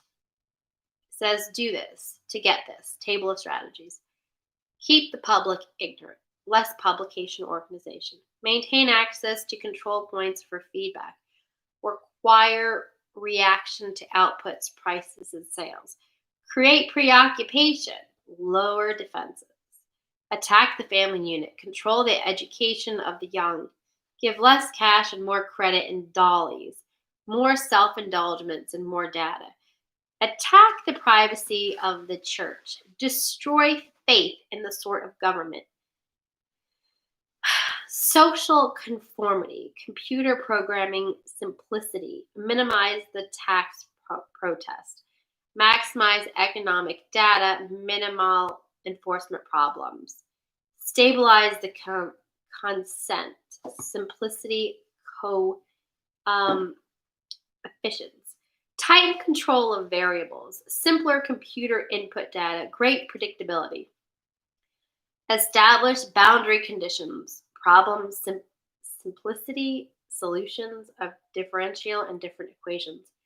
Proper timing, less data shifting and blurring. Maximize control, minimize resistance to control. Collapse of currency, destroy the faith of American people in each other. Wow. Really? Is that their freaking plan, to collapse a currency that's already done? I mean, the contract is done. 2013 was over. So now they want to destroy the faith of American people in each other. I believe in you. You're a good person. I'm American. You're American. You're not American. I still love you. You're a human. We're love. Hopefully your limbic system is good. But dude, this is crazy. Okay. Division, the primary strategy. All right. So divide and conquer sounds like. Here we go. What's their shit show plan here? Experience has prevent. I think sometimes the words are experience has prevent that the simple method of securing a silent weapon and gaining control of the public is to keep the public undisciplined and ignorant of the basic system principles on the one hand, while keeping them confused, disorganized, and distracted with matters of no real importance on the other hand. This is achieved by disengaging their minds, sabotaging their mental activity, providing low-quality program of public education in mathematics, logic, systems design, and economics, and discouraging technical creativity. Oh yeah, because technical creativity would be programmers, which would be like able to take the technology they created and use it for themselves.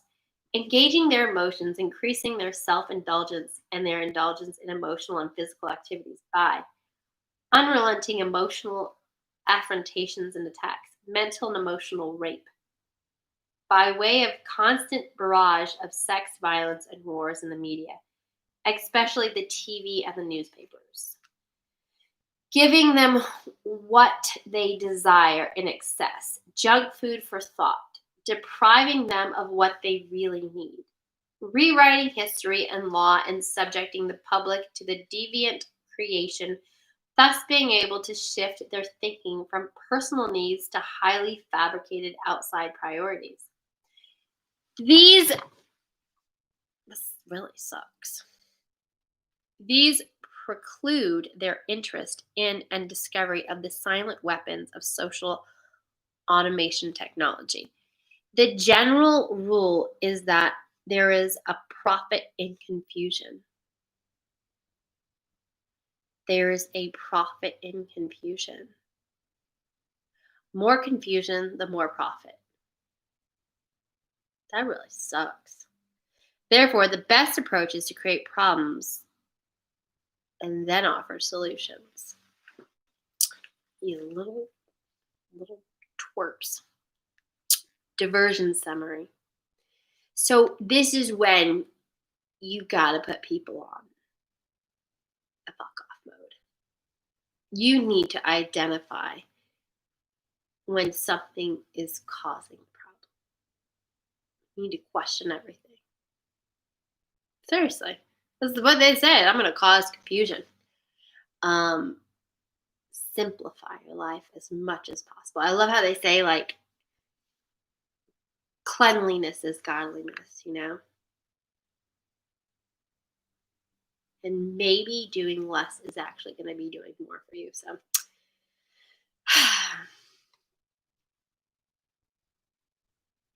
diversion summary. Hopefully, this dude gives us a plan. I mean, I would clearly know there's an issue, but I need a solution here. Media. Keep the adult public attention diverted away from real social issues and captivate by matters of no real importance. Schools. Keep the young public ignorant of real mathematics, real economics, real law, and real history. Work. Keep the public busy with no time to think back on the farm with other animals.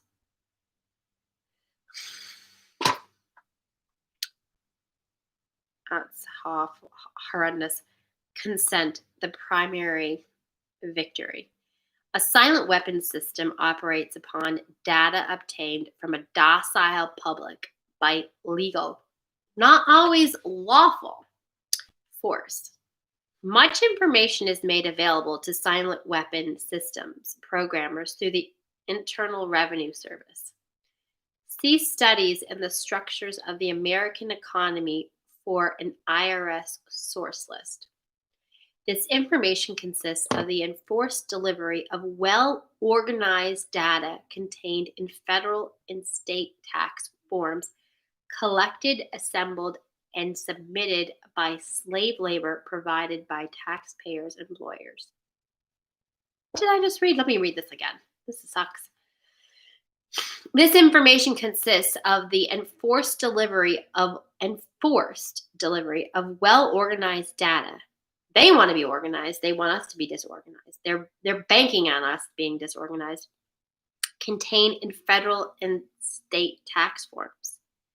Collected and assembled and submitted by slave labor provided by taxpayers and employers. Furthermore, the number of such forms submitted to the IRS is a useful indicator of public consent, an important factor in strategic decision making.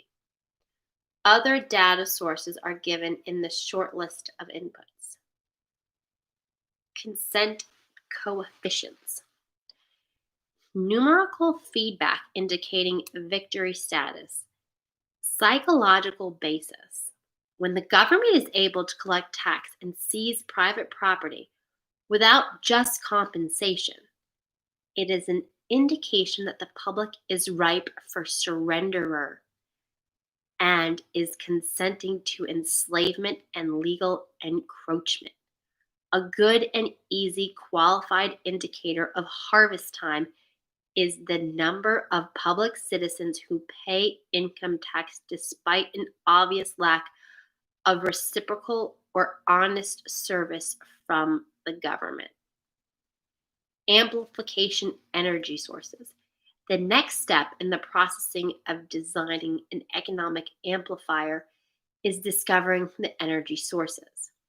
The energy sources which support any primitive economic system are, of course, a supply of raw materials and the consent of the people to labor and consequently assume a certain rank, position, level, or class in the social structure. Example, to provide labor at various levels in the pecking order. Okay. If my kids are watching this, do you see this? That the next step in the process of designing an economic amplifier is discovering the energy source. The energy source which support any primitive economic system. Of course, a supply of raw materials and the consent of the people to labor and consequently assume a certain rank, position, or level or class in the social structure to provide labor at various levels in the pecking order. So know that you're in the pecking order. So kids, which one do you want to be? Okay? How can you rise above so you're not the lowest one?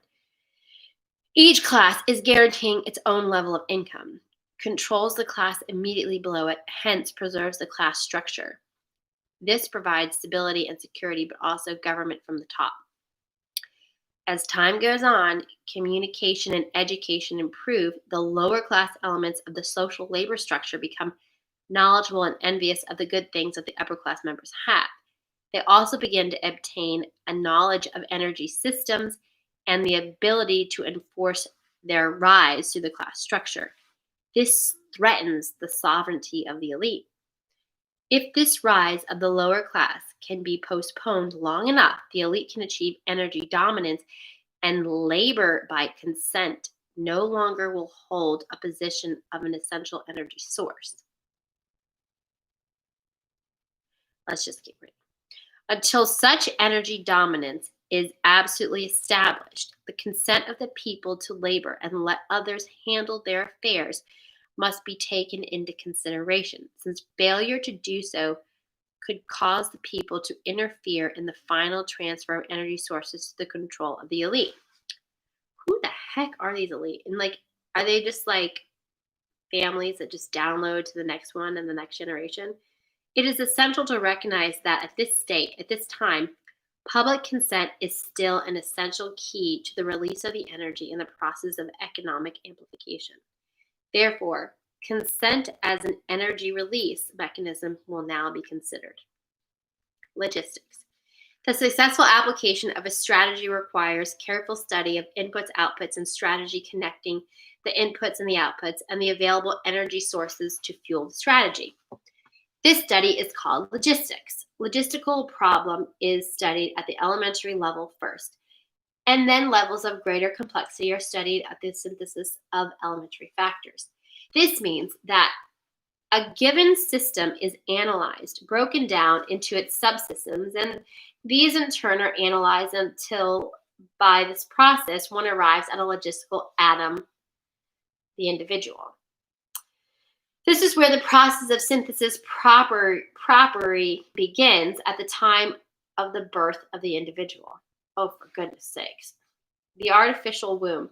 From the time the person leaves the mother's womb, its every effort is directed toward building, maintaining, and withdrawing an artificial womb, various sorts of substitute protective devices or shells.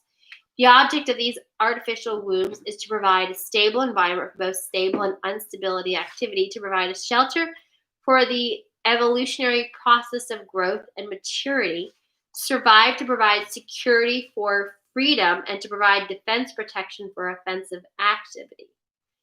This is equally true of both the general public and the elite. However, there is a definite difference in the way each of these classes go about the solution of problems. The political structure of nation dependency. The primary reason why the individual citizen of a country create a political structure is a subconscious wish or desire to perpetuate their own dependency relationship of childhood. Simply put, they want a human God to eliminate all risk from their life, put them on the head, pat them on the head, kiss their bruises, put a chicken on every dinner table, clothe the bodies, tuck them in bed at night, and tell them that everything will be all right when they wake up in the morning. This public demand is incredible, so the human God, the politician, meets incredibly with incredibility with incredibility by promising the world and delivering nothing. So who is the bigger liar, the public or the Godfather? This public behavior is surrender born of fear, laziness, and expediency. It is the basis of the welfare state as a strategic weapon useful against a disgusting public. Wow, that's good. Action offense. Most people want to be able to subdue and or kill other human beings which disturb their daily lives, but they do not want to cope with the moral and religious issues which such an overaction on the part might rise. Therefore, they assign the dirty work to others, including their own children. So as to keep the blood off their hands, they rave about the humane treatment of animals and sit down to a delicious hamburger for a whitewashed slaughterhouse down the street, and out of sight. But even more hypocritical, they pay taxes to finance a professional association of hitmen collectively called politicians, and then complain about the corruption of the government. Wow. This is getting bad. Responsibility. Again, most people want to be free to do things, to explore, but they are afraid to fail. The fear of failure is manifested in irresponsibility and especially in delegating those personal responsibilities to others where success is uncertain or carries possible or create liabilities, law, which the person is not prepared to accept. They want authority, root word author, but they will not accept responsibility or liability. So they hire politicians to face reality for them. Summary.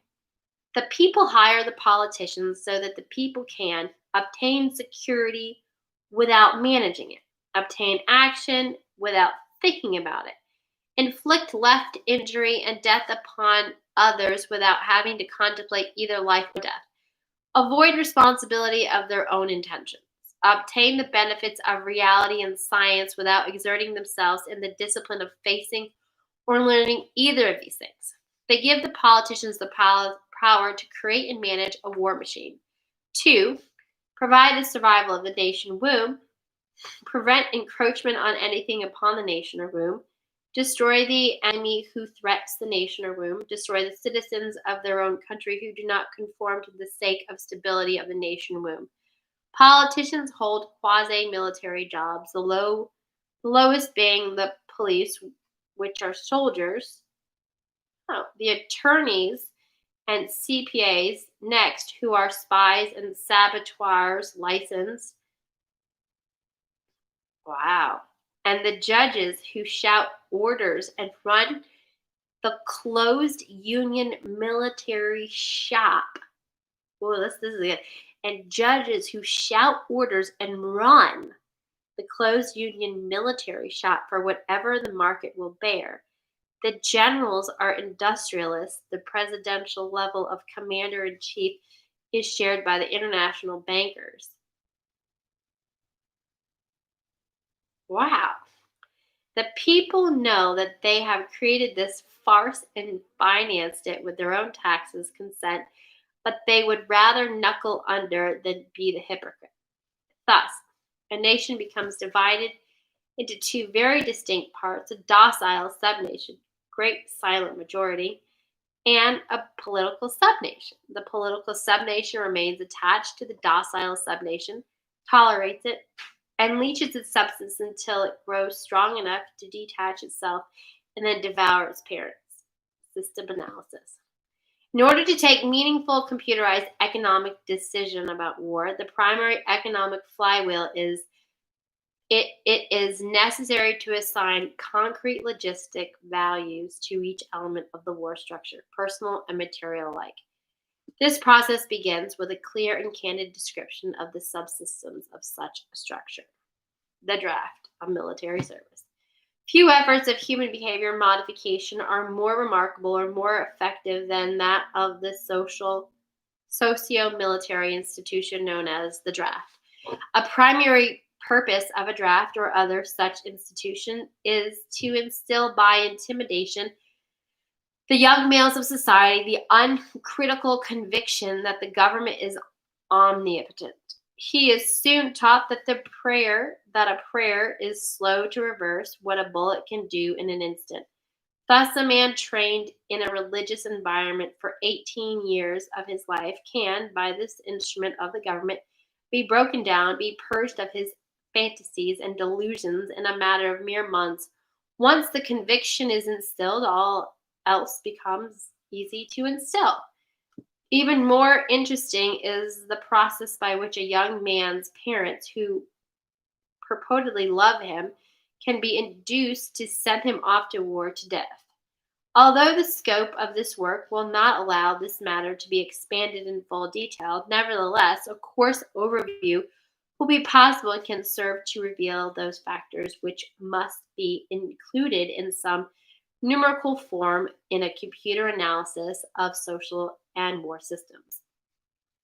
We begin with the tentative definition of the draft. The draft, selective service, etc., is an institution of a compulsory collective sacrifice and slavery devised by the middle-aged and elderly for the purpose of pressing the young into doing the public dirty work.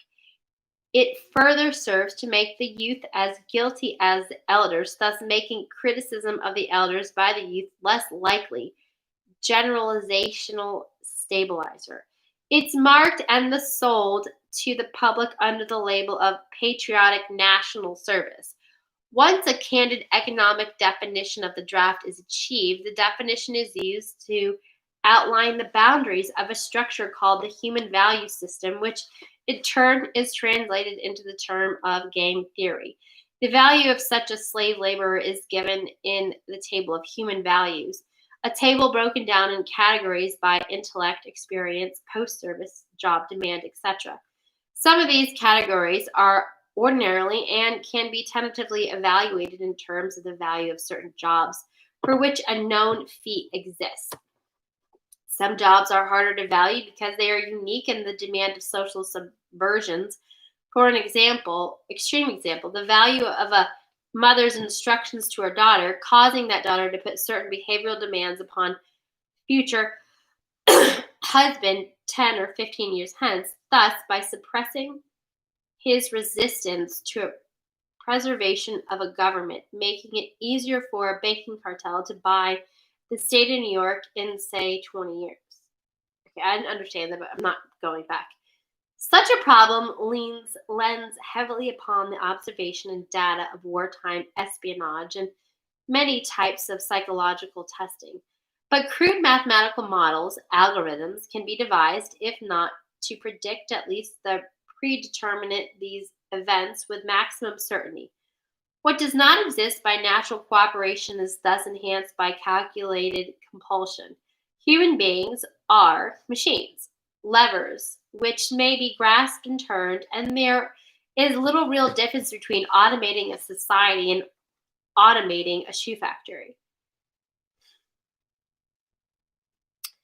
These derived values are variable. It is necessary to use a current table of human values for computer analysis. These values are given in true measure rather than US dollars, since the later is unstable, being presently inflated beyond production and national goods and services so as to give the economy a false kinetic energy paper inductance. The silver value is stable, it being possible to buy the same amount with a gram of silver today as it could be bought in 1920. The human value measured in silver units changes slightly due to the change of production technology. Enforcement. Oh my God, this is never going to end. Factor 1. As in every social system approach, stability is achieved only by understanding the accounting for human nature, action-reaction patterns. A failure to do so can be, and usually is, disastrous. As in other human social schemes, one form or another of intimidation or incentive is essential to the success of the draft. Physical principles of action and reaction must be applied to both internal and external subsystems. To secure the draft individual, brainwashing/programming in both the family unit and the peer group must be engaged and brought under control. Factor 2. Father. The man of the household must be housebroken to ensure that Junior will grow up with the right social training and attitudes. The advertising, media, etc. are engaged to see to it that the father to be a pussy whipped before or by the time he is married.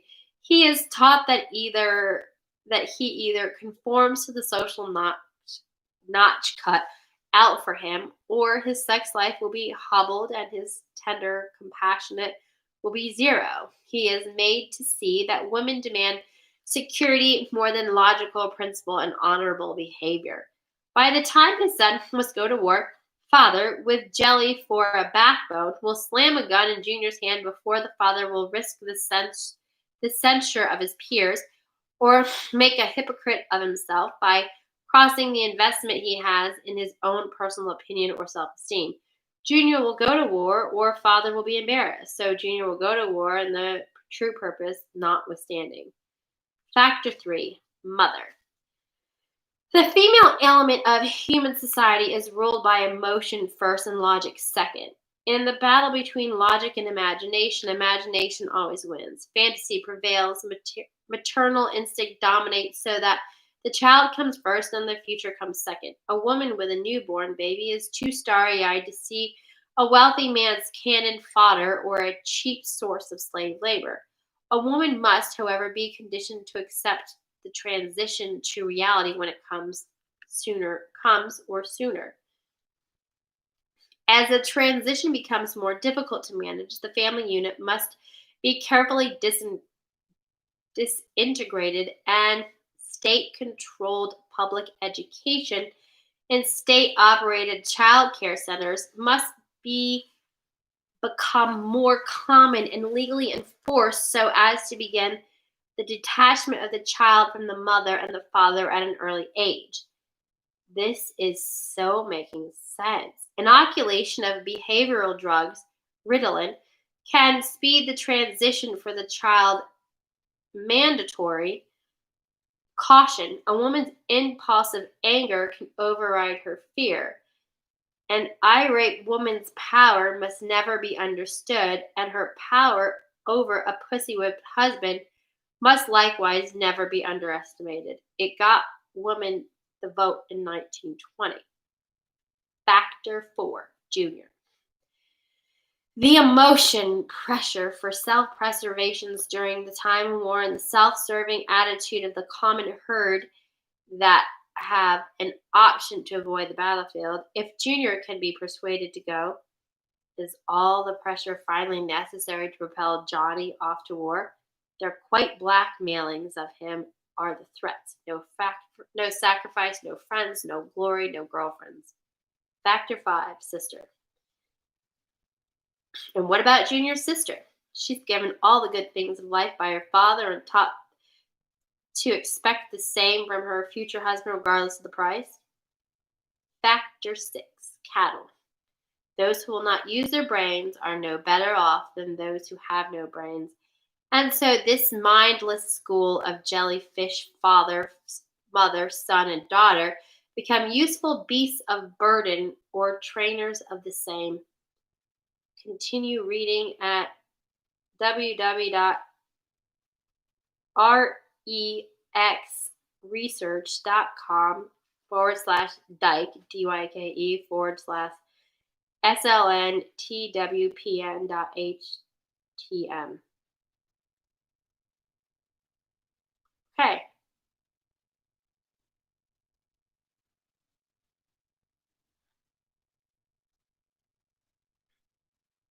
Oh my God. I went to that thing and I found the picture. Look. See if you guys can see.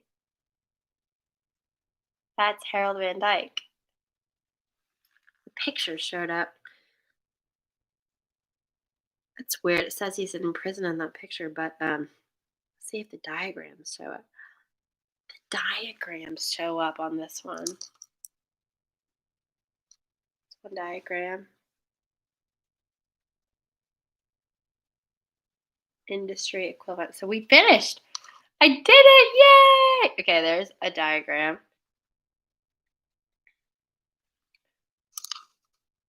Here's another diagram.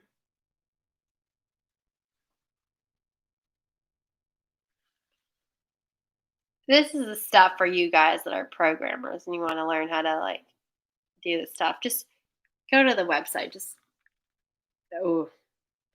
is too intense, and I've been doing this for 5 hours, so my brain is slammed. Okay, long story short, guys. Let's see if there's an ending. Is that really the end? Alexa, how many people do we have in the military now? This might answer your question. The closest answer I know is from 2016, when the United States' total armed forces was 1,348,400 people. Alexa, how many people are in the Chinese military?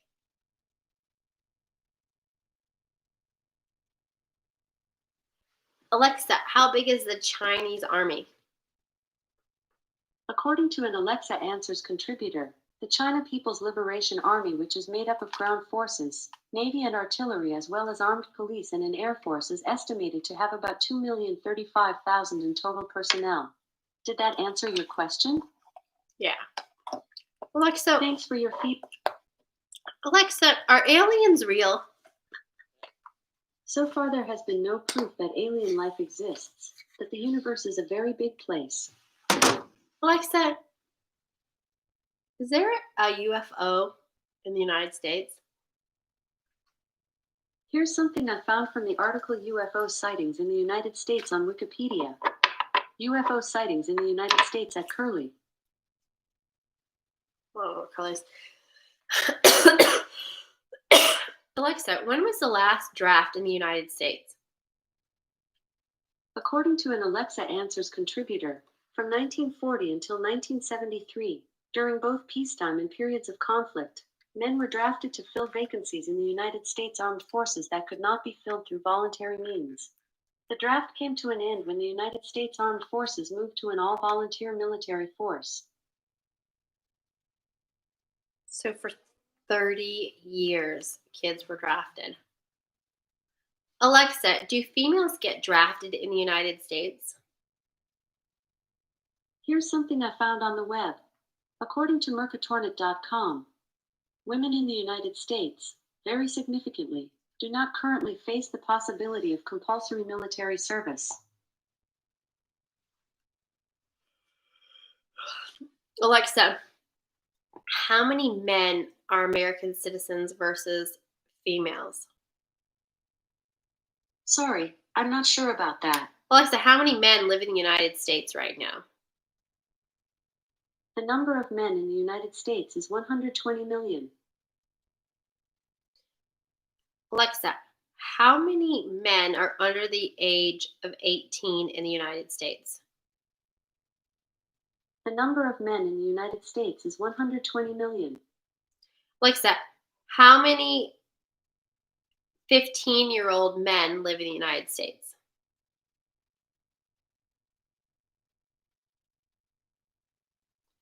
Alexa, how many 15-year-old guys live in the United States?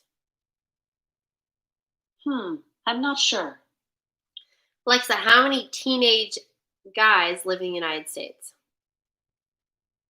I don't know that one. Alexa, how many children do we have in the United States right now?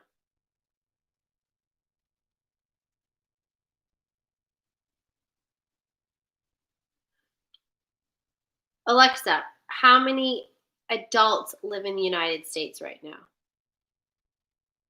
The number of adult people in the United States is 245,273,438.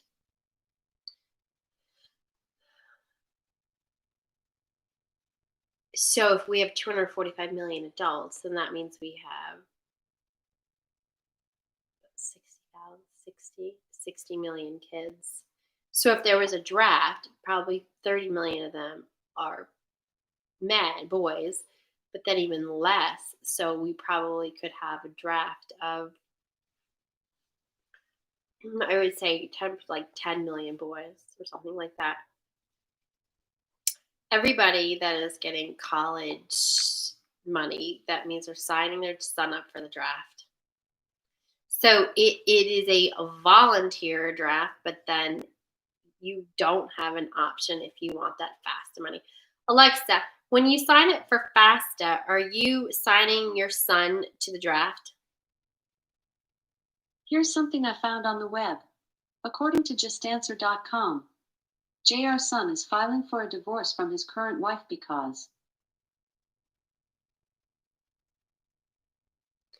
Alexa, what is the FAFSA application?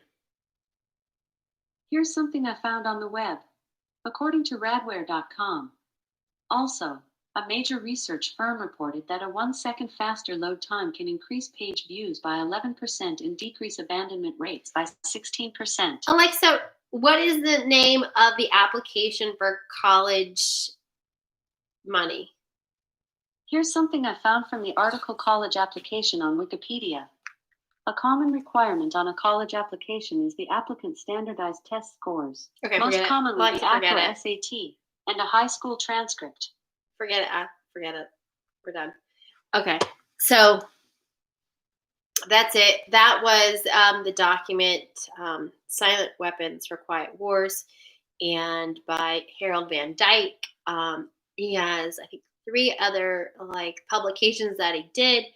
Somewhere on YouTube there's a video and he gives his phone number. I guess I should just give it to you guys. If you want to call him, he's still alive and kicking. Let me give you his phone number. Totally. He's still got it together. I think he says he likes to be called after 12. He kind of sleeps late. He's older. Just let him relax. But his number is 509-738-3039. It's Silent Weapons for Quiet Wars. And he is a lawyer.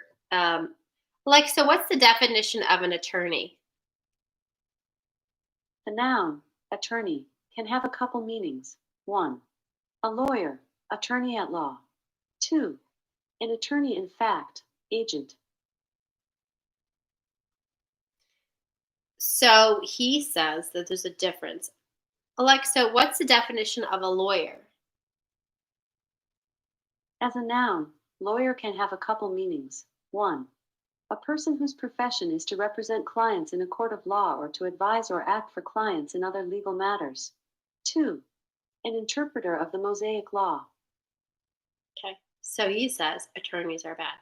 Attorneys were designed by the Queen to turn the land over to the wealthy. They would attorn it. As it said, the definition of attorney is an agent. They were agent of the Queen. He does not like attorneys. He says they gotta go, get a by. Well, lawyer is different. Like Alexa just said, she gave you the definition of attorney and the definition of a lawyer. So he is a lawyer. He's definitely not practicing, but that is why I think that document is so intense. Now, the document he had to go to jail for was because it talks about how to create a new currency. I haven't read that yet, but he talked to me a little bit about what it is. So that is that. Thanks for coming here. I really don't care if you share this or not. Most people will not be even comprehend any of it. They won't be able to digest it. And I'm saying that realistically, because what we just learned is that we have been purposely given the dum-dum stick. This was decided and developed and designed before I was born. So, how could I even remotely think to hold anybody accountable for the lack of intelligence that they currently have?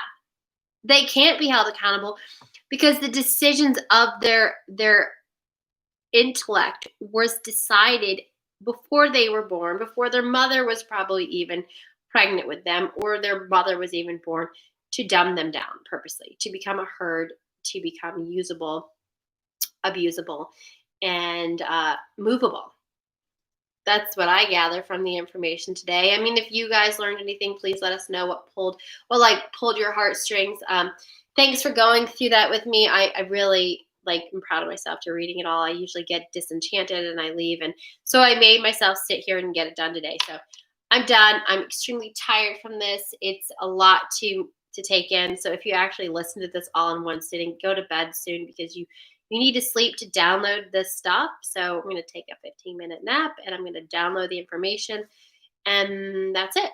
I love you all, and I wish that you all have a safe family life. And I hope that knowing that these energies, these crazy plans for you to not so much succeed, to manipulate you, to control you, that these are there. I think my whole life I noticed there was something wrong with the situation. That what I learned today is I learned that there were shock tests being done.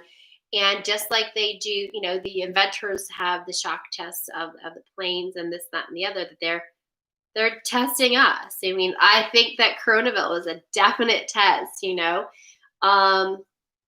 and I don't know about you guys, when I was searching with the Global Investment Research Group, we were looking for, where to invest our money to get the vaccine. And we surely found some questionable integrity issues when we kept searching and searching for the right one. And we found the potentiality of someone creating the problem just to be the hero, to scoop in the solution. And I don't know if you guys, are stocky people and know how to read charts, but any chart reader could see the heartbeat of the financial domination. And I mean, during the first quarter of 2020, if you're in tune with the charts, with the stock charts, and you saw the activity and you saw the ebb and the flow of the money and where it wasn't versus where it was, and then how it moved, I mean, that's where secret sauce is, guys. Like, if the ultimate goal is a movement of the money, if wars are just for money, if life and death is all a financial spreadsheet balancing act, then for God's sake, take me to another planet, aliens, right? Like whatever happened to Atlantis, get it out of the ocean, all those sacred cities, bring it out. Get me some civilization that has actually got some value, right? Some really cool, super stuff with some cool intent, because this sucks. I mean, come on, guys. The collective consciousness of humanity have got to risen way above where we are.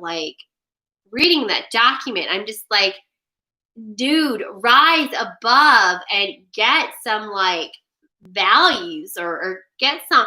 Life has got to be way better than that. If you're dumpster diving in politics right now and that's your deal, ew, it's dirty. They're dirty. Anyways,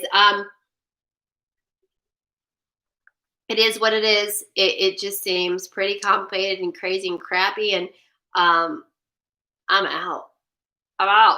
that's gross. Like, if that's the mentality that we are dealing with, that's been created, and the problem is like this planet is pretty much all it's pretty much populated, right? And the politics, and if you're not part of the United Nations, you can't even create your own country these days because then the pirates can take you over. I mean, you got no choice than to dumb yourself down with the dum-dums, act stupid, blend in. Even though you know what's going down, you just gotta like be a dum-dum, I guess. Got any ideas? Seriously, I mean, I always tell my kids anything, and if you guys ever see this, because I know you'll never watch this because you have no patience, but I would say at this point, go dig yourself a really damn good well. Find a place where it always rains. There's trees. Get a wood chipper. Get some solar power.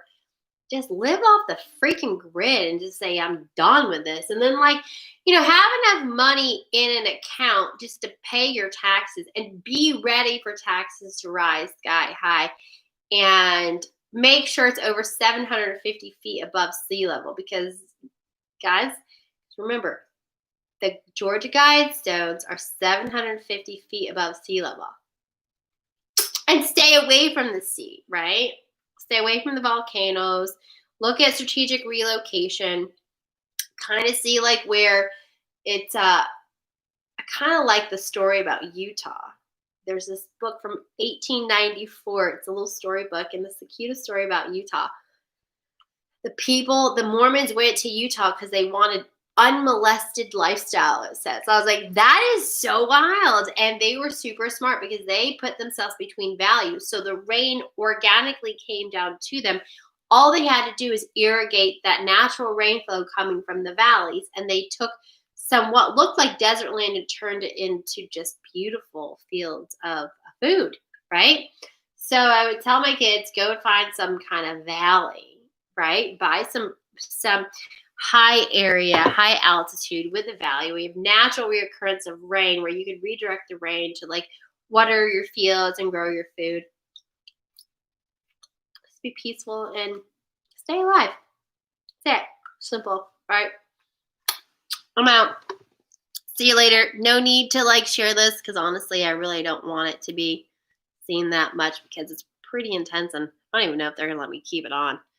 And other than that, I hope you guys learned something. If you are a programmer, then there's a lot of juicy stuff in here, to be honest with you. And it's just, dude, they're doing it to us, so do it to them.